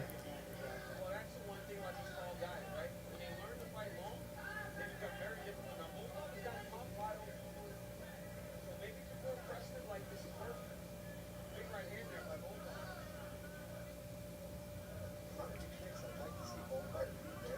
Needed a body. He does kind of look like Sagat, doesn't he? Like a white Sagat. Yeah.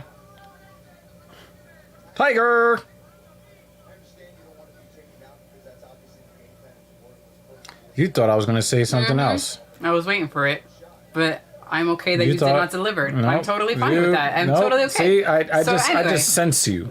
I sensed you. And you sensed wrong. Whatever. Yeah, it does.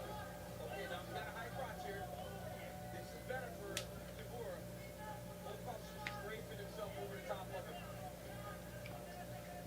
Every failed takedown. Oh, Tabura with a nice straight right. Pressure, man. He's doing a very good job this round. He's had a better second round. He dug his toe into his body there. snaps it in there, goes right to the solar plexus. And while Tagora is not Curtis Blades, the most accomplished takedown artist in heavyweight history statistically, he stuffed 9 shots. So Yeah, he's doing a good job, man. His body in a position, he's making Teixeira carry him. And you can see Teixeira kind of starting to slow down after having to deal with all this weight. although you know there's one thing I don't consider is that I'm not 6'7", right? So I don't know how much energy it takes to throw my shin up to somebody else who's over 6 foot's head. So I mean I guess that's why you gotta be reserved for the amount of kicks that it does throw in a match. You're a big tall guy, that's a lot of energy to throw. So Tagora's starting to find the range, landed a couple nice left hands, kick to the body. I mean, if he's 6'7", then Tybura is really I tall. think Because it's taller Tybura than that. looks, I think Volkov is taller than 6'7". he makes Tybura look short. Yeah, but I think However, he's like Tybura 6'4". is, yeah, tall dude. I think Volkov is taller than 6'7".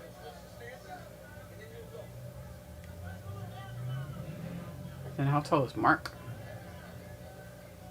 Mark isn't a short. 2, 6'3", something like that. You know, Tybura is also, you know, doing his fight slouch.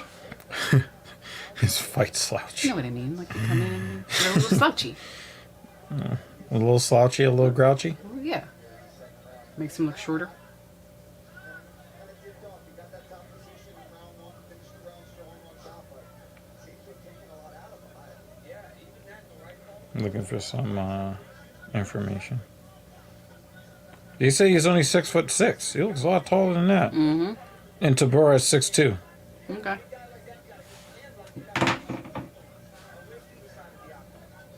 a bad habit, right? Just getting content with kind of placing the hands behind the legs. That's not enough. Do we give round 2 to Tabura? I'm inclined to do so. Second round for the Bulls. I'd say 1-1 is a safe, but you know, Somebody need to get knocked out.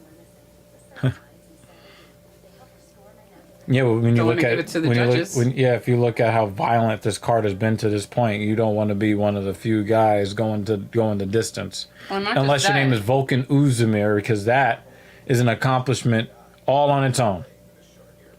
I mean, if they end up going to decision, it seemed pretty even enough where even the most obvious person to win might end up losing.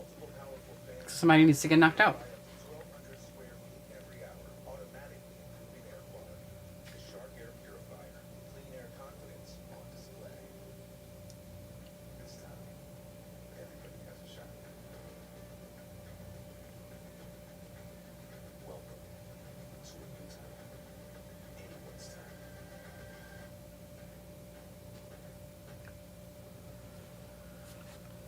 By round 3, you know what it is. It's brought to you by Blue Free, the official protein snack of UFC. The Volkov corner suggesting to him that Marcin Tagora is more tired than he is. Not sure visually I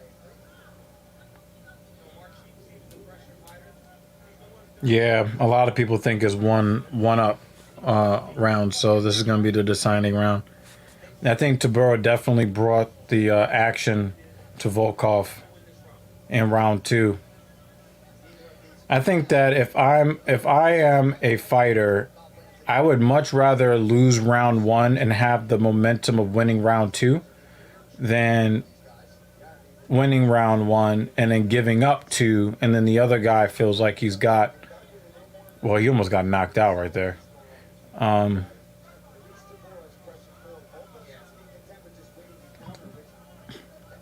If I was gonna go 1-1 in the third, I would want to be the one winning the second round. Mm.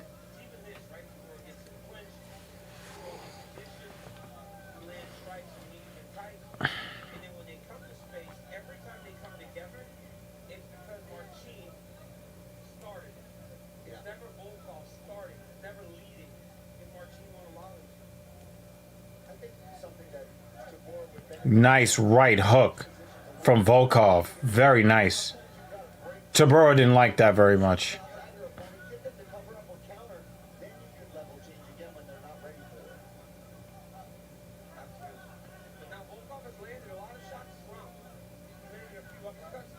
it. Nice little shovel uppercut from the left, and then finished it with a right hook. That was nice.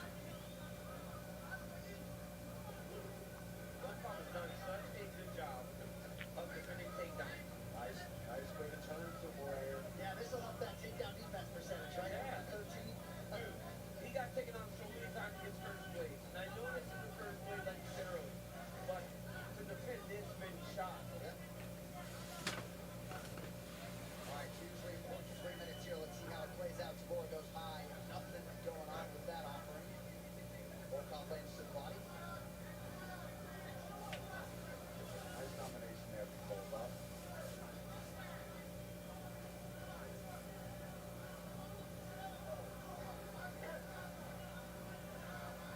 Volkov has now got the timing of Tabor. When Tabor starts to come in, he just puts something on there. Like AJ said, a little short that hook. He puts something on there and then Tabor's walking into it. He's really not even gotten the takedown started. Volkov is defending so well that he hasn't even gotten to the second part of the takedown. Volkov's close. He was behind that knee of Tabor here. If he wanted to get his own takedown, he probably could. There it is. Tabura is trying to take himself down.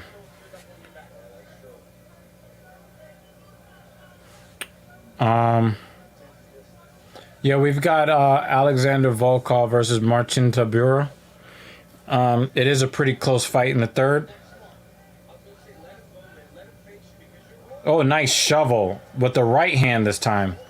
Well, maybe somebody is gonna get knocked out. Nah, he just wobbled a little bit because Volkov is tired. He's not going to finish that combo at this point in the fight. Ew. I think somebody needs to get knocked out. I mean, at least it means that we don't have to wait too long for the next fight to begin. So, you know, silver lining. Wow, that was a hard left from Tybura. But the thing is, they're hitting each other just hard enough to back the other guy up. Yeah, Makhachev and Hooker is next up.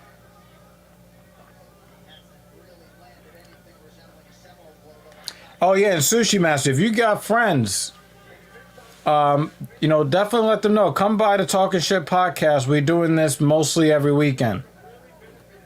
Most Saturdays, yeah.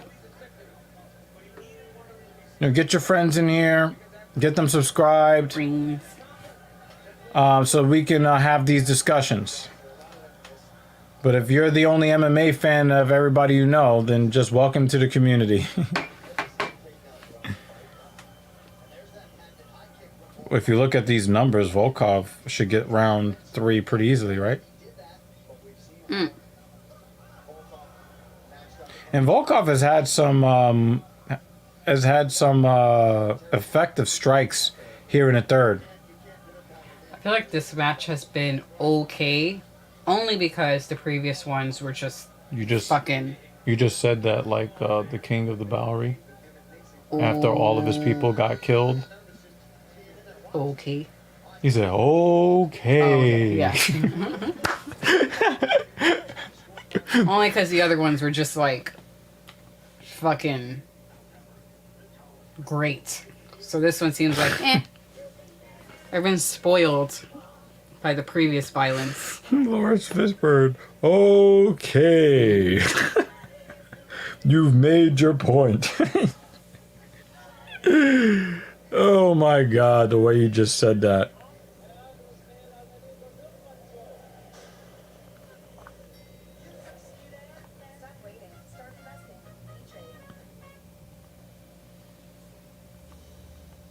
Well, make sure sure you catch ESPN's 2 new MMA shows. Monday, start your week with the Chael Sonnen Show with George Sedano. Then Tuesday, DC and RC featuring Daniel Cormier and Ryan Clark.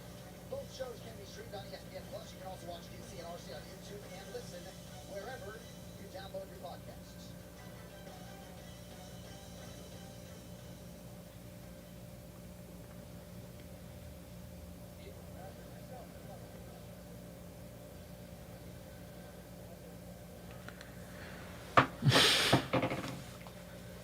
So Volkov trying to preserve at the very least that number 5 ranking, produce an 8th win and 3rd in his last 4.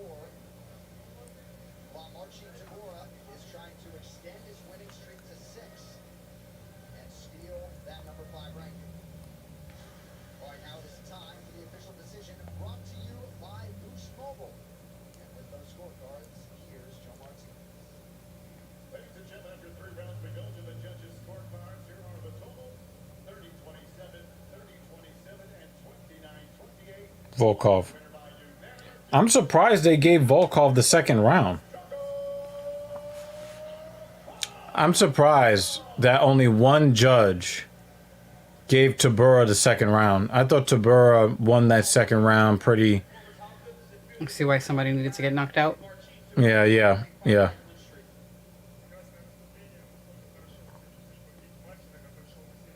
Those are very He looks like a spiffy clay. glasses. But look at the shape of his head. He looks like a clay, like a clay.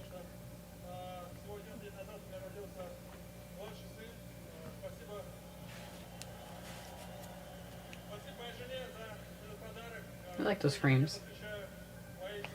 I feel bad for Volkov. He's got that patterned male baldness setting in now.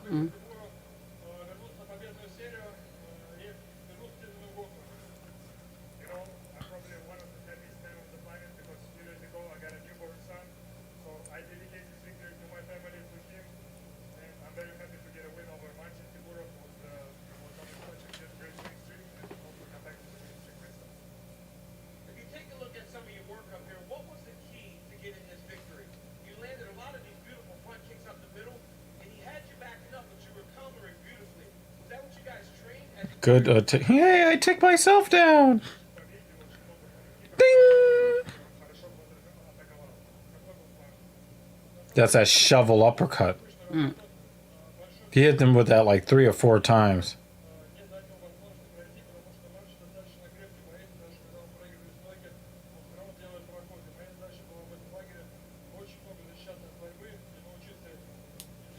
Yeah, I need that food because Wasting away. yeah, famished. Right. BRB. Who is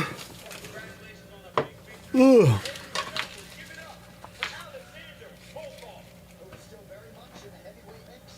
34th professional MMA win tonight for the now father of 2, Alexander Volkov. Of course, get the tallest guy One of the most memorable with the longest arms Booker's career. to take the photo. New Zealand's will love Hangman Past. So we've got Makhachev versus Hooker. I don't think that this is a competitive fight as much as I love Dan Hooker. I do not believe this is going to be competitive whatsoever. Dan Hooker is a very tough guy.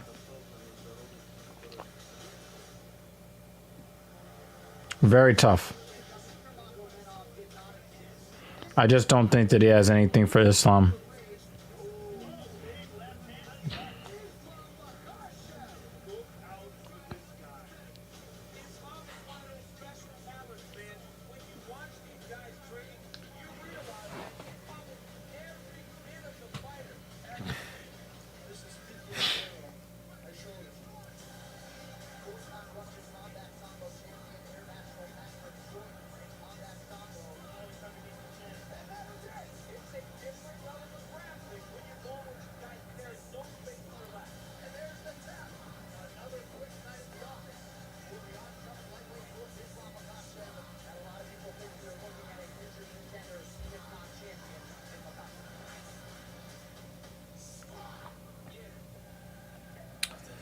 All right, Jimmy Dean, thank you for coming through, man. I'm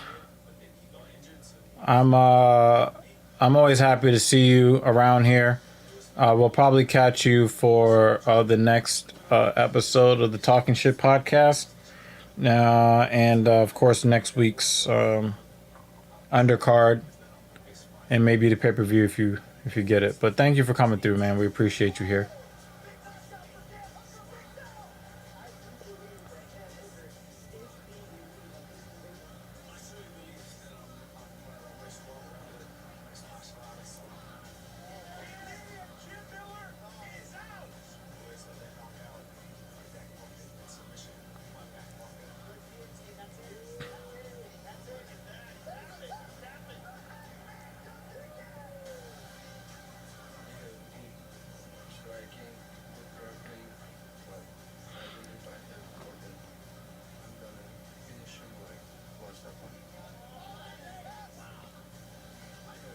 Yeah, I don't really see Dan Hooker being all that competitive in this matchup. I just don't see it. It can happen, but I just don't see it. And I'm a fan.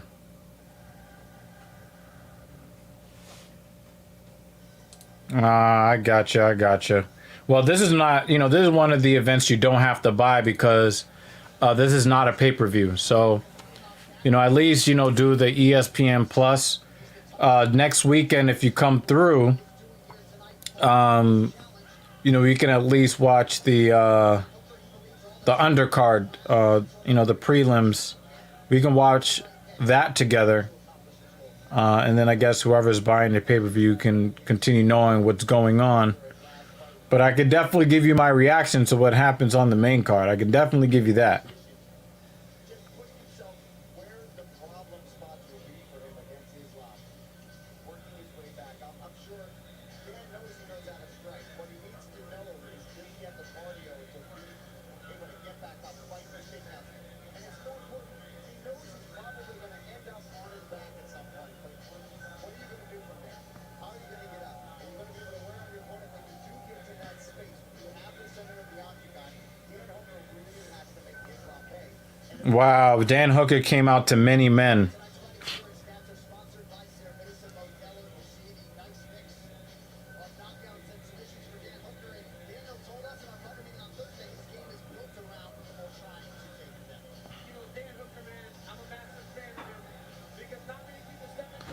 Third highest takedown defense in his division at 90.5%. Here's the thing, though. You get taken down one time out of 10, and that could be the end when you're facing someone like Islam Makhachev.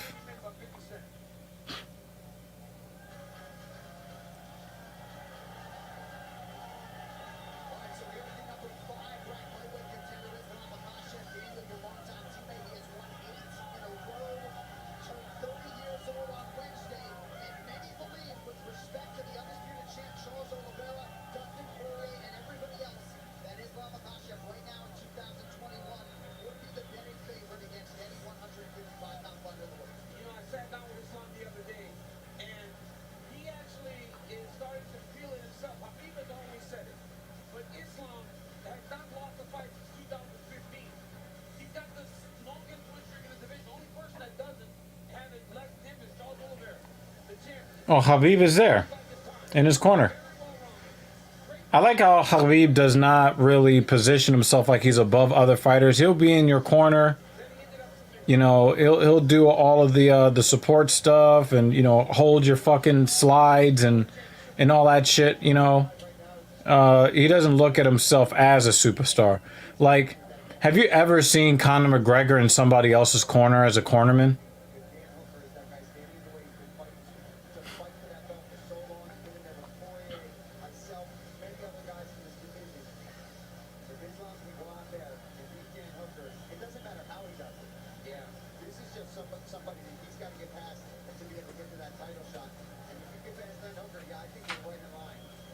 Thank you, lady.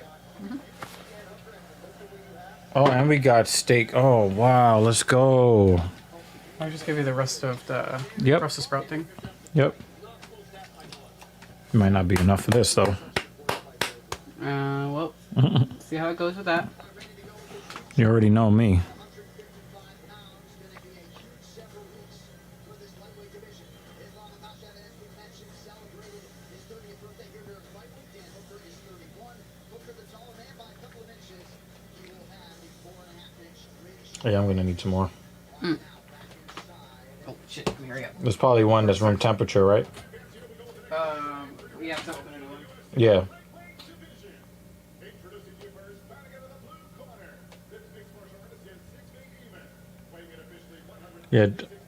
Yeah, he's kind of a tall, lightweight. Dan Hooker is.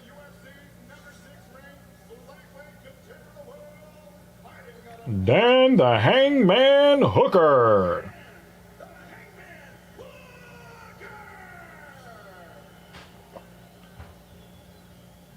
And across the octagon, his opponent fighting in the red corner. His big president, Papa Simple. At 5 feet 10 inches long, he weighs officially 155 and 4.5 pounds. Thank you, lady.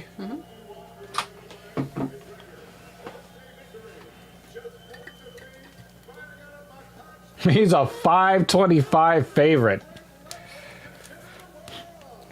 I don't think anybody thinks that this fight is going to be particularly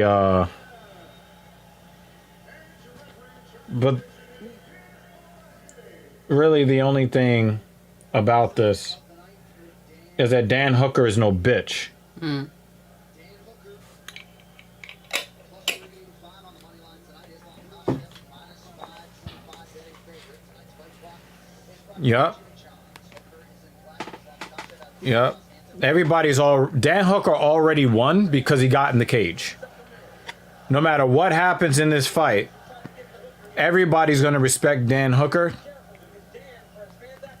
because he's not afraid to get in the cage with anybody. Was he a last minute? He's a replacement. Okay. He's a replacement for RDA.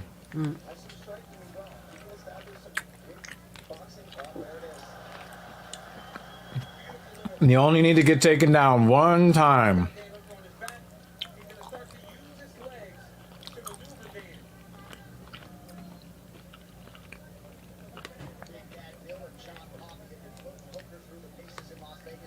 Hooker's had some really rough fights in the last 13 months or so. less than a minute into this one. The problem with that, right? And this is why guys like guys like Kamzat and Islam, they've been there for 4 weeks. Until you feel one guy has been doing it their whole lives. Yeah, and well, it's hard whenever you have a guy that has a level of grappling that you cannot feel unless you have multiple people in there. That's the problem. Because that one guy is so good at that one specific thing, you're just stuck under.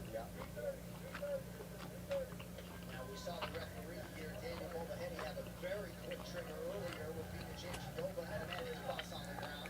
Perhaps he'll give Islam more time to work. Well, I'm saying Daniel's still doing the right thing. He's trying to keep Islam close, not allowing him to advance position.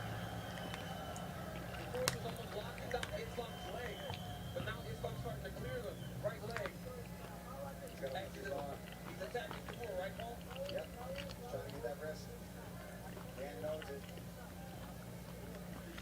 He's getting close. Yeah, he's starting to attack that now. Uh-oh. Hooker's in trouble. And, his arm is behind him already. His arm is behind him already. Oh, he got his arm back. Oh, no. Oh, no. And it's over. Oh, my God. Oh, my God. Yeah.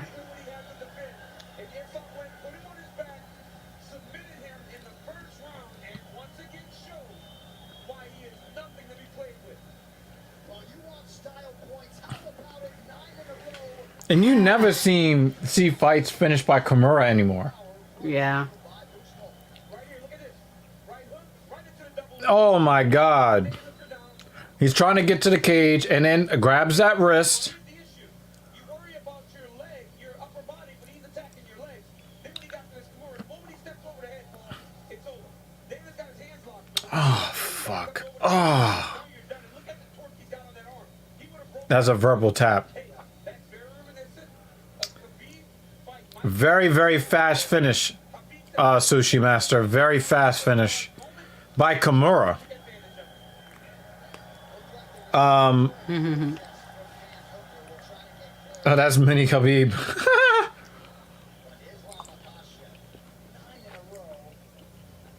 It must suck to be an adult being carried around like a little baby everywhere. Except for the times where your legs are tired and you ask somebody to carry you. As an adult? Listen, man, fucking legs are tired, okay? Carry me. Well, you get to 115 pounds, you get a deal. Yeah, you got that. Almost there. Yep. But you don't have a deal if I get down to 115 pounds. No. You don't got it. I'm not telling you.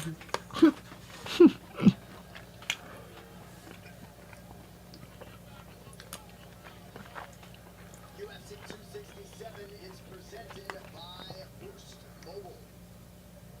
Nice moment there between teammates. Islam Makhachev just had a conversation with UFC President Dana White, in which it appears though December came up. Now for the official decision brought to you by DAB, Disabled American Veterans, keeping our promise to America's veterans. And to make this one official, here is your Makachev. Come on, you know who won.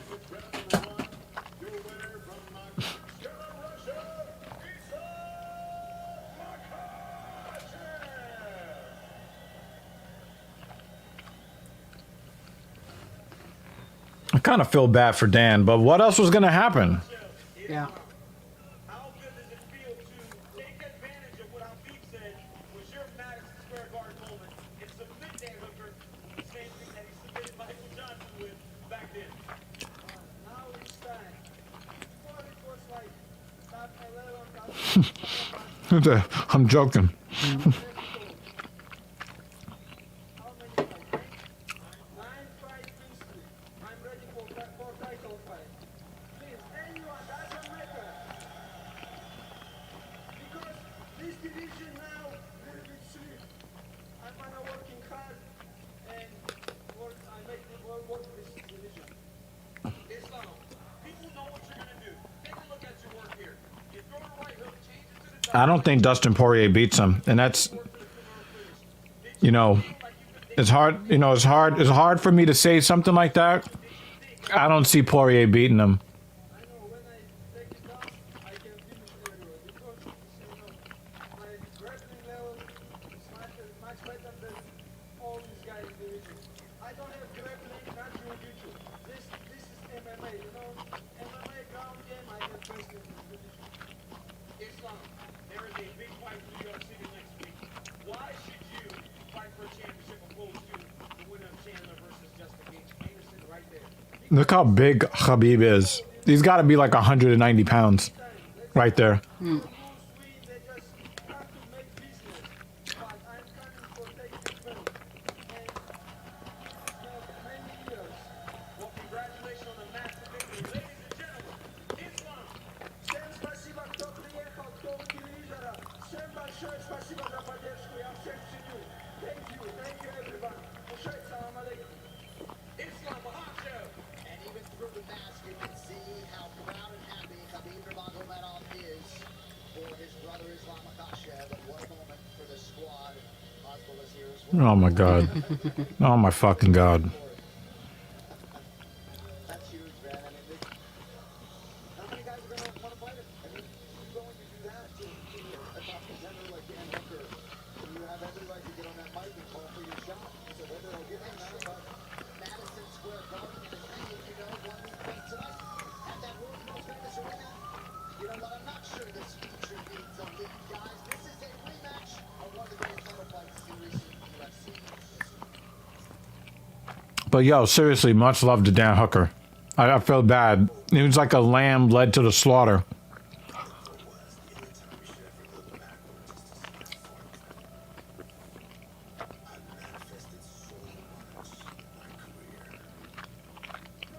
world famous Las Vegas Strip here in the great state of Nevada, we welcome you live to the Fox Sports 1 Ultimate Fighter finale, American Top Team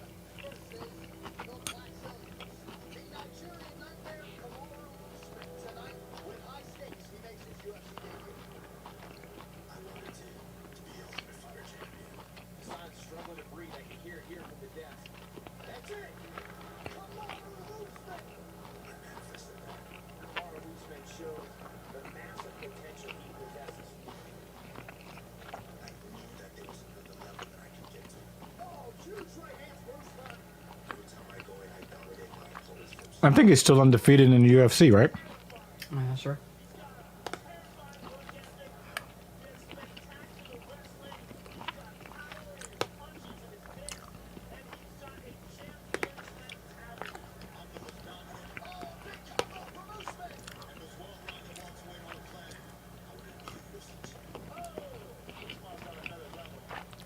You know, I understand that Habib, you know, cited the death of his father and his mother's wishes.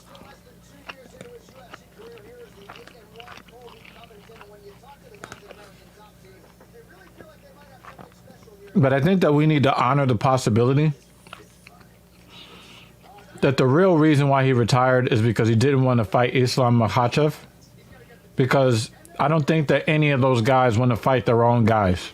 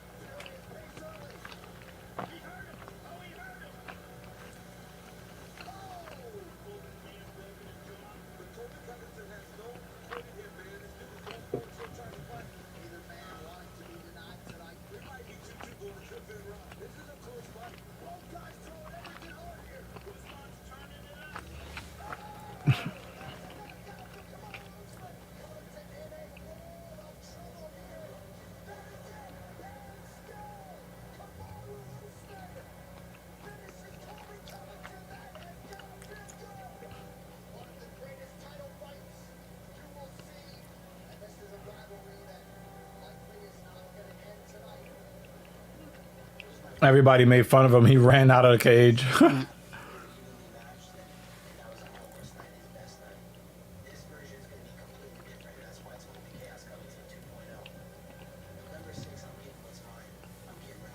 I just don't understand what the fuck he's talking about. Like, Usman is so much better now. Nobody does that to Masvidal. Nobody.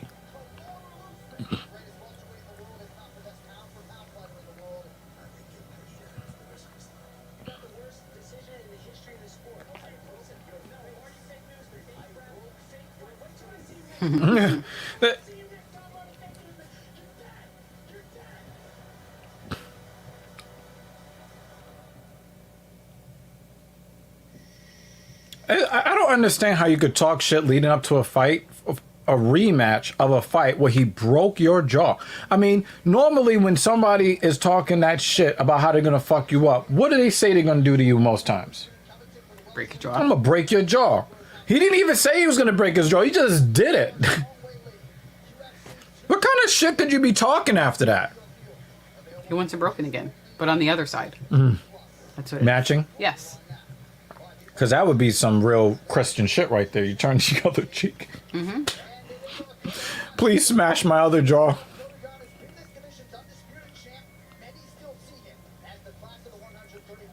Wow. That shade on Sterling that John Anik just put on him. Yeah. And it's true. It's true.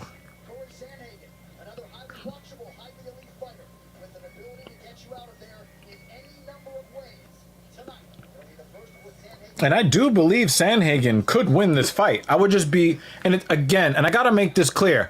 I like Corey Sandhagen. I need to make that clear before I say what I'm about to say.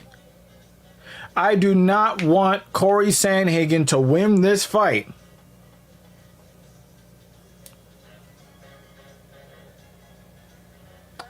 I don't want Corey Sandhagen to win this fight. Not because I don't want to see Corey Sandhagen win. I don't want Aljamain Sterling getting let off the hook. He needs to get the ass whooping that's coming to him. And he needs to take that ass whooping like a man. And I'm not going to be satisfied until that happens. But do I think Petr Yan wins today? I'd say yes. I'm not as confident in this matchup as I would be if he was fighting Aljamain Sterling. I think that he should be a minus 1,000 favorite against Aljamain Sterling. But I think that he should still be the favorite here. But I do think that Corey Sandhagen could win this fight. And it's just messed up because under any other circumstances, I probably would root for Corey Sandhagen. But the only reason why I'm not rooting for him is because Aljamain Sterling needs to take that Petr Yan ass whooping from bell to bell. He needs to take that ass whooping and then go home and then reinvent himself and stop talking shit.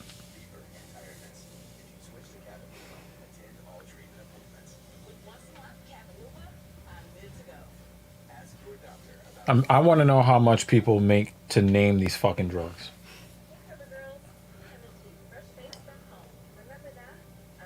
So I'm very conflicted. But then again, it'll be really funny if Corey Sandhagen wins this fight and then he beats the shit out of Aljamain Sterling. Because I get this feeling that Aljamain Sterling will magically become healthy and ready to fight if Petr Yan loses this fight.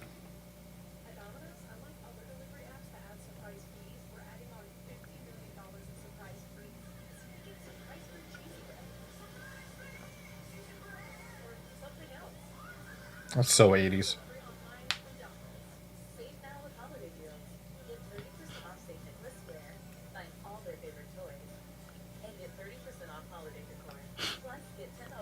This is so fucking...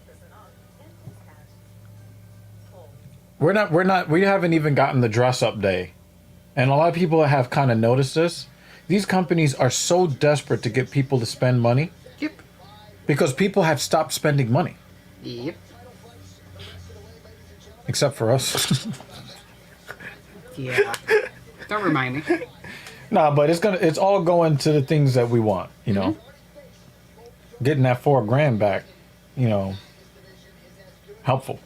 Very helpful. Still waiting for those people to reply to me about the other one.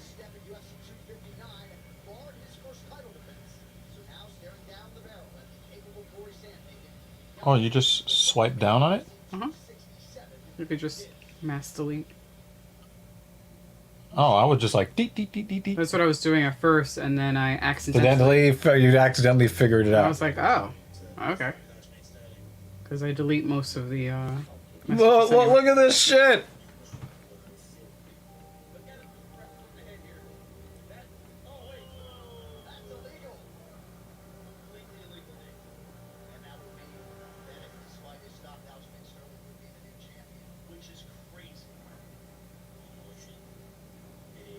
Yeah, they haven't replied. Hopefully they do on Monday. He was whooping his ass.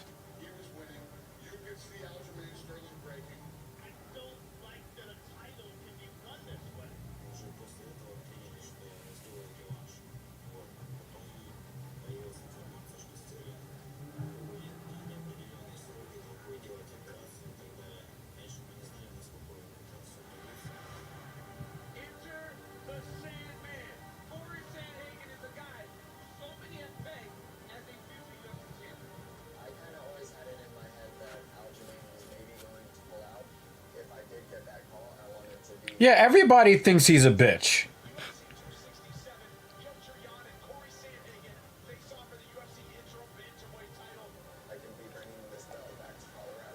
And when I say everybody thinks he's a bitch, we're talking about by professional combat sports. You know, Aljamain Sterling could probably whoop guys twice his size in the street, guys who aren't, you know, actual fighters. But when it comes to this high-level MMA shit, he knows he can't fuck with Petr Yan. He knows this.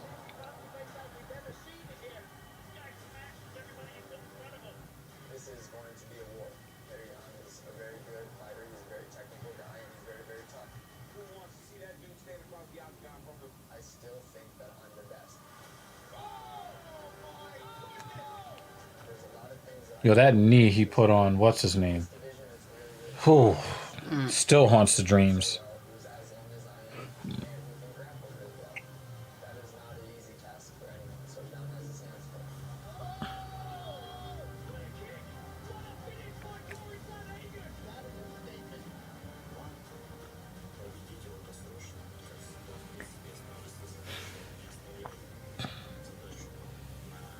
I was just mad at Jan in that moment because I looked at him posturing up and I was like, he's gonna knee him in the head, dumbass.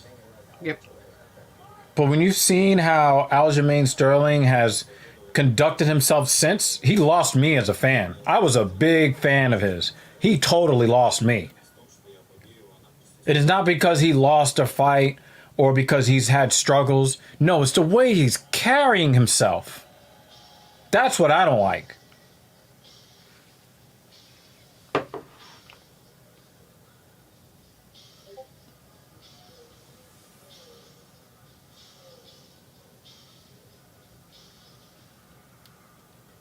Oh, and he's coming out the Biggie Smalls.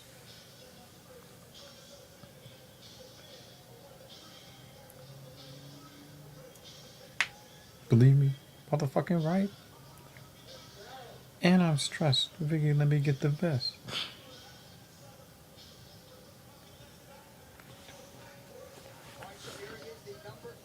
Treat it like boxing. Stick and move. Stick and move.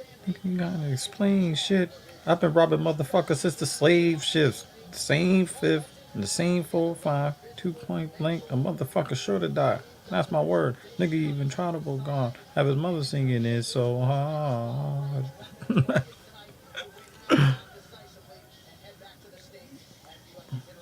From the pistol whipping.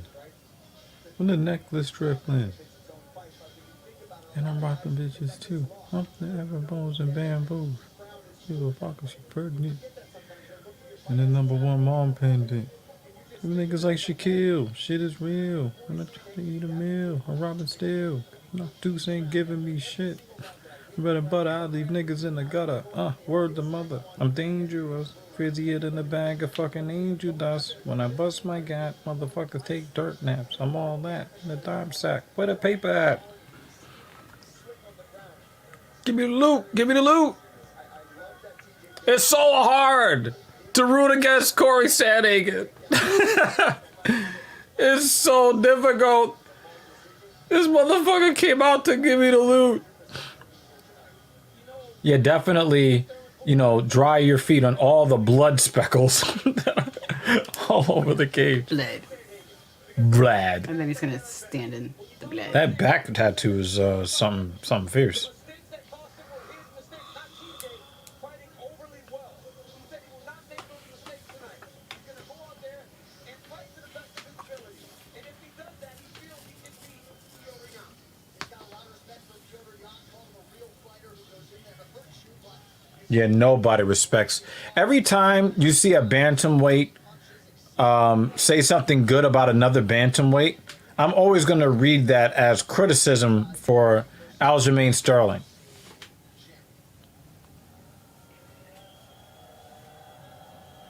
And how embarrassed does Corey Sandhagen have to be to find out that the dog that everybody thought Aljamain was, he's really a cat. He showed his skirt, but you got submitted by the guy in like the first 30 seconds. And that's the guy he got submitted by. I know and I think that Sandhagen is going to do everything he can, because then he gets another shot at Aljamain Sterling to get back, because it was kind of sort of lucky the way that that fight progressed. It was kind of sort of lucky. Sandhagen is not going down to Aljamain Sterling, but Sterling's going to be more willing to fight Corey Sandhagen than he is Petr Yan. Mm.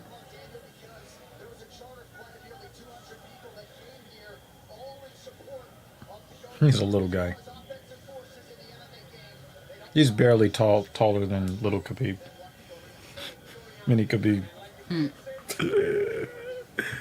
Khabib.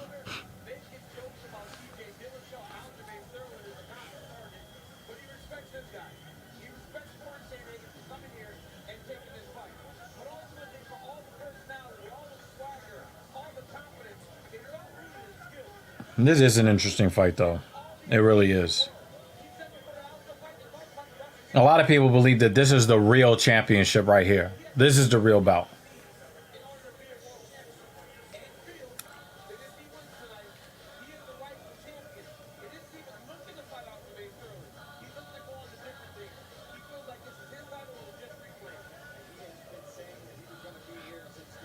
I'm not going to be mad if Sandhagen wins, but I definitely want Yan to win.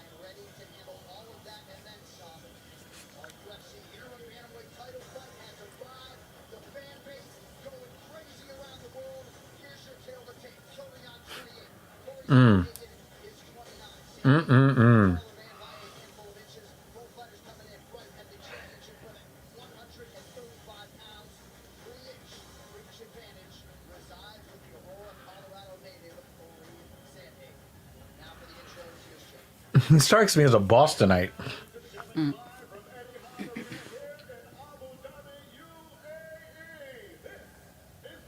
I thought he was going to say USA. I thought so too.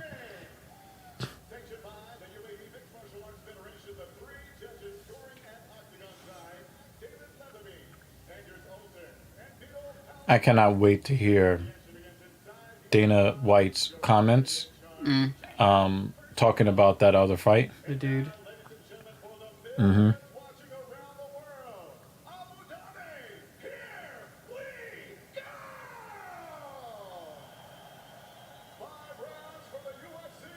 I think that is actually better than his normal call.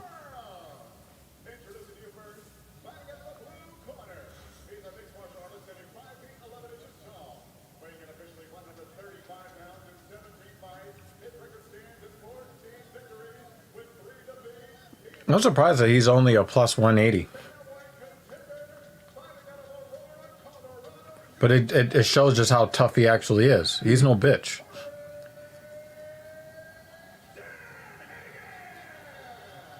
Sandhagen is a pretty tall bantamweight. 5'11". 5'10", 5'11". Mm.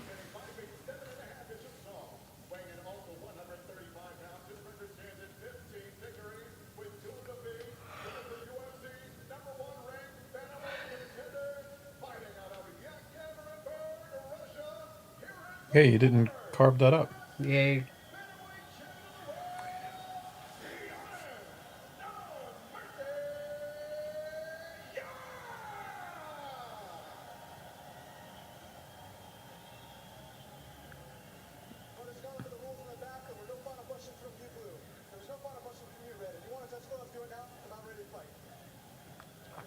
They kind of hesitated. They hesitated on the glove touch there.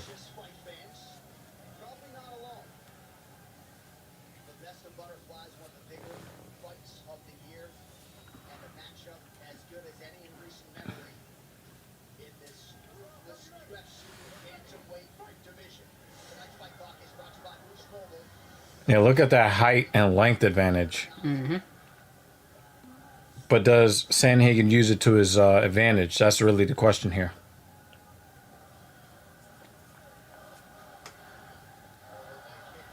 He didn't really stand. He didn't stand on that leg kick though.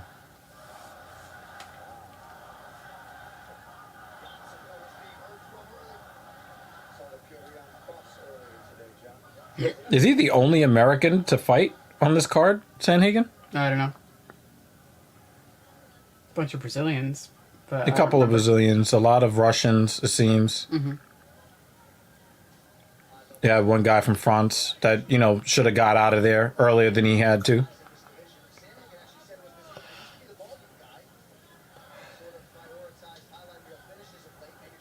That was close to being a cup check right there.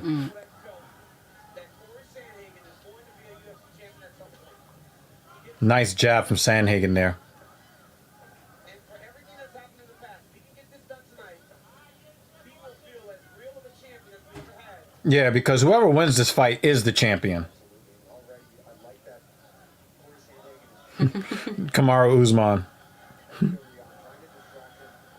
how fast and powerful the hands of Petr Yan are. So putting them out there, distractions, angling off. Both guys taking their time to get field attention in the octagon right now. Soft left gets through for Yan. Yan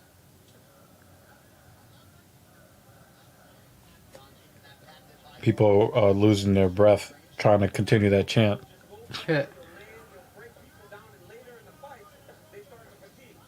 Nice shot to the body for Sandhagen.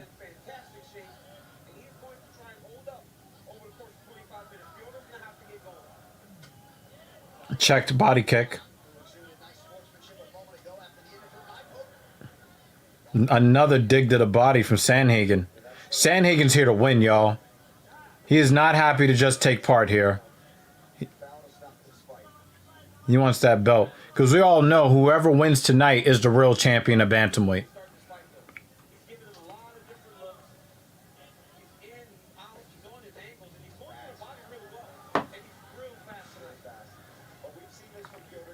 Yeah, Sandhagen is leading the dance here. But I think he's making a mistake with the grappling.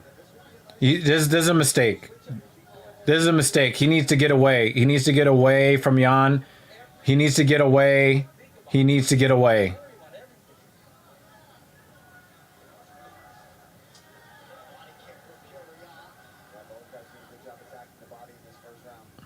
I love the left body shot that Corey has landed on multiple occasions. Petr countered with that body kick. But we've seen this, right? We've seen Piotr is really countering with that right body kick. the fight goes longer, he seems to pull away. We saw with Jose Aldo. We saw with Aljamain Sterling. So it's going to Nice outside calf kick from Sandhagen is sharp. carry him in the fourth and the fifth round.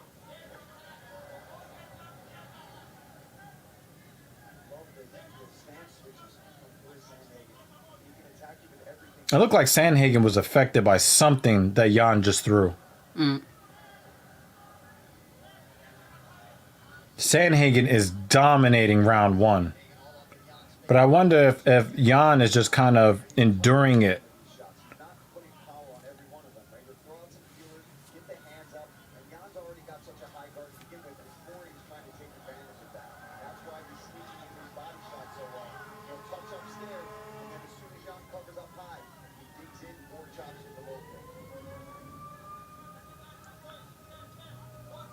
spoke to Petr about that, about does he either pick it up, does he either go faster, does he either change the pace a little bit?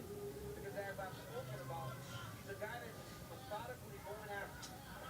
Nothing too crazy. He says, I fight like I fight. Nice counter from Sandhagen. Sandhagen is getting the better of these exchanges.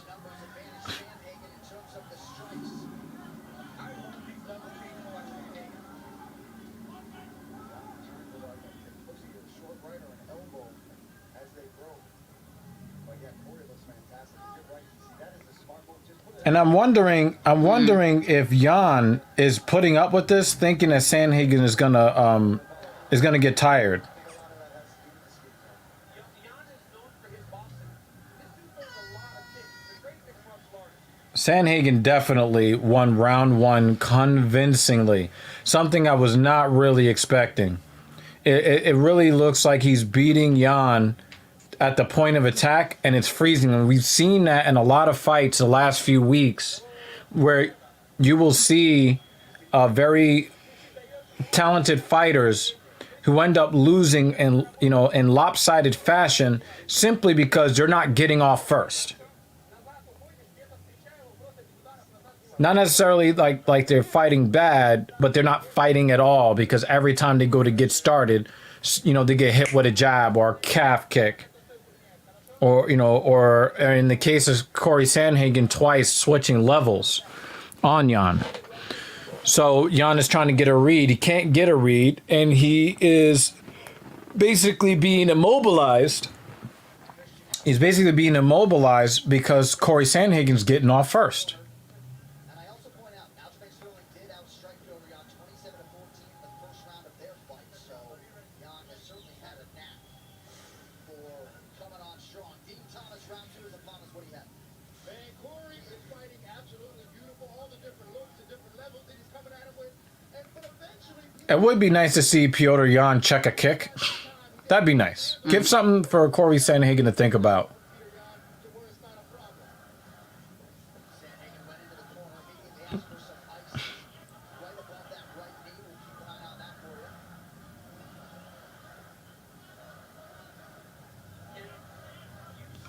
That Kevin Aioli, he's the one that wrote the article, kind of letting us know that asshole is not going to be refereeing anymore today. Yeah. He came with that overhand left just now. JD knew the takedowns were going to be coming at some point in that fight. I feel like he doesn't expect it this early from Petr Yan. Even though he can wrestle so well, he tends to keep it on the feet and use his striking. So Nice body shot from Jan. he's always switching stances, which makes him so difficult to take down as is. Yan has made a And he gets a return from Sandhagen to the body. able to hit that midsection of Yan a moment ago. Yeah, look at Sandhagen's body already. He gets red so easily. Yeah, but he's been taking actual damage there, though. Yeah. Nice footwork from Sandhagen when Jan came in with the combo. When he came in for the combo, Sandhagen just kind of stepped to the side a little bit. Stepped off the center line. Not just moving his head off the center line, but moving his whole body off the center line. Very nice work from Sandhagen. Now Sandhagen's pumping that jab out like taller, longer, rangier fighters should. Oh, another kick to the body from Jan. Yo, it really looks like Sandhagen is really starting to dominate this fight. Nice left from Jan. But I think Sandhagen feels like he can take Jan's power.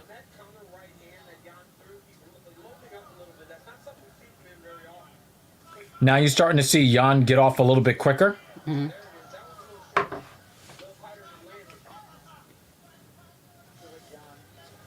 Now Sandhagen is going back to jabbing him to death.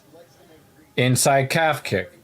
The thing is, I think Sandhagen is really mixing up his numbers. He's not throwing the same combo over and over and over and over again. He's really making Jan think. And if you're making a fighter think, you're causing all kinds of hesitation. That's a good recipe for winning. And the thing is, Sandhagen doesn't really seem to respect Jan's power. No. Which I think could be a mistake. He could dominate this fight and get knocked out in round 4 if he doesn't respect Jan's power, because Jan's power is going to be there all night. Oh! Yes, he is. Spinning back fist to left hand. Woo! I'm just sitting here stressed, waiting for someone to get knocked out. Well, this is bantamweight. You don't get too many crazy knockouts out of bantamweight like that. Well, the way these guys are swinging. Oh, yeah. And Petr Yan and Corey Sandhagen, they both have the power. Sandhagen said this was going to be a war. He was right.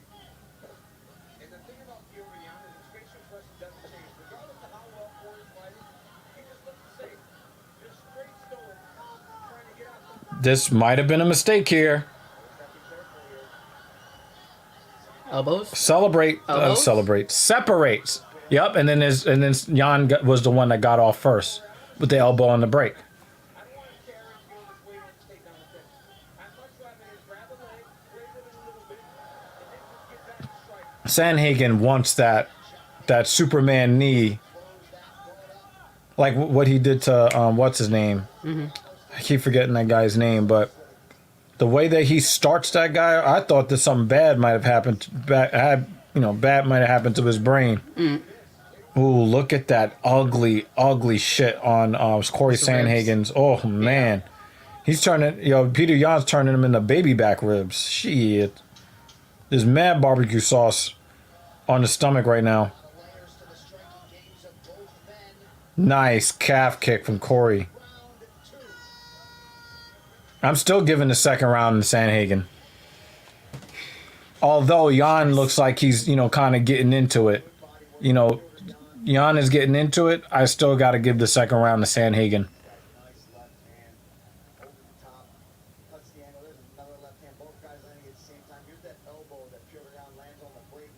The skill sets from both these men on full display in this fight. Did you notice some good? The pressure in here? When he changed it, and when he changed his stance, he kicked his leg. He always looks so crazy calm no matter what's happening. The middle around, he tried to take you down. So be careful.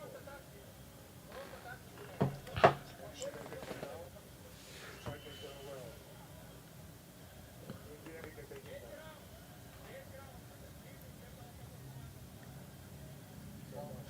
A giant nod of acknowledgement after you heard that advice from Jan's corner. Just letting him know, giving him a warning. This is around when he started to try to take you down. Randy Costa, Sanhagen is so tricky, it mixes it up well. Let's wait to the end of the round. I think that's smart advice to not take that option off the table completely, but to leave it up to Purion to kind of feel it out. If it's there, take it. If not, you're doing well in the striking. Why not seal the deal at the end of the round? We're in a 5-round fight. It's obviously that it's going to be competitive. It's going to be back and forth. Nah, he just stumbled. He was off Advantage balance. of it. Sanhagen may be trying to return to form as a volume guy. He has already thrown 100 more strike attempts than Purion through 10 and a half minutes. Nice shot to the body. That could have been a fight ender too if he hit that liver. Slips angle off out of the way.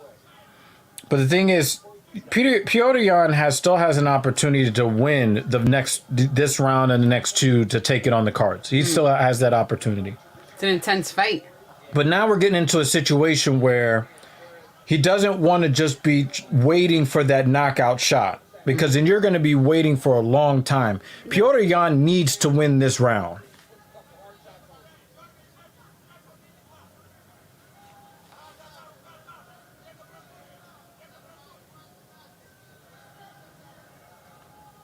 Jason Herzog has won Purion after both rounds 1 and 2 about having those fingers extended upright and not towards the eyes of Sanhagen. And because of that, means if another one gets Another dig to the body from Jan. so the next one, if it's bad, And Jan is a little off balance with his strikes. He's normally more technical. He looking a little emotional. Blind bat. Holy fuck. Specifically, turkey wings. Only turkey wings. subtle with his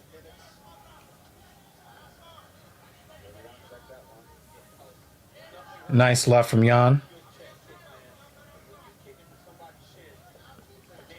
And let's talk a little bit about Corey Sanhagen's footwork. He is Yeah. on point. Shovel uppercut there from Jan. Jan is bringing that power.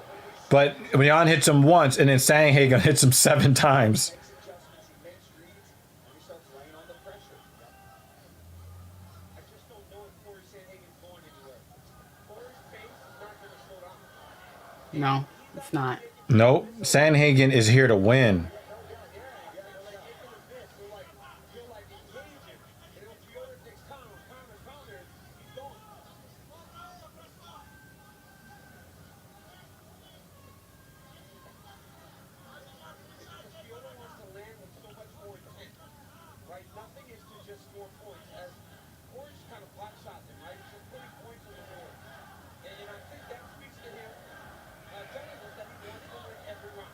Mm-hmm. Well, if he's bloody and he looks bad, I'm the guy that's winning. No, it's about every 5 minutes individually.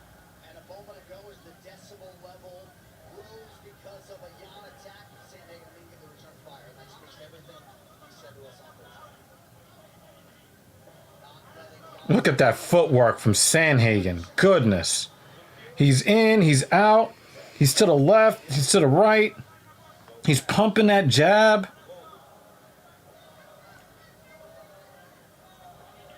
Even the chants for Piotr are becoming weaker and weaker. Yeah. Nice body kick from Jan. He must have definitely hurt him because he dropped that right arm. Sandhagen, oh, he almost punched him in the dick right there. Ooh. Was that like a real knockdown? I don't know.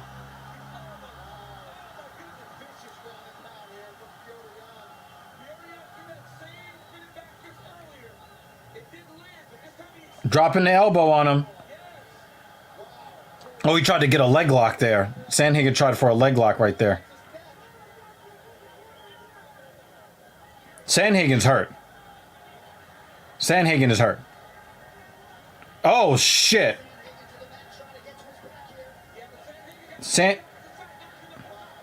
Look at this scramble. Now we've got chaos. This is on ESPN Plus. Holy shit. Uh-oh. Oh, and now Jan is going to put on the power.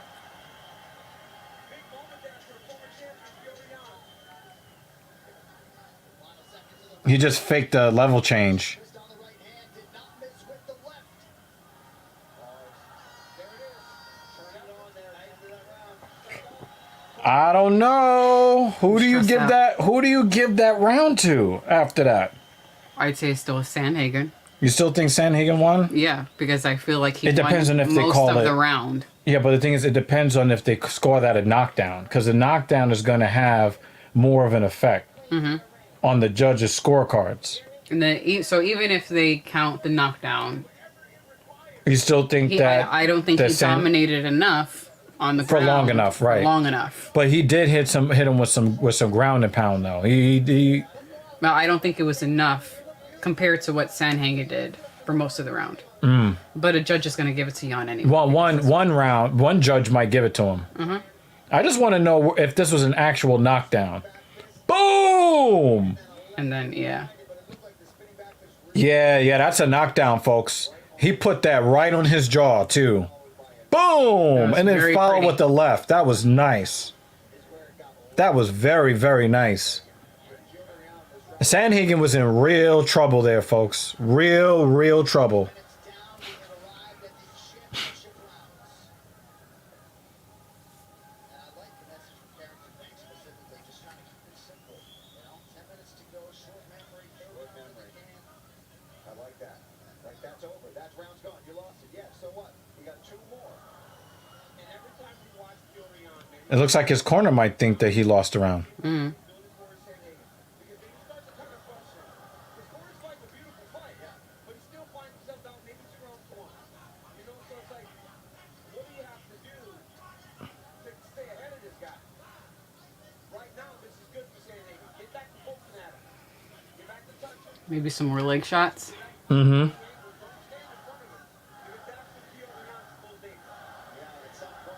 And the thing is, I think he's got that desperation on Jan. Oh, what a left!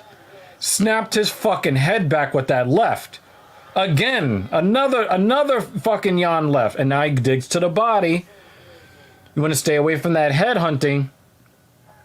He just does such a good job of mixing combinations. Always has his hands up in that high guard you talked about, Paul. And the moment he sees an opening, Fury on explodes. It's not loopy, wild punches with no sense. Like, look at that. Right? Clean, straight shots. Clean, straight. We're going to Clean hooks, right? There's nothing wrong with hooks. We talk about in MMA a lot of times these wild punches. Yeah, that's because guys overswing these shots. Yes. If you've got a clean, crisp left hook for the round, This could be a fight of the year contender if they turn up the heat. It's just everything tight, everything where it's supposed to be. Fury on throws a lot of strikes like Sandhagen is a little bit more flat-footed. He's not as spry as he was footwork-wise. He's not as sharp. He's more plotty. He's more... I mean, he's not just standing in front of Jan, but he's definitely a little slower on his feet than before. And, of course, the output is not the same. Yeah. And every time he gets Getting slugged... popped more. Yeah, every time he gets slugged, he gets a little slower. Mm-hmm. And if Jan ends up, is he trying to get that? Oh, he's going for a leg lock. Oh, I think he just used that as a trap. He didn't really want it. He just wanted to freeze Sandhagen so he could get back to his feet.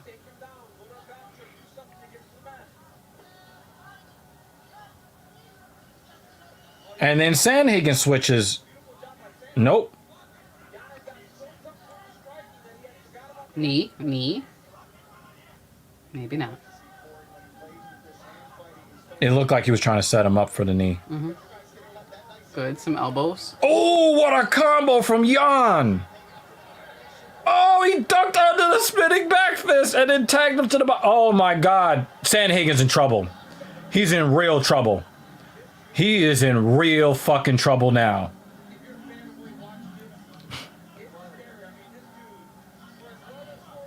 If he breaks him down in the next 6 minutes and gets this win, you're not going to see anybody really challenge Jan. Because even when somebody is sharp and strong, Jan took a lot of abuse in the first 2.5 rounds. And now he is starting to really, really put it on Corey Sandhagen.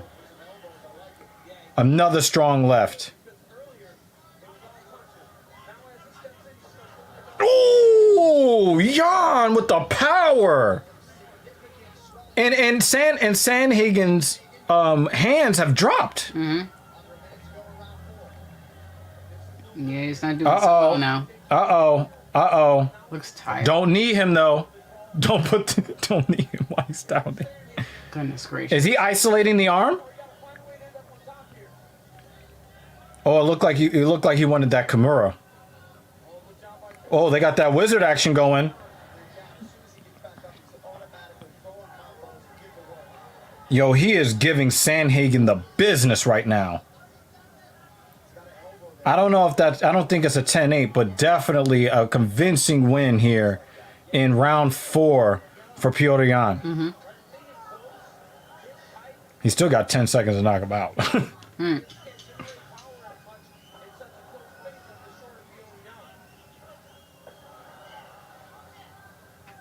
And the thing is, Sandhagen is not fighting as long. He's not fighting as rangy as he was. He's slowed down. Yeah. His footwork is almost completely His gone. reaction time is just not there anymore. Look at him. He looks like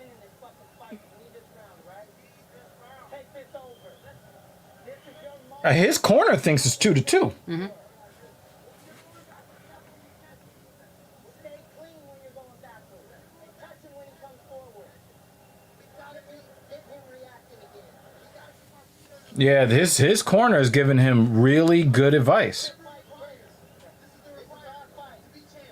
Let's do it. Let's go, baby. Keep him outside.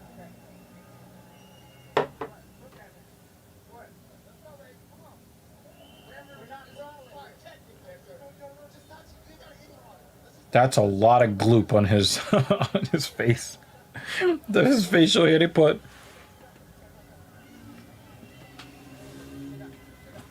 Maybe Sandhagen hits another gear here, but Yeah, fair to say. And Petr is only gaining momentum at this point, John. And he's starting to play mind games. Now he's looking across the cage, and he's getting Corey all amped up. That's what Jan wants. He wants him to stand. All right, start trading with me, because it's this movement that Corey needs to use to be able to, avoid a lot of these big power shots of Jan. If that goes away, Jan can sit there in the pocket and start hammering away. I always talk about trying to fight a guy's ego. Instead of trying to fight him and let him fight smart, you start doing the whole funky chest, hitting his face, talking to him, hoping that as the striker So that little rest, you see that Corey has started off moving his feet, right? But how long is that going to last? Oh, It needs two to last lefts. 4 minutes. Two lefts, and let's see what Sandhagen's movement looks like now. See, now it's not as sharp. The more he gets hit, the less crisp his footwork is. Very well trained, has a fantastic game plan. He's fighting a great fight. But you see that as the fight is going, Excuse me. kind of figured him out, and now he understands where it needs to be. I don't want to say Piotr Jan sometimes won't go slow. We've seen the best go away around in the beginning to get all those reads. But he got hit a lot more in round one. Then round two, way less. Round three, significantly less. Yeah, I've used the analogy playing with a spoon a little bit, but he's a master of making it. Yeah, exactly. No, I don't think it's that, right? Because it's just an intelligent fighter making reads. Getting rid of this. You can watch Corey Sandhagen all you want, all day long. He's getting touched with that left. Beast when you're actually in there seeing it in front of you. So it's just a sign of an intelligent fighter who makes reads, makes adjustments, and sees what's going to work. What am I going to be able to hit with? If Jan wins this round 5, this is going to be a crazy scoring. Hasn't had to use the wrestling really. When the movement's a lot, it's hard to punch guys. You gotta kick. When they're circling off to their right, you gotta use your left leg. When they're circling left, you gotta use your right leg. You gotta cut them off with kicks. You can't cut them off with punches. That's how you All this movement and no significant strikes out of Corey Sandhagen at all. Before, he threw 100, he threw, over 100 strikes in the first 2 rounds. Here in the 5th, he's maybe thrown 6, maybe. Across the midpoint of our fifth and final round. and Corey's fighting a better fifth round. He's more on his toes. He's moving. And he brings that left again. That's what makes Jan so special. Okay, I didn't get it. Boom, right away. Big, powerful shot. Sandhagen's popping at him more than he had in the last round. He's doing a better job of touching, landing his shots, moving, and getting out of the danger. Last round, it looked like he was starting to really fade, and he might have got finished, but he had a real good boxing run. Jan is starting to cut him off. Oh, nice head kick from Piotr Jan. That massive head kick seemingly without issue. Nah, that was an issue. When you're in great shape, you can take in a few shots like that. And he hit him with a left. Sandhagen with some offense of his own. Why do you stop at 2? He's tired. And he just got kicked in the Last head. fucking round. Also, human beings aren't really, we don't really have enough, naturally, we don't really have like a whole lot of fight in us beyond 3 minutes. That's like usually like the limit for human beings when we're talking about fighting. They've been in this cage 24 minutes. So, we kind of get a little bit, how should I say, we can't take it for granted, but we get a little spoiled by what we see these guys do. But they're the top of the top, Yeah. This is also the last round.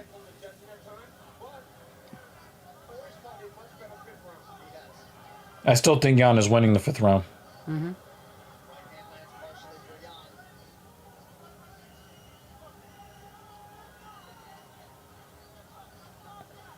This could be fight of the night, but I thought it had a possibility. It could have possibly become fight of the year. I don't see Nah. it. Nice left from Jan again. Furion has landed that so many times. Nice sneak by Sandhagen late in the fight. Certainly had moments in round 5. Why is he running? Oh, what a kick! They're still fighting.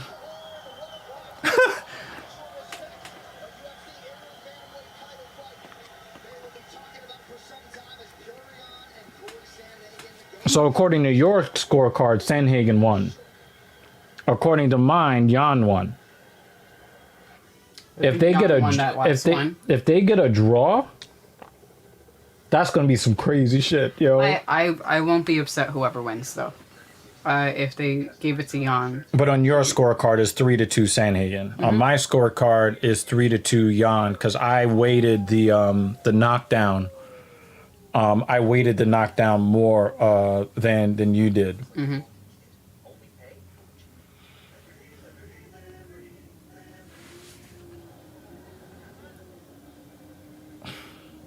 Well, the UFC's bantamweight division, 135 pounds. We have said it ad nauseum, as strong as it has ever been. Forget the top 15. You should look at the top 30 on paper. From hearing what I heard, Jan won. That's Sushi Master. This is a close fight, though.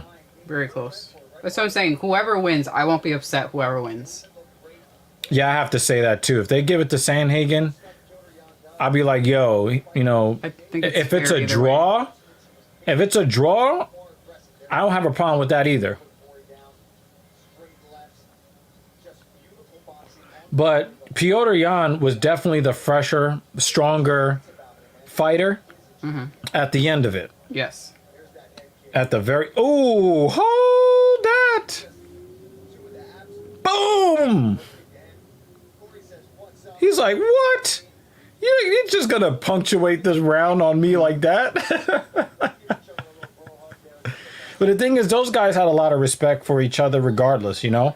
But I think part of it, I think a lot of these guys start having more respect once they've seen how somebody like Sterling conducts himself. They're like, oh shit, that's how much of a bitch ass somebody can be. You know what? I do respect you. Your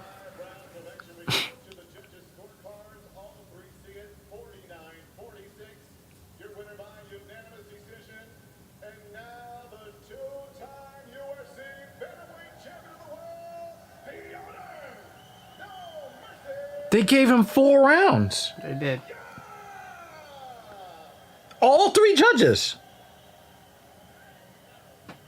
I don't agree with 4 rounds to 1. Fantastic fight. I went No. Corey Sandhagen won the first 2 rounds. Definitively. Was that what you expected? This fight 49-46?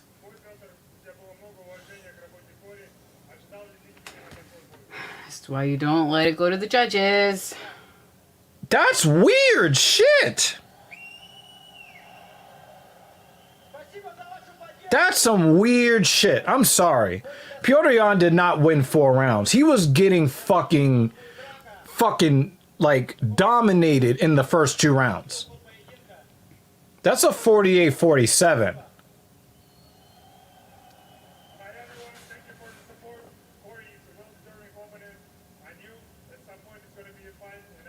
I want to make it clear. I'm not a Piotr Jan fan. I want to make that clear. I thought that he won the fight. I wanted him to win the fight. But we don't But think he won 4 They rounds. didn't win 4 rounds. How much difficulty did you have finding him? These fucking judges need to go back and watch these fucking fights, man.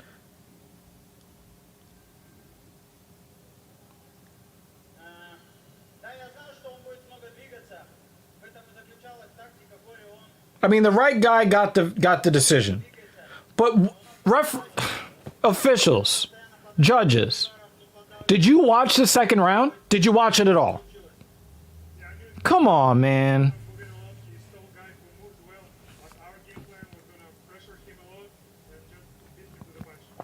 Piotr, what does it mean for you to have your beautiful family here, to watch you put on a performance like this, and to see His kid looks like him. as the interim champion?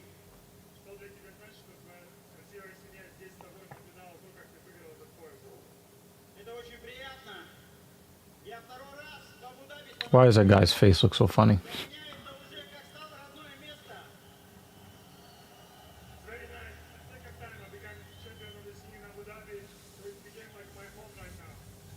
Piotr, the champion, Aljamain Sterling.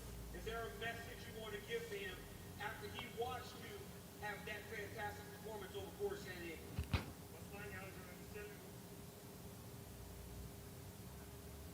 Все знают здесь, кто является настоящий чемпион. Все знают, что Алджамейн, он просто бегает сейчас. Я готов драться, я вам говорю, с любым оппонентом. Будь то дело шоу, будь то клоун Стерлинг, я готов подраться с любым. И еще хочу сказать огромное спасибо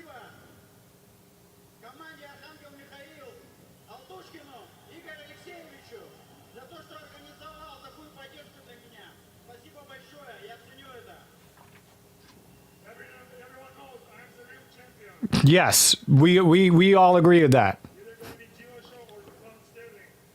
And I want to thank my team, RCC team, for coming here to bring such support. Thank you, everyone. Congratulations on the fantastic fight. Ladies and gentlemen, the interim champion of the world, Piotr Jan.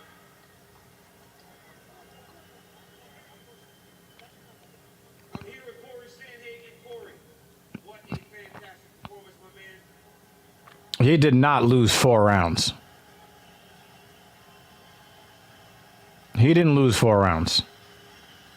Not many people get a second opportunity at UFC championship after everything you've been through.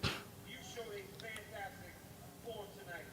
Did you feel going to the decision that you had done enough to win the fight?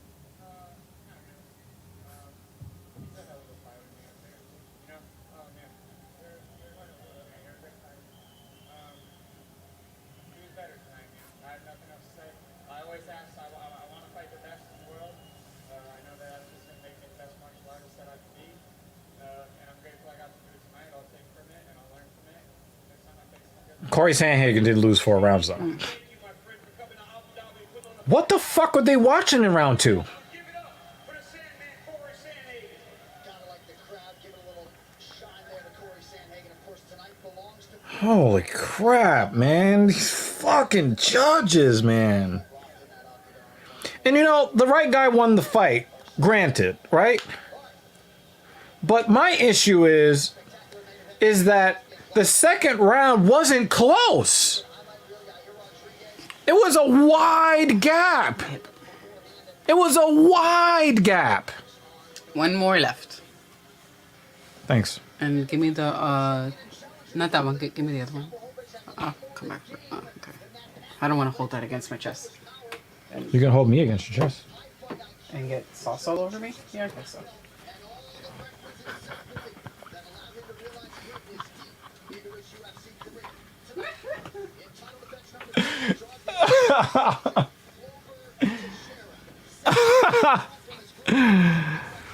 I will say that Piotr Jan is definitely growing on me. I will say that. I like his attitude. I don't know. It's just,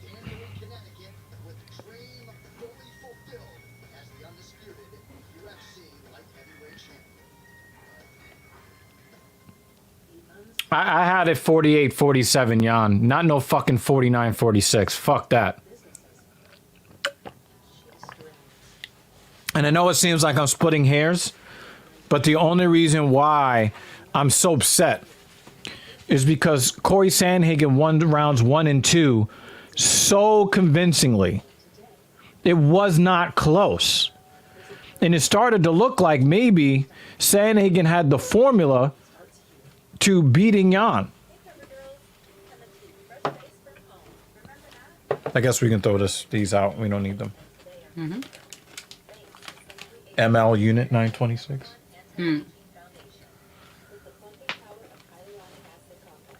Probably just put that in the shredder Throw in the shredder. No. with Master Splendor. Mm-hmm. They don't know their target demographic. Mm-mm.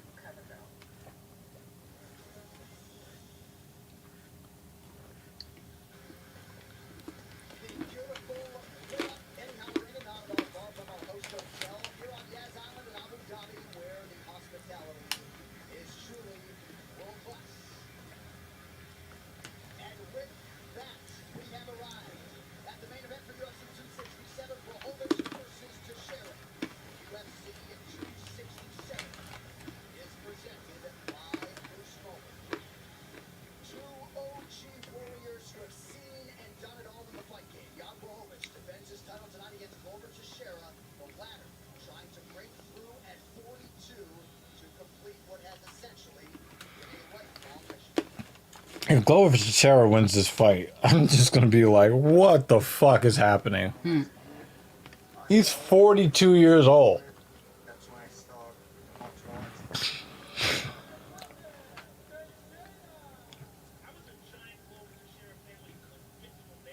Ooh. Dropped it on the floor.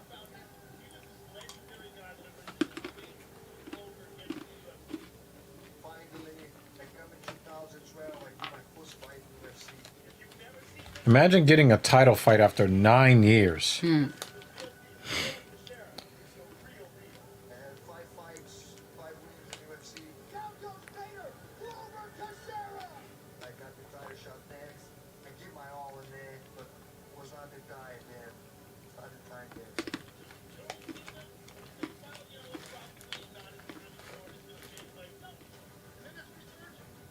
Once you get the title shot again, so I say I gotta figure it out. I gotta fix up the situation, and I have to find a way to be a champion. Truly believes he has one title run left. We shall figure this out. I think he's gonna come back, man.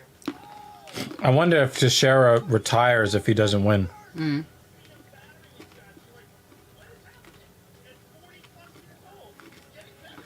He got a little bit of luck against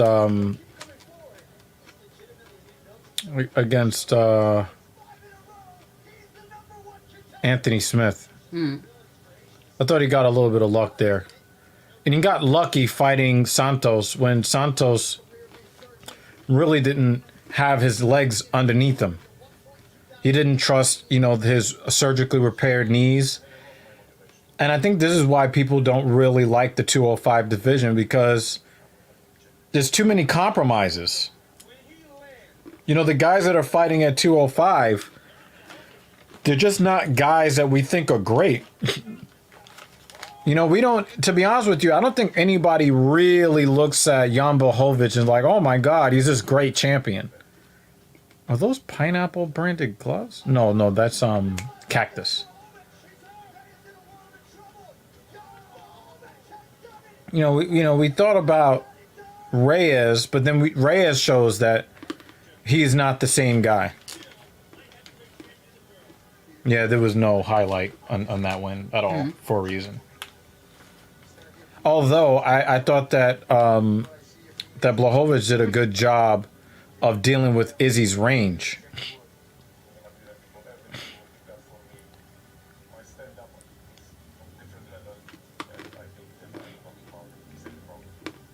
is the last chance I have to retire, so I'm going after it with everything I got, because I know this is it, man. I kind of don't like the mindset that Glover Teixeira is heading. Oh, it's my last shot. It's my last shot. Why are you telling yourself that you're old? Stop telling yourself that you're old. Because that's what you're doing.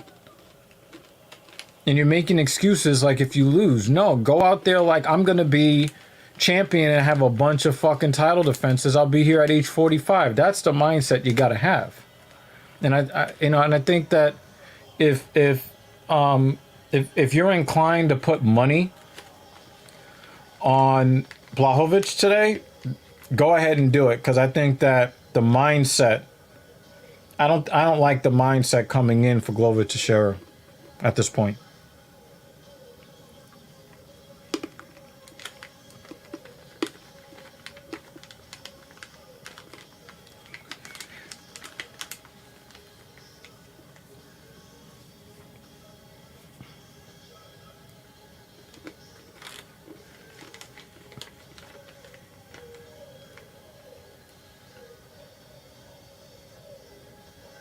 Making the walk for his 40th professional mixed martial arts fight. None bigger than this one. Entering the number 1 ranked wrestling heavyweight contender, Glover Teixeira. All he's leaned into science and spirituality. He has leaned on the UFC PI. It has all resulted in this remake version that dating to 2018 has produced 5 consecutive wins. He takes no pressure. Sobralia. Tries to complete his mission and head back to New England as the undisputed best in the world at 205 pounds. Can't come into the cage talking about this is my last anything. We're in 2019 and 47 years old, or almost 47 at that time, he was still rattling on 3 fights in a year. That just proves to you that he has figured a lot of things out when it comes to the training, his nutrition, his health, and just his overall mentality about the game. And he likes this matchup with Jan. And the thing is, like, it would be kind of like a nice Cinderella story if Teixeira won the fight. Whatever would be the upset. He would definitely be the oldest first-time heavyweight champion, wouldn't he? Well, I'm Or just, so- just champion in the UFC, period.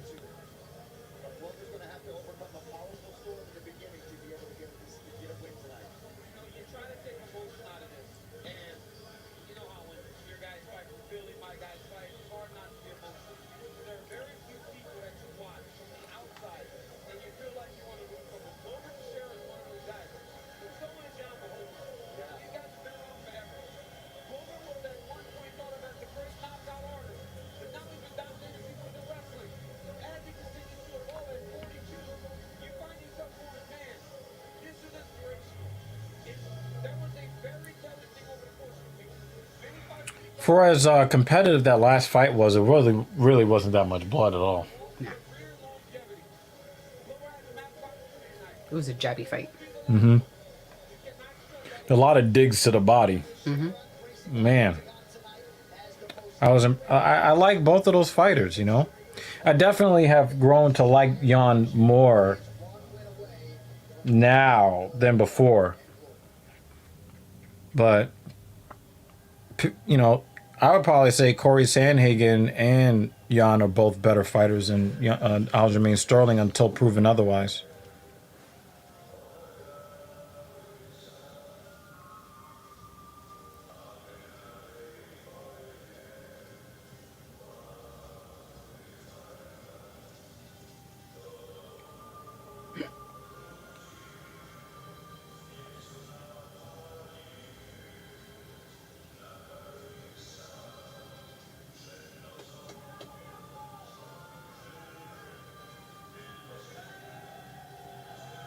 So here is the undisputed UFC light heavyweight champion Jan Blachowicz, and Daniel, finally, the rightful amount of respect has been placed on the name Jan Blachowicz. He's won 5 in a row, 9 of 10.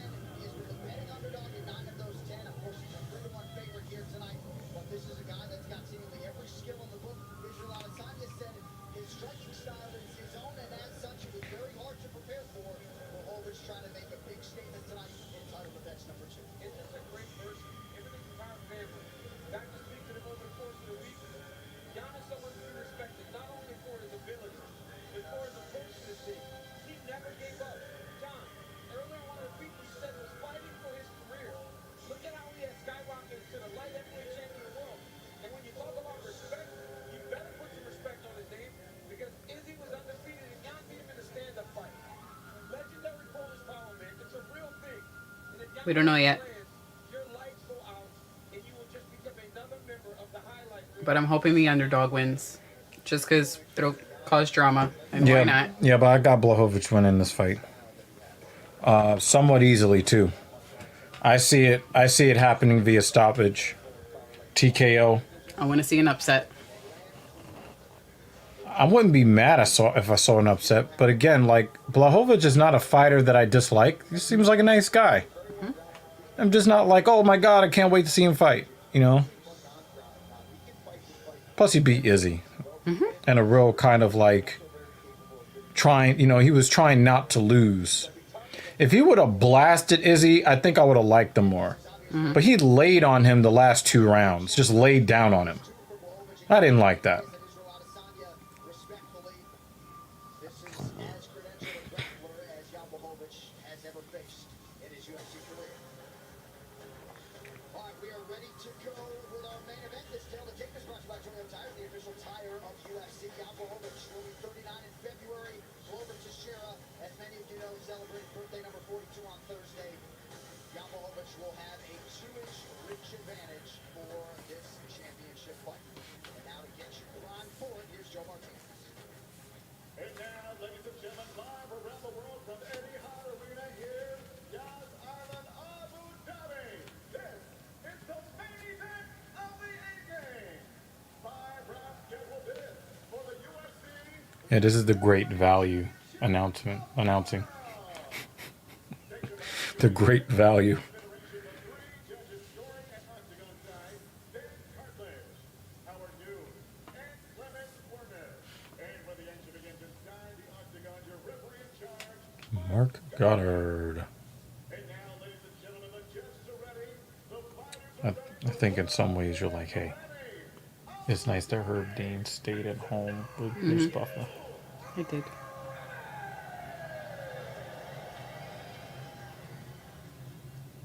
introducing you first, fighting out of the blue corner. In background, jiu-jitsu and kickboxing. At 6 feet 2 inches tall, he wins the He's still got a pretty good physique at 42 years old. professional fight. His record stands in 32 victories with 7 defeats. He is the UFC's #1 ranked light heavyweight contender in the world. Fighting out of Danbury, Connecticut, USA. Oh, he's in the USA.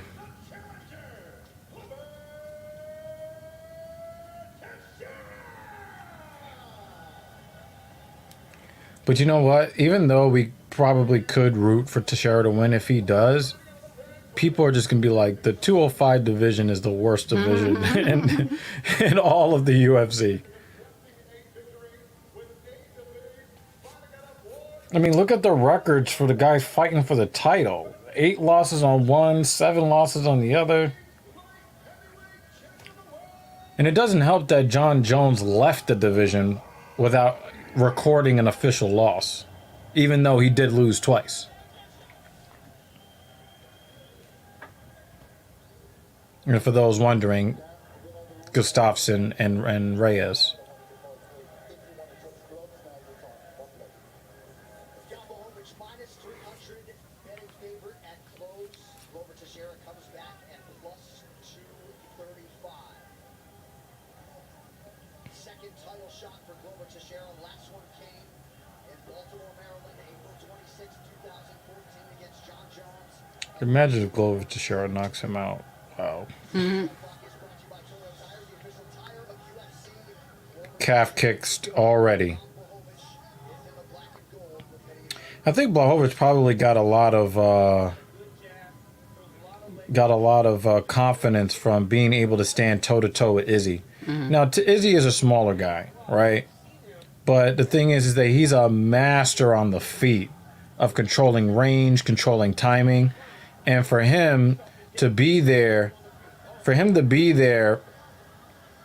and not lose all of the timing battles.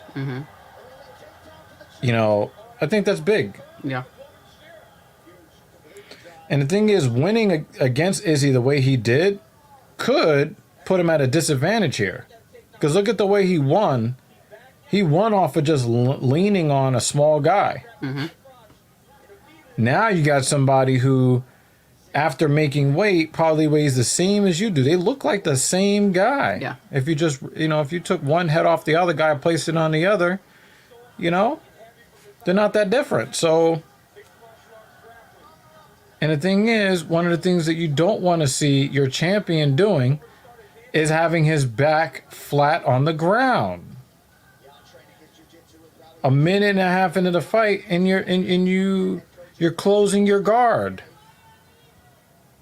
This worked out so well for Glover too because they're not smack dab in the middle of this octagon right now. He doesn't have to worry about Yankees backing up, being able to get his back on the fence, work back up. Nice little elbow from the bottom there. Yeah. John's doing a good job tying up the arm. And you see Glover with his left hand on the mat. That's because he doesn't have the submission threat to worry about. When you're a wrestler, you don't want your hands on the sides of your opponent because they throw up submissions. But with Jan, he isn't known as a guy that does submissions from his back. So Glover can be a little bit more lax in that position.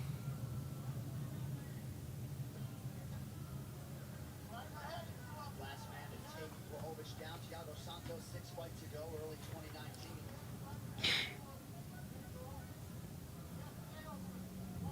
You are working tomorrow, right? Blah. Not like that. Oh, no, look at him. He almost panicked trying to clear his head. Yeah. I had to take Oh, it that was the myself. raking elbow across the face. They only scheduled me for 2 shifts next week, and I had to give up one of them because I'm volunteering for the marathon That's on a Sunday. Sunday. So if someone gives up 6 to 11 during the week, I'm gonna grab it because there are some more people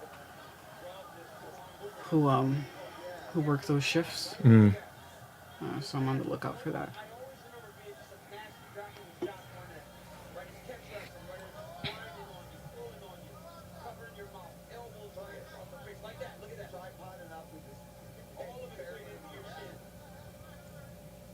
But I'm not working Friday because I have to go up to drop off paperwork.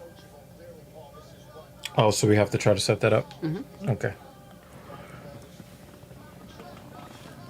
And now's the day that you chose?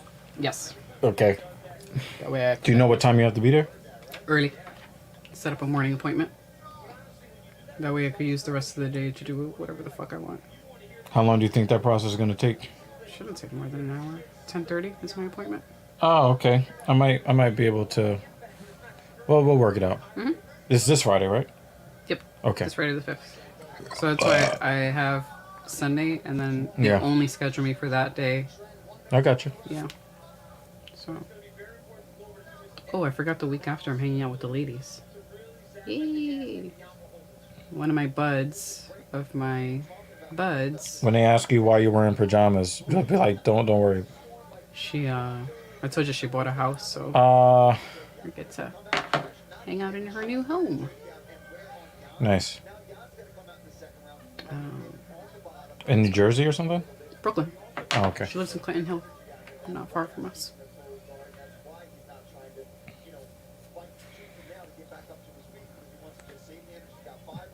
Blachowicz has spent this entire 5 minutes on the ground with his Actually- back on the floor. I put my head down, got distracted, looked up, and it's the same The thing. same thing, yeah. Excuse me. Now, Teixeira doesn't look like he did a whole lot of damage, so it's probably just a 10-9. Excuse me. Ah, man. Hiccups are starting.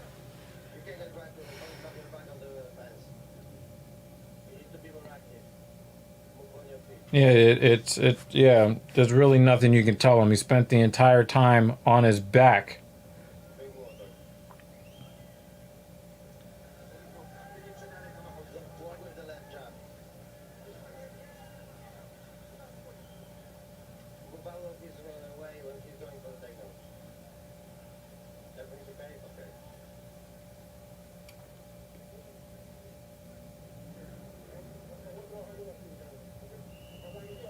Let's fake now. Fake some more. Let's go, let's go. 1-0 for Glover Teixeira.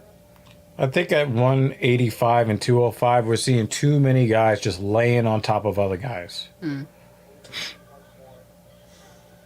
back up and just stay against Spence. He made a little mistake there in round 1, and Glover was all over it. All right, let's check back in with the coach, Dean Thomas. Dean. Well, I thought that was great. The Glover got that. Well, now Glover, no, not Glover, Blachowicz is going to be very tentative about, what he's going to do offensively because he's worried about, the threat of the takedown because he doesn't have the skills necessary to get up. He got that single leg.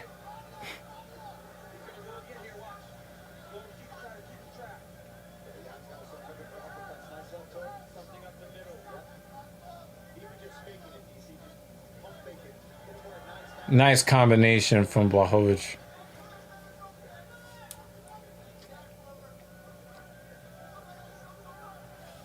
Nice jab from Teixeira. Nice left jab.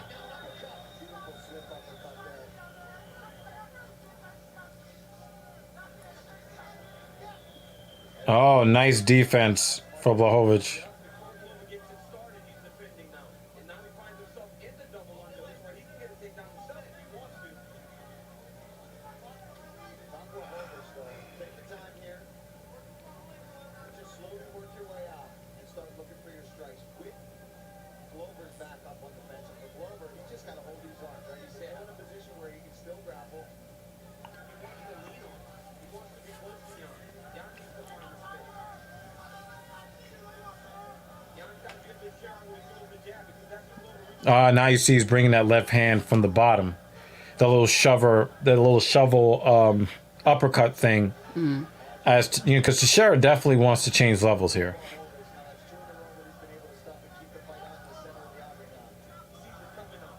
Rollins is doing a great job of using his eyes to see when Glover's level changes. That jab. Oh! Big left from Teixeira! Do it again. Do it again. Oh. Uh-oh. Oh!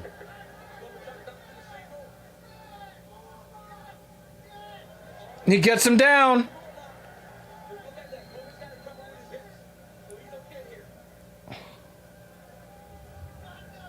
Interesting decision there from Blachowicz. Now he finds himself He's trying to pass to get into full mount. He's got full mount. Oh, no, he's got a flat down already. Yeah. Oh, he's got the chain tapped, man, quick. What the fuck? Yo, he tapped as soon as his hands clasped. Holy shit. Did he get injured?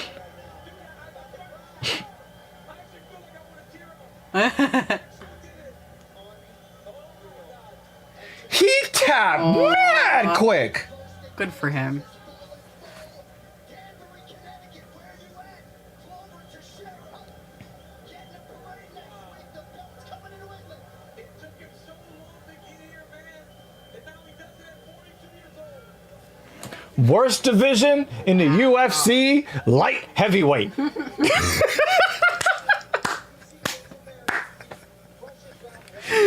Yo! Then he gets him down. Dunk. Yo, he caught him. He caught him. He caught him. Gets another takedown, wastes no time. Gets this single leg. Wow, he just grabbed his leg. Look how quick he taps. Look, he's already flattened, right? See, he's trying to fight the hand right there, and as soon as he, ugh. And perhaps Daniel can get some clarity as well from Jan Blachowicz. Yo, who taps that quick? Was sort of being pulled down early. And if even if look what Teixeira was under. Not completely. I did not like. Jan Blachowicz. I don't want to say I don't respect him. I have a major fucking problem with how quick he tapped. Eventually came back to the U.S. He is now an American citizen and in his 40th pro fight. Listen, whatever happens going forward, at least you could say he held Your the belts. champion is about to collect Social Security. At least you could say he was the champion. Whenever he decides to finish his career, he could say that he was the champion. No. But he's champion of the worst division. Doesn't matter. He was the champion. In the whole the UFC, this is the worst division. Don't matter. He was the champion. Oh my god. He got it. Oh my god. Worst division in the UFC, 205. Oh my god. My opinion on Sean O'Malley. Wow, you came in at the end of the stream. Gottfried always shows up at the end of the stream. I believe that Sean O'Malley has all of the tools to be an elite fighter. I believe that sometimes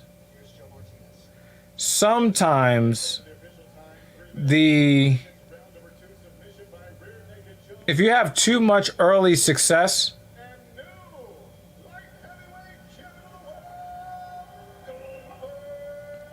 if you have too much success very early on, it can poison your view of how difficult the process is and should be. And I think Sean O'Malley, even in the fight that he lost, just too much. He has too many excuses. Too many excuses. But he's a likable personality. He's got oodles of talent. Oodles and noodles of talent. Especially coming out of his head. Oodles and noodles of talent.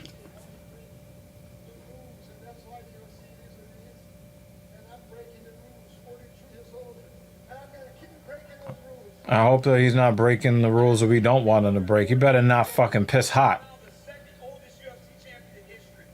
Yep, and the oldest first-time champion in UFC history.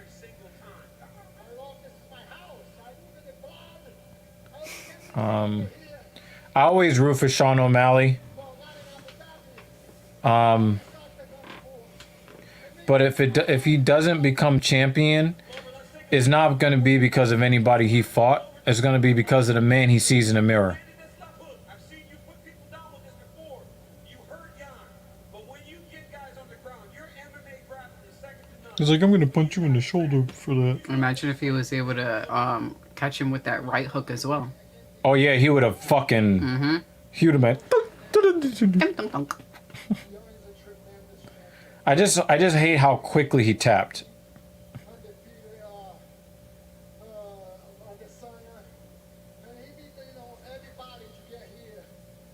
I think it would have been... I really wish he would have fought. Tried to fight the hand, something. Turn into him, do something.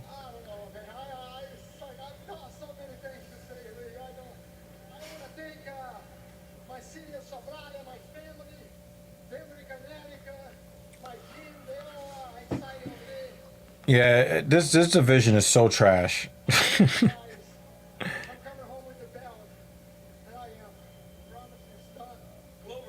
Yeah, you're stunned. We're all stunned. He did. Yeah, Jan tapped really fast. Like as soon as Teixeira's hands clasped together, he tapped. I've never seen that before. Oh, Yuri Prochazka, when he beats Teixeira, he's gonna run through Teixeira, and he's probably not letting the belt go ever. Because he's so far and away better than all of the guys at 205 right now. As now the UFC light heavyweight champion, what would that be? Aljamain, shut up. Nobody wants to hear from you.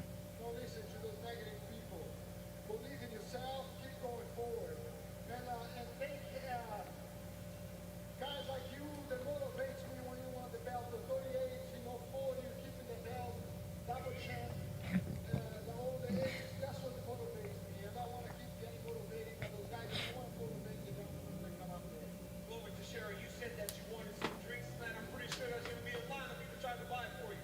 Ladies and gentlemen, give it up to the light heavyweight champion of the world, Glover Teixeira.